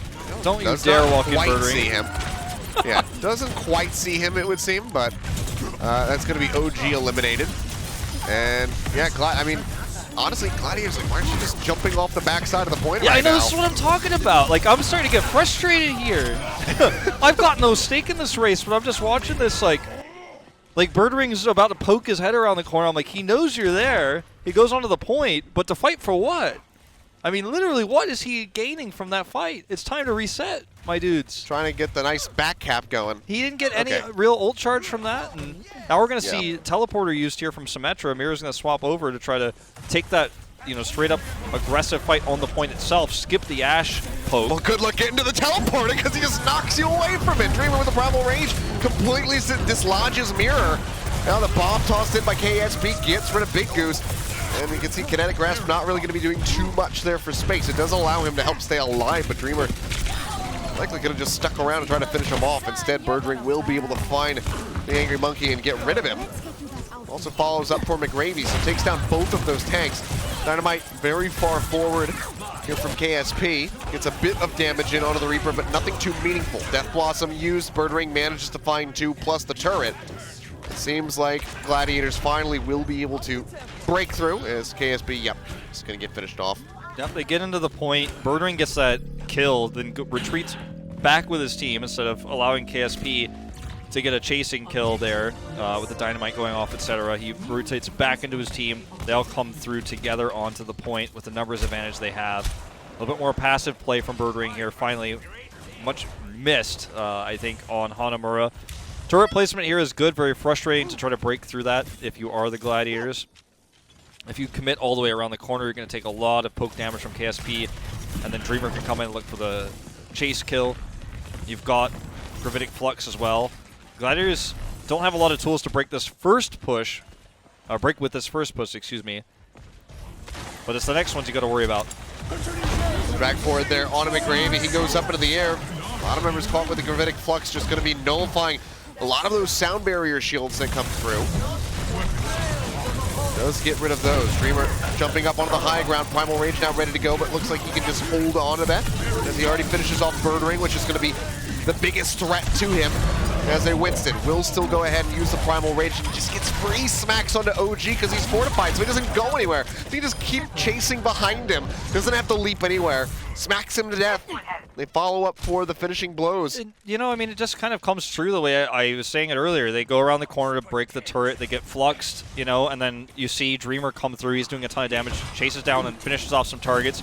And then it's the Ashe B defense I was talking about where she has a lot of sight lines that helps clean up the rest. Mirror gets a kill here onto a very aggressive KSP. It's going to be a small window of time where they can actually try to get this high ground controlled. Mirror is going to have Blizzard. But so far, so good here for the Valiant. They're definitely going to have a better time bank. Oh, Stun's coming out, trying to get the kill there onto Birdring. Doesn't quite happen. Turret for now. Going to be the only thing falling, and Shax just gets a straight headshot on the Shaz! Unbelievable. Well, time to reset, go again. They're going to stick down around half, here. still getting shipped, but OG is going to be gone now. Mirror pushing forward, trying to get a freeze onto the Winston, so he just goes to the high ground, kills the Soldier 76. Gladiators are in trouble. Gladiators have no idea what to do! Yeah, they're in trouble. I mean, they're getting hard outplayed and out-rotated right now. They overcommitted to so many fights. It's almost like the one time where they could have committed and stayed because Shaz made it back so soon. They got a little bit of cold feet because, you know, they weren't sure if can I commit here? Is this going to be another one of those fights we overcommit to? No, let's back off. Valiant get the chasing kills. They're about to have the big 6 for the defense here. Mirror's on Tracer. They don't even really have a comp. Like, why is Birdring still on Soldier 76? Sure, you can get a lot of value out of high ground, but you got to get there first, and it's so difficult to break through with what the Valiant are running. This is I mean, this is actually out of control. Look at this. Yeah. Dreamer's about to have the Primal Rage ready to go. Dynamite ensures the bomb is online. And KSP can just keep shooting down the hallway. Jumps off the high ground. They finally apply enough pressure to go ahead and get rid of that Ashe. Try to use the bomb. Looks like didn't quite go through. Molten Core is up the high ground, and OG of all people gets caught in it. They burn him to the ground. Dreamer is still just smacking people around. Doesn't matter if you're on Soldier 76, your legs do not move fast enough to get you away from an angry Winston. Yeah, it looks like a game 5. Birdring is not even swapping off of the Soldier. And I don't like to make broad sweeping predictions, but I don't think that attack visor is going to finish the map for them. I don't know if it's going to get any kills.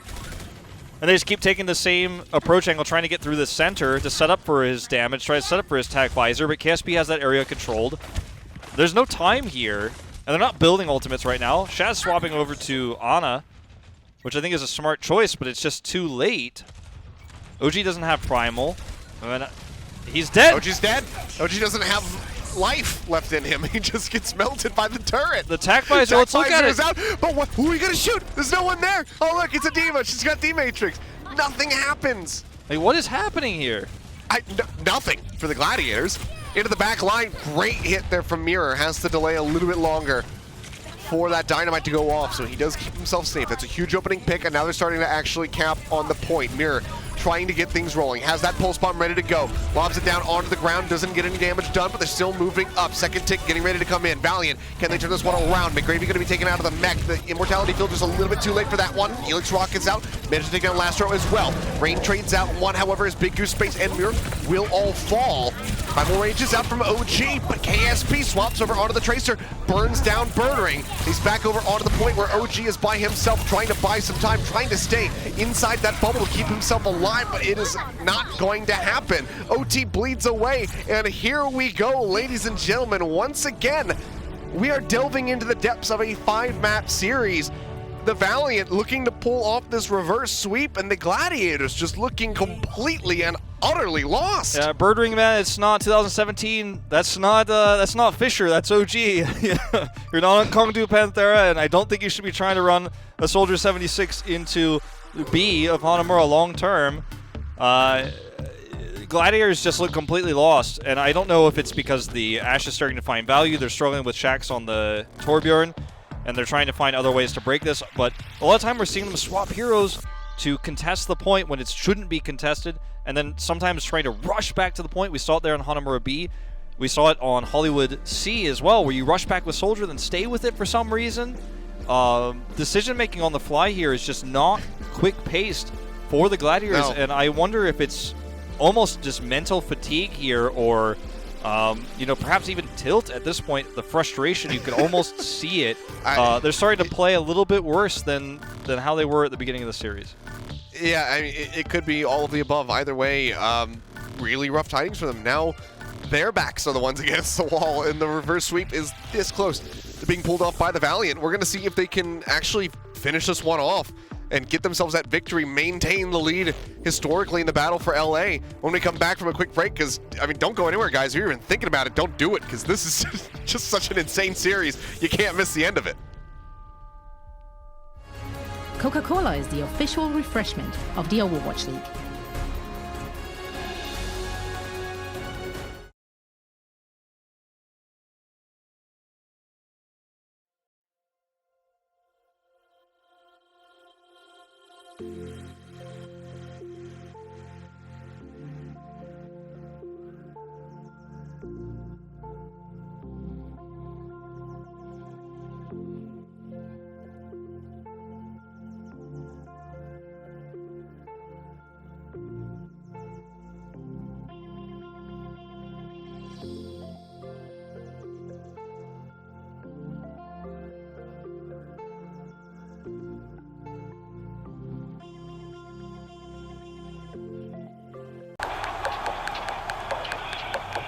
This is it, the official Overwatch League apparel.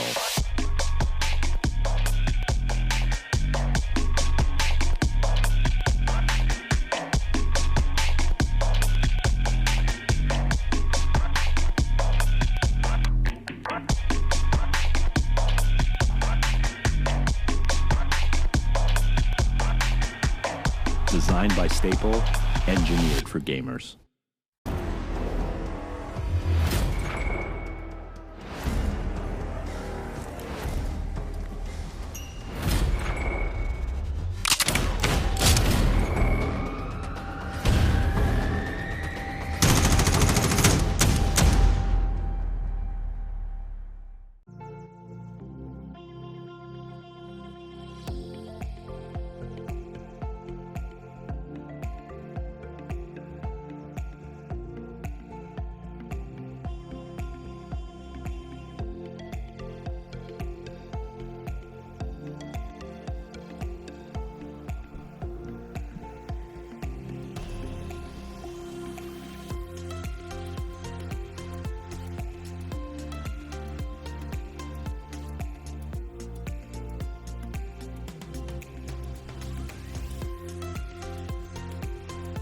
Overwatch League online play is brought to you by Xfinity. Experience gamer-grade internet with Xfinity X5. And welcome back, guys. Here we go. Game 5 coming up yet again. Feels like we've been having so many Game 5s as of late, and a lot of those have resulted in the actual reverse sweep coming through. Philadelphia able to get one just last week amongst other teams, so why not the Valiant here in the battle for LA? Gladiators started this off so well, Wolf, but suddenly they've just been dragged down into the mud. With Valiant it's just the perfectly Chengdu style, comfortable. you know, where you just play your own thing, you break the meta, you keep playing it. And the thing is, with hero pools, you don't often have an established meta, right? Because it changes every week. But this is one of those hero pools where you almost are guaranteed this hero combination, the double shields coming through, the Reaper of some sort with either May or Doomfist. And regardless, Valiant is just going to play their Ashe. They're going to swap Shax into a million different heroes, whether it's the Pharah, the Torbjorn, etc. They're running some Tracer. Yep. The Gladiators are just overcommitting to defenses. They're overcommitting to attacks. They're running a soldier to try to run back to the point, and then Birdring is unwilling to swap for some reason because he wants Tac Visor, which is like never killed anyone ever in the Overwatch League. So, I don't know. I feel like the Gladiators played fantastic first two maps, and then the third map was pretty good, and then suddenly everything is just fallen by the wayside, and decision-making is not there. No, it is not. But here we go. Taking a look at our map set, it will be Ilios, our final map of control to close us out and see who will be victorious in the battle for LA. Valiant are just so very close, but control, it can be extremely swingy. This is the map where lesser teams can beat superior squads. And we'll see how it goes here, because it's always a little bit of a toss-up. You know, you see series go this way a lot of the time in esports, and Overwatch in particular as well. You know, if this was at the LA studios last year, I mean, can you imagine the crowd and how insane this would be? And then you could really say, okay, I get it. The Gladiators are under so much pressure right now. The crowd's cheering against them. They've lost all momentum. And yes, it still is a battle for LA. This is online, though. You've got to keep your wits about you at this point. You can't let this series slip away. You know, at 2 and 3, the Gladiators should, on paper, have a higher start to the season. You don't want to lose this series. You can't lose this one. You can't let this one go away. You can't get reverse swept here. You've got to keep your wits about you. And it is going to be the Pharah and the Ashe once again. And Birdring matches. He's tired of of dealing with that Ashe on his own. All right, now I'm very intrigued. I like this move to just go ahead and fully invest in the style of the Valiant. They have not been able to best it, so try to match it instead and see if he can come out on top. Shax, however, getting a nice body tag there onto Mirror. Weakens him considerably. Dreamer rolls back over, tries to play defensive here for the rest of his squad. Has to get that mini pack, but it's still down around half HP. Sleep Dart connects onto McGravy, but he's going to be woken up pretty quickly there after. Point nearly getting capped by the Gladiators. Pile driver goes in from Dreamer, knocks space up into the air, but he's still going to be rather healthy, and McGravy has been antied. Trying to stay alive. Nano boost used on the side of the Valiant. KSP finally finds a kill, finds a second one, gets rid of Birdring, gets rid of Mirror.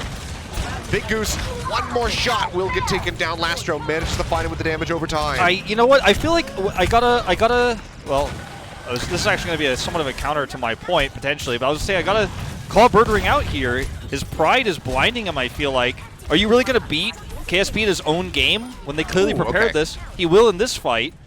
But in the long term, will this work? I have serious questions about this, but hard to judge him when he just got a pick onto KSP and won them this fight. Yeah, and then a second one onto Big Goose. Off the side. Gladiators still looking as the Nano Boost goes forward onto the Ashe. This is definitely something that we don't see very often. We're not playing this anymore, Wolf. But shots continue to fly in from the flank. Birdring has the bomb online. We'll see when he chooses to use it. Dreamer receiving the Nano Boost from Lastro helps keep him alive for a little bit longer as the shots continue to come through, but that was a bit wanting from Shax. Manages to find one, but he gets taken out by Mirror's Barrage, and then gets taken out by Rain, who does not get the res coming back through. Big Goose brings Shaz back into the fight now. Lastro gets taken down. Rain will get bombed on by that bio nade. The Valiant, they have lost control. 16% currently on the board for the Gladiators. To the 36 that Valiant was able to pick up. Well, I mean, Birdring has made me eat my words. I mean, he did before I even finished my point. I was going to say, can he beat KSP? You know, when Valiant have clearly prepared this, and right now it's working pretty well. Obviously, they had an ult advantage. They had sightline advantage, which doesn't make this a straight-up 1v1. It also doesn't make the Pharah fight fair either. Not going to be a Pharah fight anymore, though, with Shax swapping over to Tracer. Let's see if Birdring can maintain control. They've taken the lead in terms of that percentage point. And positionally, they're going to have a good time unless Shax gets into that back line. Well, they need to get him into a position to actually deal with Birdring and try and get rid of him. Mira taking a little bit of damage. Coming in from that low ground, McGravy slides the bomb up over the top of the fence, but will not be able to find any picks with that. Shax goes over onto the side, tries. Birdring there for the second, but just can't finish him off. The Nano Boost comes in clutch from Shaz. Keeps Birdring alive and ready to go. Shax waiting, gets some headshots through, is trying to one-clip him, but the Nano Boost was still there. Dynamite from Birdring, got rid of Lasso, now McGravy going to be taken out of the mech and killed off. KSP gets rid of Mirror, but can they deny a res from Big Goose? Seems like he might not have to use it here. KSP, however, does get a headshot onto Birdring, and Space will just go ahead and nom up that pulse bomb from Shax, completely nullifying that. They need to get the cap here. Yeah, fight's still scrappy, still very much all over the place. Space with the self-destruct won't be able to find anything. As Shaz gets taken down by KSP, continuing to put his team over that finish line. Birdring, oh, he dips down into the pit, pops himself back up, but it does not matter. Shax is ready to go. Scoops the kills here on the back end of the fight. It's at 99% when Valiant finally regained control. They're starting at 40% right now. They have sightline control. They have Shax to try to help control these chokes. Birdring's coming back on the Ashe. He has Bob. They should know this. Shax might get a, might force a little slowdown of this. Obviously, you can see him hiding there below, just below this bridge, this catwalk. But getting to Birdring is going to be very difficult. He's not going to be able to get a pick. And Birdring even gets the kill on KSP. Yeah, the res comes back in. Dreamer pushing over onto the other side. And oh, no! Space just gives him a gentle shove, and he goes off the side of the map. Big Goose, however, is eliminated. You see the bomb out. Does manage to track down Shax, eliminates the Tracer. KSP under some fire, goes lower, but gets rid of OG. Lastro now gonna fall, and McGravy gets knocked out of the mech. It's just a constant back and forth battle, but Gladiators manage to get entrenched on the point, and they get that flip coming back through into their favor. Valiant now need to keep playing up. Dreamer falling low, pops the Primal Rage. Will be able to elongate the fight a little bit longer. Drop down from space as he goes into the back line. He's desperately trying to finish off Rain. He finally manages to do so. KSP and Shax now, McGravy all gone. Dreamer dead on the back end of that one. 176. Gladiators take round one of Ilios, but what happened? I mean, a crazy fight that, or a crazy battle, I should say, for this first round that even our observers struggled to keep up with because it was so crazy. But the real story is, I mean, honestly, Birdring did not beat KSP. Space beat the Valiant. Space was putting so much pressure on everyone, including KSP, non-stop, pressuring the backline, pressuring the supports, keeping Birdring alive. With Shaz as well, the nano boost we saw in a Birdring, keeping him alive against the dive we were seeing from Shax. Absolutely insane plays from Space. The 360 spin around, grab the pulse bomb that we saw. Space is playing out of his mind right now. And yes, you know, Birdring is a great hit scam player. He brings out the Ashe. He meets the challenge, which is extremely fun to see. But he would not have won that so convincingly without Space's help. And Space is looking really good here on this final map. He's looked great all series. No Ashe this time for Birdring, at least not to start, though. See if that changes. This is going to be the Reaper Doomfist for now. Yeah, shifting back over onto this. The Seismic Slam not going to be able to get too much, but Shax will be sent off the side of the map by Big Goose, who, you know, Lastro died in midair by Birdring, but that was really going to be another group there from Big Goose. Rain does reciprocate, however, but again, Birdring is there. Cuts down yet another support, so this is going to be the fight victory in all likelihood for the Gladiators. Just trying to finish that one off as KSP got a last-second kill on the Mirror. KSP going to try to get this high ground here. You'd have to think on the ruins on the Valiant side and try to poke out Birdring, but it's going to be really difficult. Yeah, he swaps. I was going to say, it's going to be really difficult to get more as the Gladiators can just back off. He swaps to Tracer, so we're going to see Tracer Torb as the push. Not a lot of sustainability in this, in the long fight, but can get some backline picks potentially. OG low. Working their way up. Yeah, OG gonna fall. Shaz just couldn't quite get that Coalescence online. Even if he had, not sure if it would have been enough healing to actually keep him topped up. KSP into the back, trying to get some shots there, but the Moira having that self-healing coming through constantly is just a bit too rough. Big Goose tries to skate around the side, and KSP goes over the ledge to finish him off, then recalls back up top to safety. Follows up with the headshots onto Shaz, and oh my goodness, this is just such a chaotic mess. I love it. Great fifth game. Great fifth map. They have the point control now. Shax has the Torbjorn pick here with Molten Core almost at the ready. Mirror is going to mirror that, pun intended in this case, and grab the Torb, but he's very far behind in ult charge. So even though they have the control meter advantage right now, you know, that might be all for nothing if Shax can get this Molten Core and turn this fight into huge ult advantage for the Valiant. Ooh, Pulse nearly finding the stick, but KSP just can't quite get it. Coalescence going to be rolling through from Lastros. He drops down. Sound Barrier comes out. Does not... Yeah, I'm sorry, that does not help keep Lastro alive, obviously, as the self-destruct does come through. Birdring now going to be using that Death Blossom. Gets many an assist there, and that will be the cleanup on the fight. Gladiators back in control. Didn't lose the lead, now at 50%. Yeah. This is such a huge turnaround, too, because Shax had the Molten Core, and that's almost a surefire win in a fight like that. And it just does not work out that way. Birdring gets more value out of his Death Blossom. They still get to keep Coalescence. They have defensive advantage here. They have this controlled. And all the Valiant have, all they have, is a self-destruct. I don't think they're going to get lucky with this one. This is a really tough fight for them. And they only really get one chance at this, one shot. Here comes the bomb.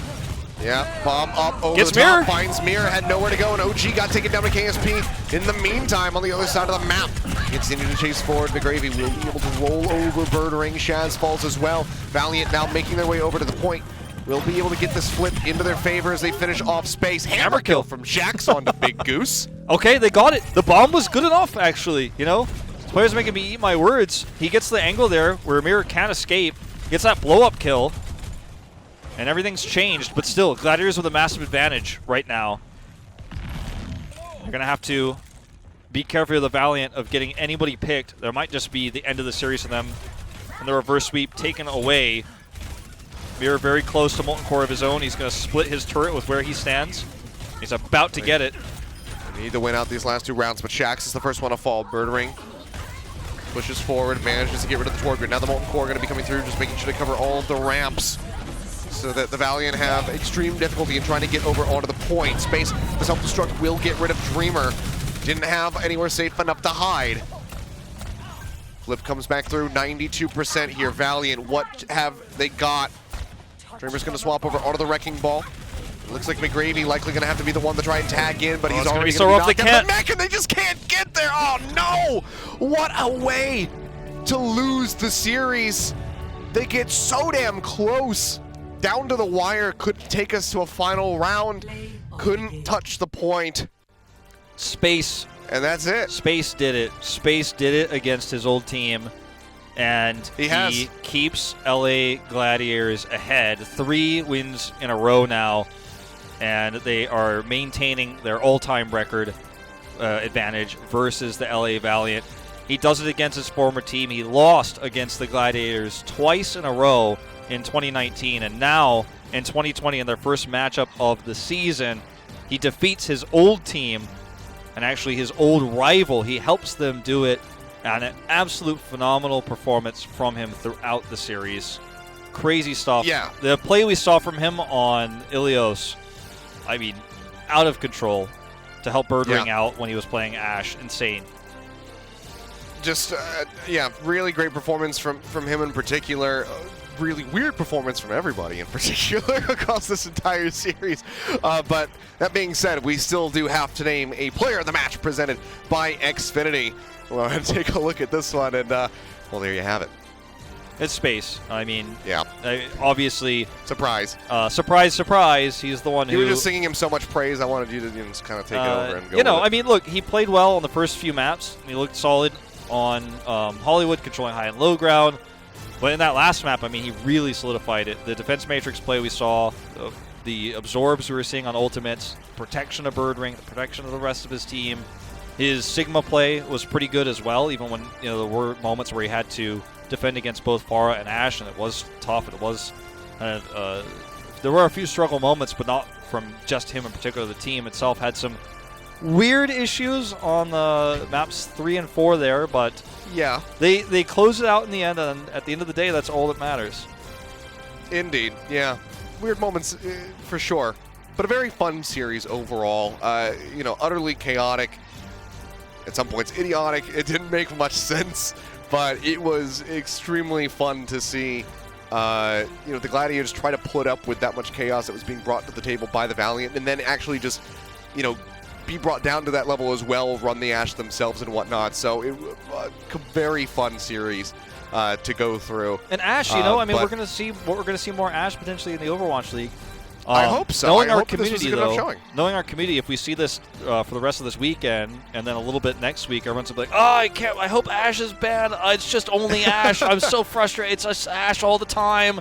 I wanted to see Ashe so much, but now I hate her." Stay positive, guys. We got Ashe, all right? We'll see if she gets taken out of the hero pool. But something tells me when Widow comes back in, Ashe is probably not going to be seeing nearly as much play. But there you go. Congratulations to Space on winning our Player of the Match presented by Xfinity. But yeah, what a series. I believe this is now tied up 4-4, the overall record for these guys, as well as tied in maps because of this. Yeah, that's right. I misspoke earlier. It said they were in the lead. They are actually tied 4-4. That's correct. Maps, because this is a +3 for the Gladiators, and they were down by 1. Tied so as well, yes. Yeah, so completely tied up across the board. 19-19. Pretty insane to see there at the end of it all. But well, there you have it. Those are our 2 series for the day. But of course, we have another interview coming up. We have Zoe standing by with none other than Space himself. So let's go ahead and hear how he feels after this victory. Or perhaps she's not ready yet. Never mind. We will eventually be there. There is an interview coming up with Space. We just got to get him on the horn still. I thought we were ready to go, but there's a lot going on. I couldn't hear the call, but it's all right, guys. But yeah, I don't know. Wolf, do you expect to see more Ashe this weekend, or do you think that this is kind of a Valiant thing only? Because I am thinking that this is not going to sway other teams' opinion. I don't think other teams are really going to play that much Ashe. I think we'll see it in Asia a little bit. But I don't think it's going to become the standard by any means. But usually with these sorts of things, it's not just one team who's done it. It's a bunch of teams who tried it in scrims, and then some people are seeing success, but most teams decide it did okay in scrims. I really don't want to go down this road. Whereas Valiant committed hard in this series. The same way I think the Dallas Fuel decided, okay, Tracer's doing pretty okay versus Torbjorn. A lot of teams are seeing that, but they're not going to commit because it's really tough. And we're going to commit to that. We're going to go down that road. We're going to play Tracer into a soft counter, the Torbjorn. It takes a lot of courage as a coach and as a team to make that tough decision against a favorite opponent in this case as well. I think most would argue. But they did it. They almost won the series, so can't fault them for that. But yeah, I don't think, given that there's so little time to prepare between now and tomorrow, for example, when the rest of our Western matches are happening, that teams can really pivot their strategies that quickly. Yeah, I'm curious to see who pushed for this more. Was it KSP saying, "Hey, look, I've got this Ashe. I play her super well. I can make this work," or was it maybe even the coach saying, "Hey, your Ashe is really good. We should try this strategy"? I'm actually really interested to see where that original idea had actually been birthed, and who was fully responsible for it. Because either way, it was absolutely stellar to watch. Again, I'm extremely biased for Ashe play.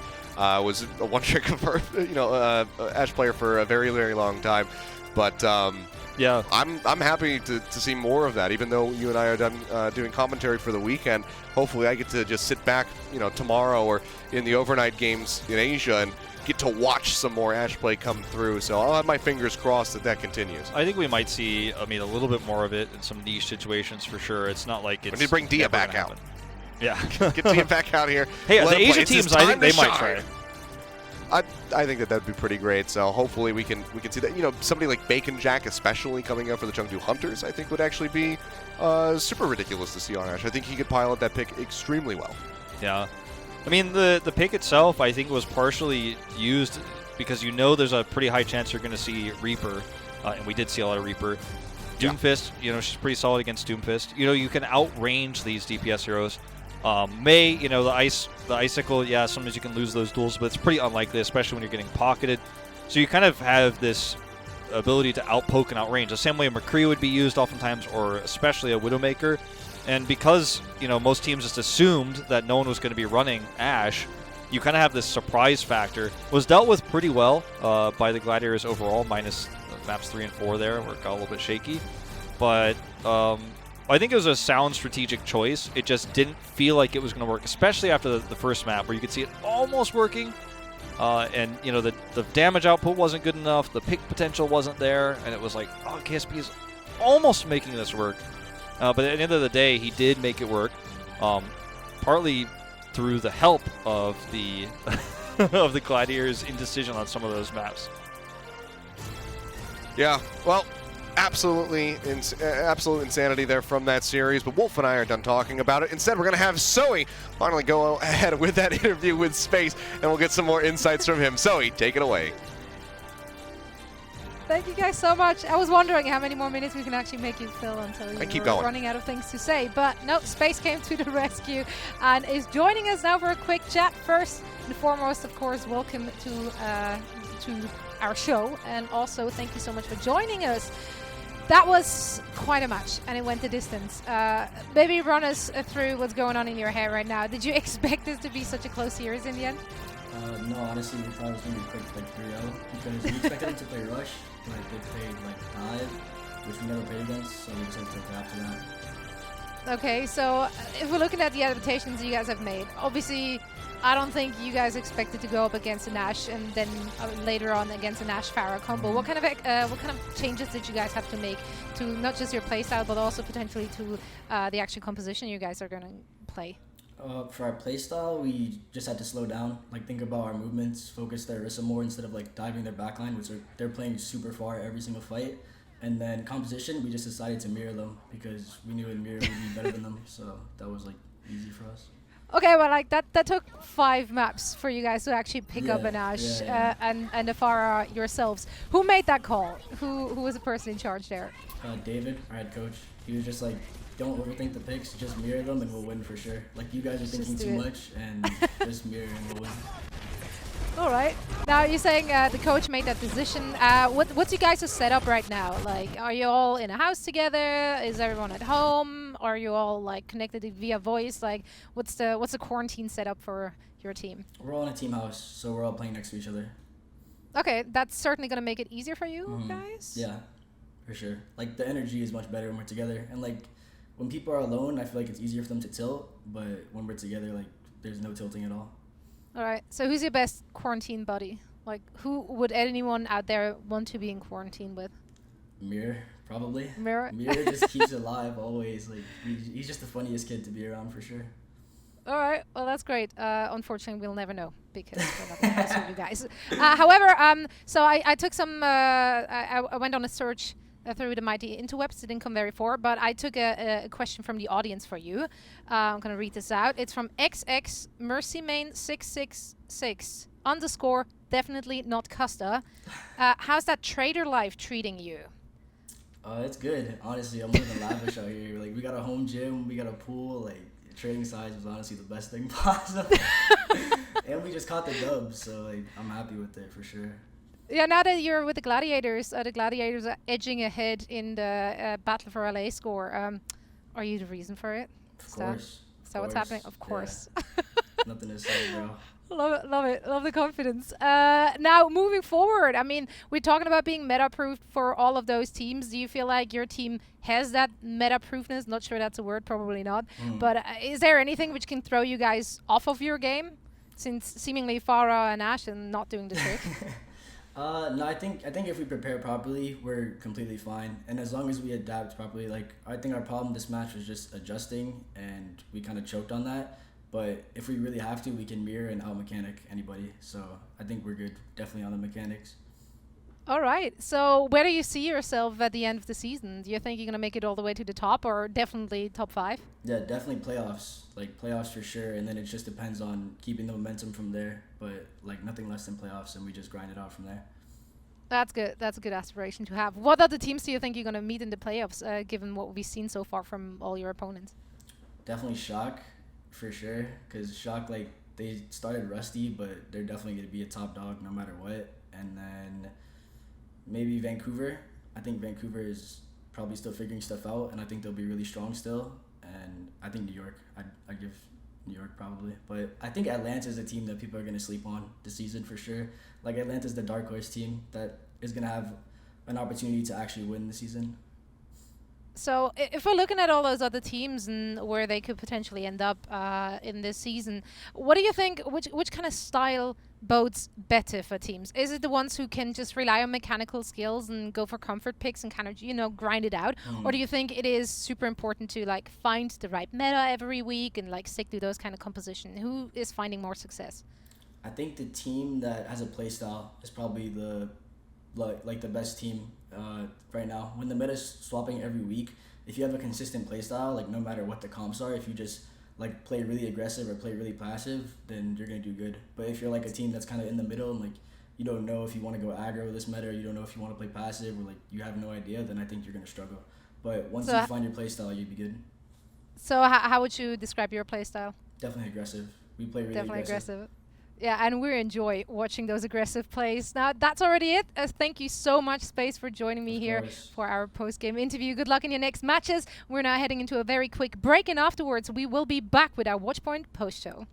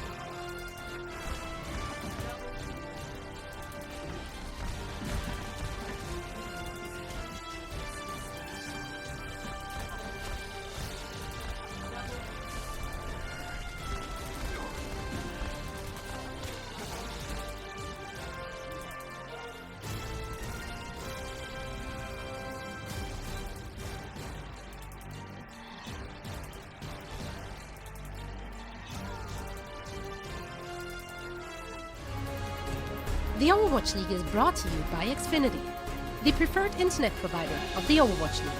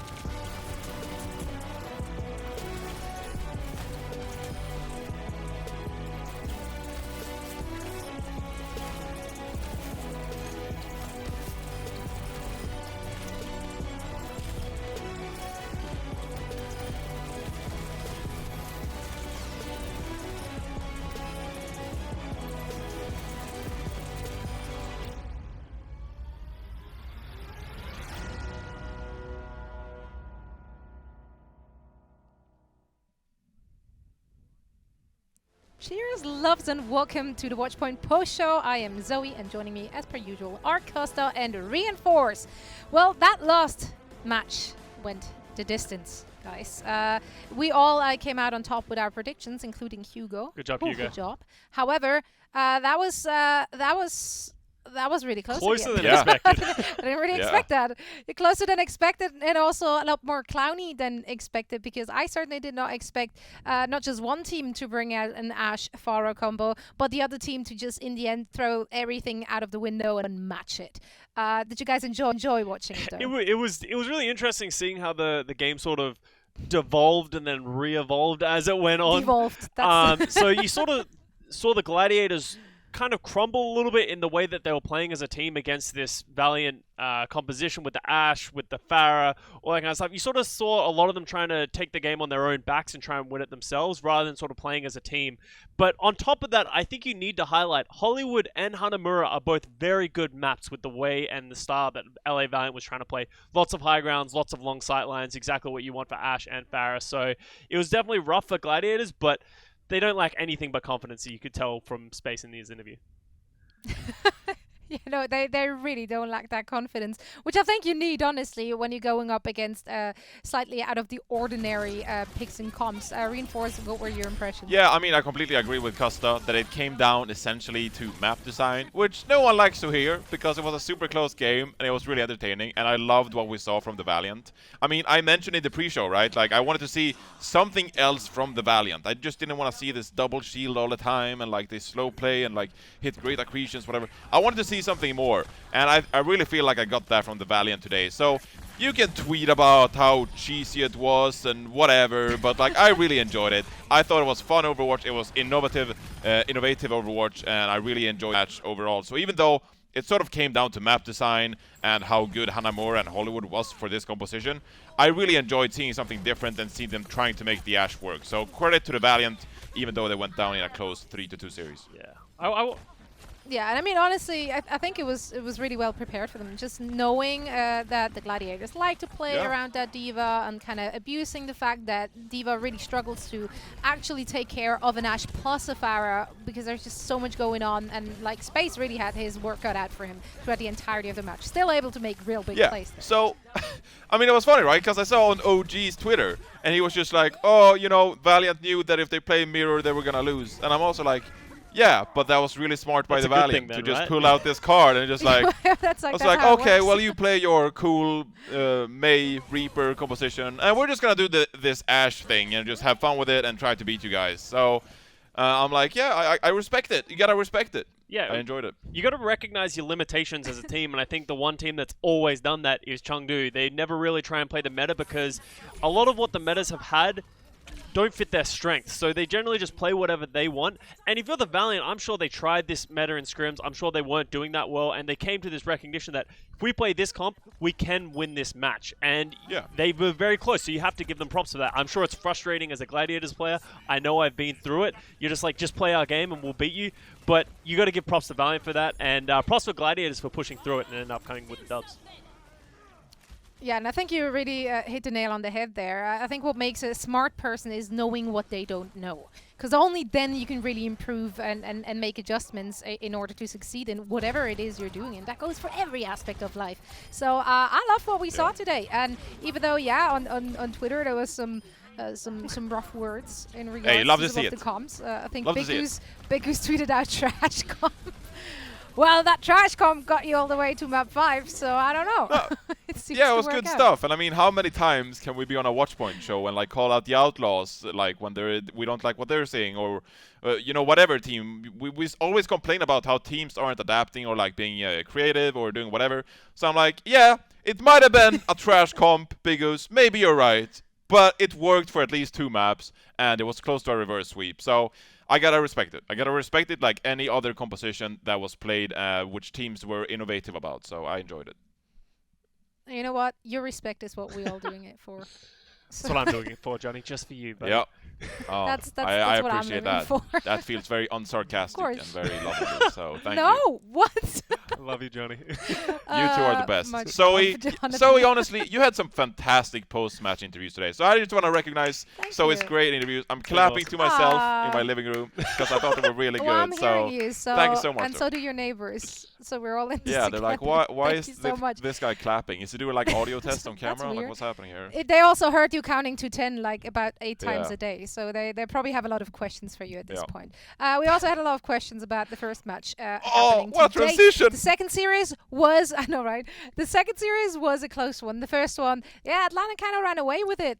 So that just leads us to now having a few questions towards the Justice. What is going on and how can they bring it back? Because Atlanta, they're looking clean right now. They're looking great right now. They have such a good core with Gator and Hawk. They just succeed in every possible meta we've seen them play so far. Justice, on the other hand, not so much. What are the bright spots though for the Justice? Like, what should they focus on? What should they rely on? moving Costa, forward? take this one, please. I was actually really I was actually really impressed with Tuba today. I think he had some bright True. spots. He did have a really good Doomfist. I was actually impressed. I think he sort of kept them in it a little bit from time to time. But this is not the match that I look at and I'm like, oh, Washington Justice, guys, you got to be better. Atlanta is a phenomenal team. They have a great roster. This is not the team that you need to be aiming to beat. If I'm the Washington Justice, I learn from this match and I go against these sort of other teams that they need to beat. They need to start beating these middle of the table, bottom of the table teams to prove that they aren't, the 19th or the 18th that a lot of people have them at because they haven't been able to perform in the last few weeks. So I just want to see positive signs out of these guys whenever they're playing these top teams. Yeah, and I agree with that. Again, on Atlanta Reign, I mean, we're babbling here on the Watchpoint Post Show about like a little bit of everything, That's But what it's for. yeah, exactly. But you heard it from the man himself. You heard it from Space, the dark horse to win the entire thing. And I mean, if you don't trust me and Costa, at least trust Space, right? Like he said it himself. So that just speaks to the level of Atlanta Reign and their roster and even their coaching staff, what they're doing with this team. So high praise for the Atlanta Reign. Love what I'm seeing from them. As for the Washington Justice, they have some few individual good pieces, and we've talked about this time and time again, but like the team play and the shot calling, it just wasn't there. It felt like every fight the Atlanta Reign took, they had the advantage. They had a positional advantage, they had the ultimate use advantage. It just felt like Atlanta Reign was a way more well-rounded kind of team. And Washington Justice, they just felt inferior in that regard. So I'm thinking, okay, like at what point do you maybe consider like a new shot caller or something like that? I mean, at this point, you're 2-8. It's been like a pretty short season. Like we haven't seen them really improve, or we haven't really seen them adapt to new circumstances at all. Like a lot of analysts going into this season, I'm going down the rabbit hole, said that Washington Justice might be a mid-table team. They thought legit that Washington Justice could be a good team this year. Because they were so good and so effective in Stage 4 when they played that May composition. And they played Corey on Hangzhou, right? But we haven't seen any of that this year. And you have to really start questioning this team. I questioned them a few months back. And now again, like we're still not seeing a ton from this team. They're 2-8. It's rough. They don't have access to Lulchis. There's tons of factors leading to these defeats. But still, at some point, Atlanta Reign was obviously not the team to beat if you are the Washington Justice. But at some point, you got to start winning. Because a lot of people had high expectations for Washington, and we're not really seeing Washington fulfill those expectations as of right now. Yeah, and it's quite upsetting, really, because we know that individually those players are incredibly skilled, and we know they technically do have what it takes to take those W's. It just doesn't seem to come together. Whereas, as you said, the dark horse are for me not the dark horse really, because I've always been an Atlanta fan, right? For me, they've always been a bright burning stallion. Stallion. I'm not sure where this one is going. I don't know. I tried to think of the opposite of a dark horse. You're a hipster Atlanta fan. I don't know why my stallion is hipster now Atlanta burning. fan. So, but I've been there when before it was cool. I've been with them all along. You were with Dogman when he was a puppy. Exactly. I've been there from the very get-go. Either way. After this terrible transition, which goes absolutely nowhere, I just want to, we're having a good time. And also, we're going to head into a very quick break. And afterwards, we will be back with our first edition of Speed Boost presented by Xfinity. And we're also going to be talking about tomorrow's matches. So stay tuned. Stick around. One of these. Overwatch League online play is brought to you by Xfinity. Experience gamer-grade internet with Xfinity X5.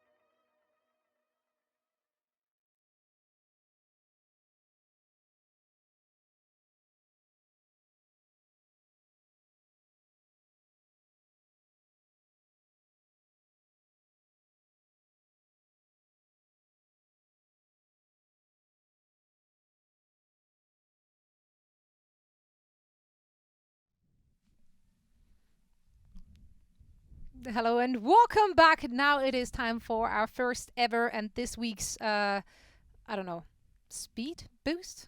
Presented by Speed Boost, presented by Xfinity! Speed Boost. I wanted to do it. I wanted to do the Speed Boost. And then I was like, no, I feel silly. And then I kind of stopped myself mid-sentence. So that You didn't would have go nailed well. it. But yeah, this is going to be speed. I would have nailed it. Maybe next time. But for now, this is the intro you got. And that's what everyone has to live with. Speed Boost, presented by Xfinity. Guys, we talk a lot about DPS heroes and swapping them in and out right now. And one of the main heroes who has always been talking point is, of course, the Mei. However, she's nowhere to be seen. Very much like, I don't know, Stratus or Hangzhou. Oh, don't remind some me. people, some heroes just disappear. What happens? I happened? I want to Tell sort of me. talk about, with this speed boost, the DPS heroes that we've seen. Something that hasn't really been highlighted as much is that we've actually gone into a situation where the Mei nerfs have come into the game, so the left click is actually nerfed. I'm kind of curious to see if that's having an effect on whether or not Mei's being played a lot. We saw today that there wasn't a lot of Mei played when she really could have been. We saw absolutely everything under the sun. We saw Pharahs, we saw Ashes, we saw Traces, we saw Torbjorns, we've pretty much seen it all. But Mei was very rarely used, mainly only really by the Gladiators when they wanted to sort of shut down and close this distance. So I'm trying to pose you a question, Johnny. Do you think that the Mei is going to be played more, or do you like more than we've seen this weekend, or do you think this nerf is actually going to affect her and she won't be seen as much? You know, I have a bit of a paranoid theory here, and I might just, be too deep in my own head. I can't stop thinking about it, and it's actually plaguing me.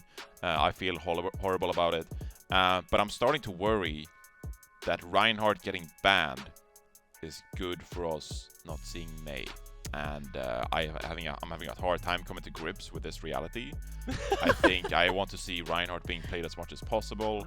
I'm one of Reinhardt's biggest fans, but if Reinhardt is removed from the pool and we don't see any Mei, I mean, is it a coincidence or is it? I mean, but also that can only happen every other week. So would.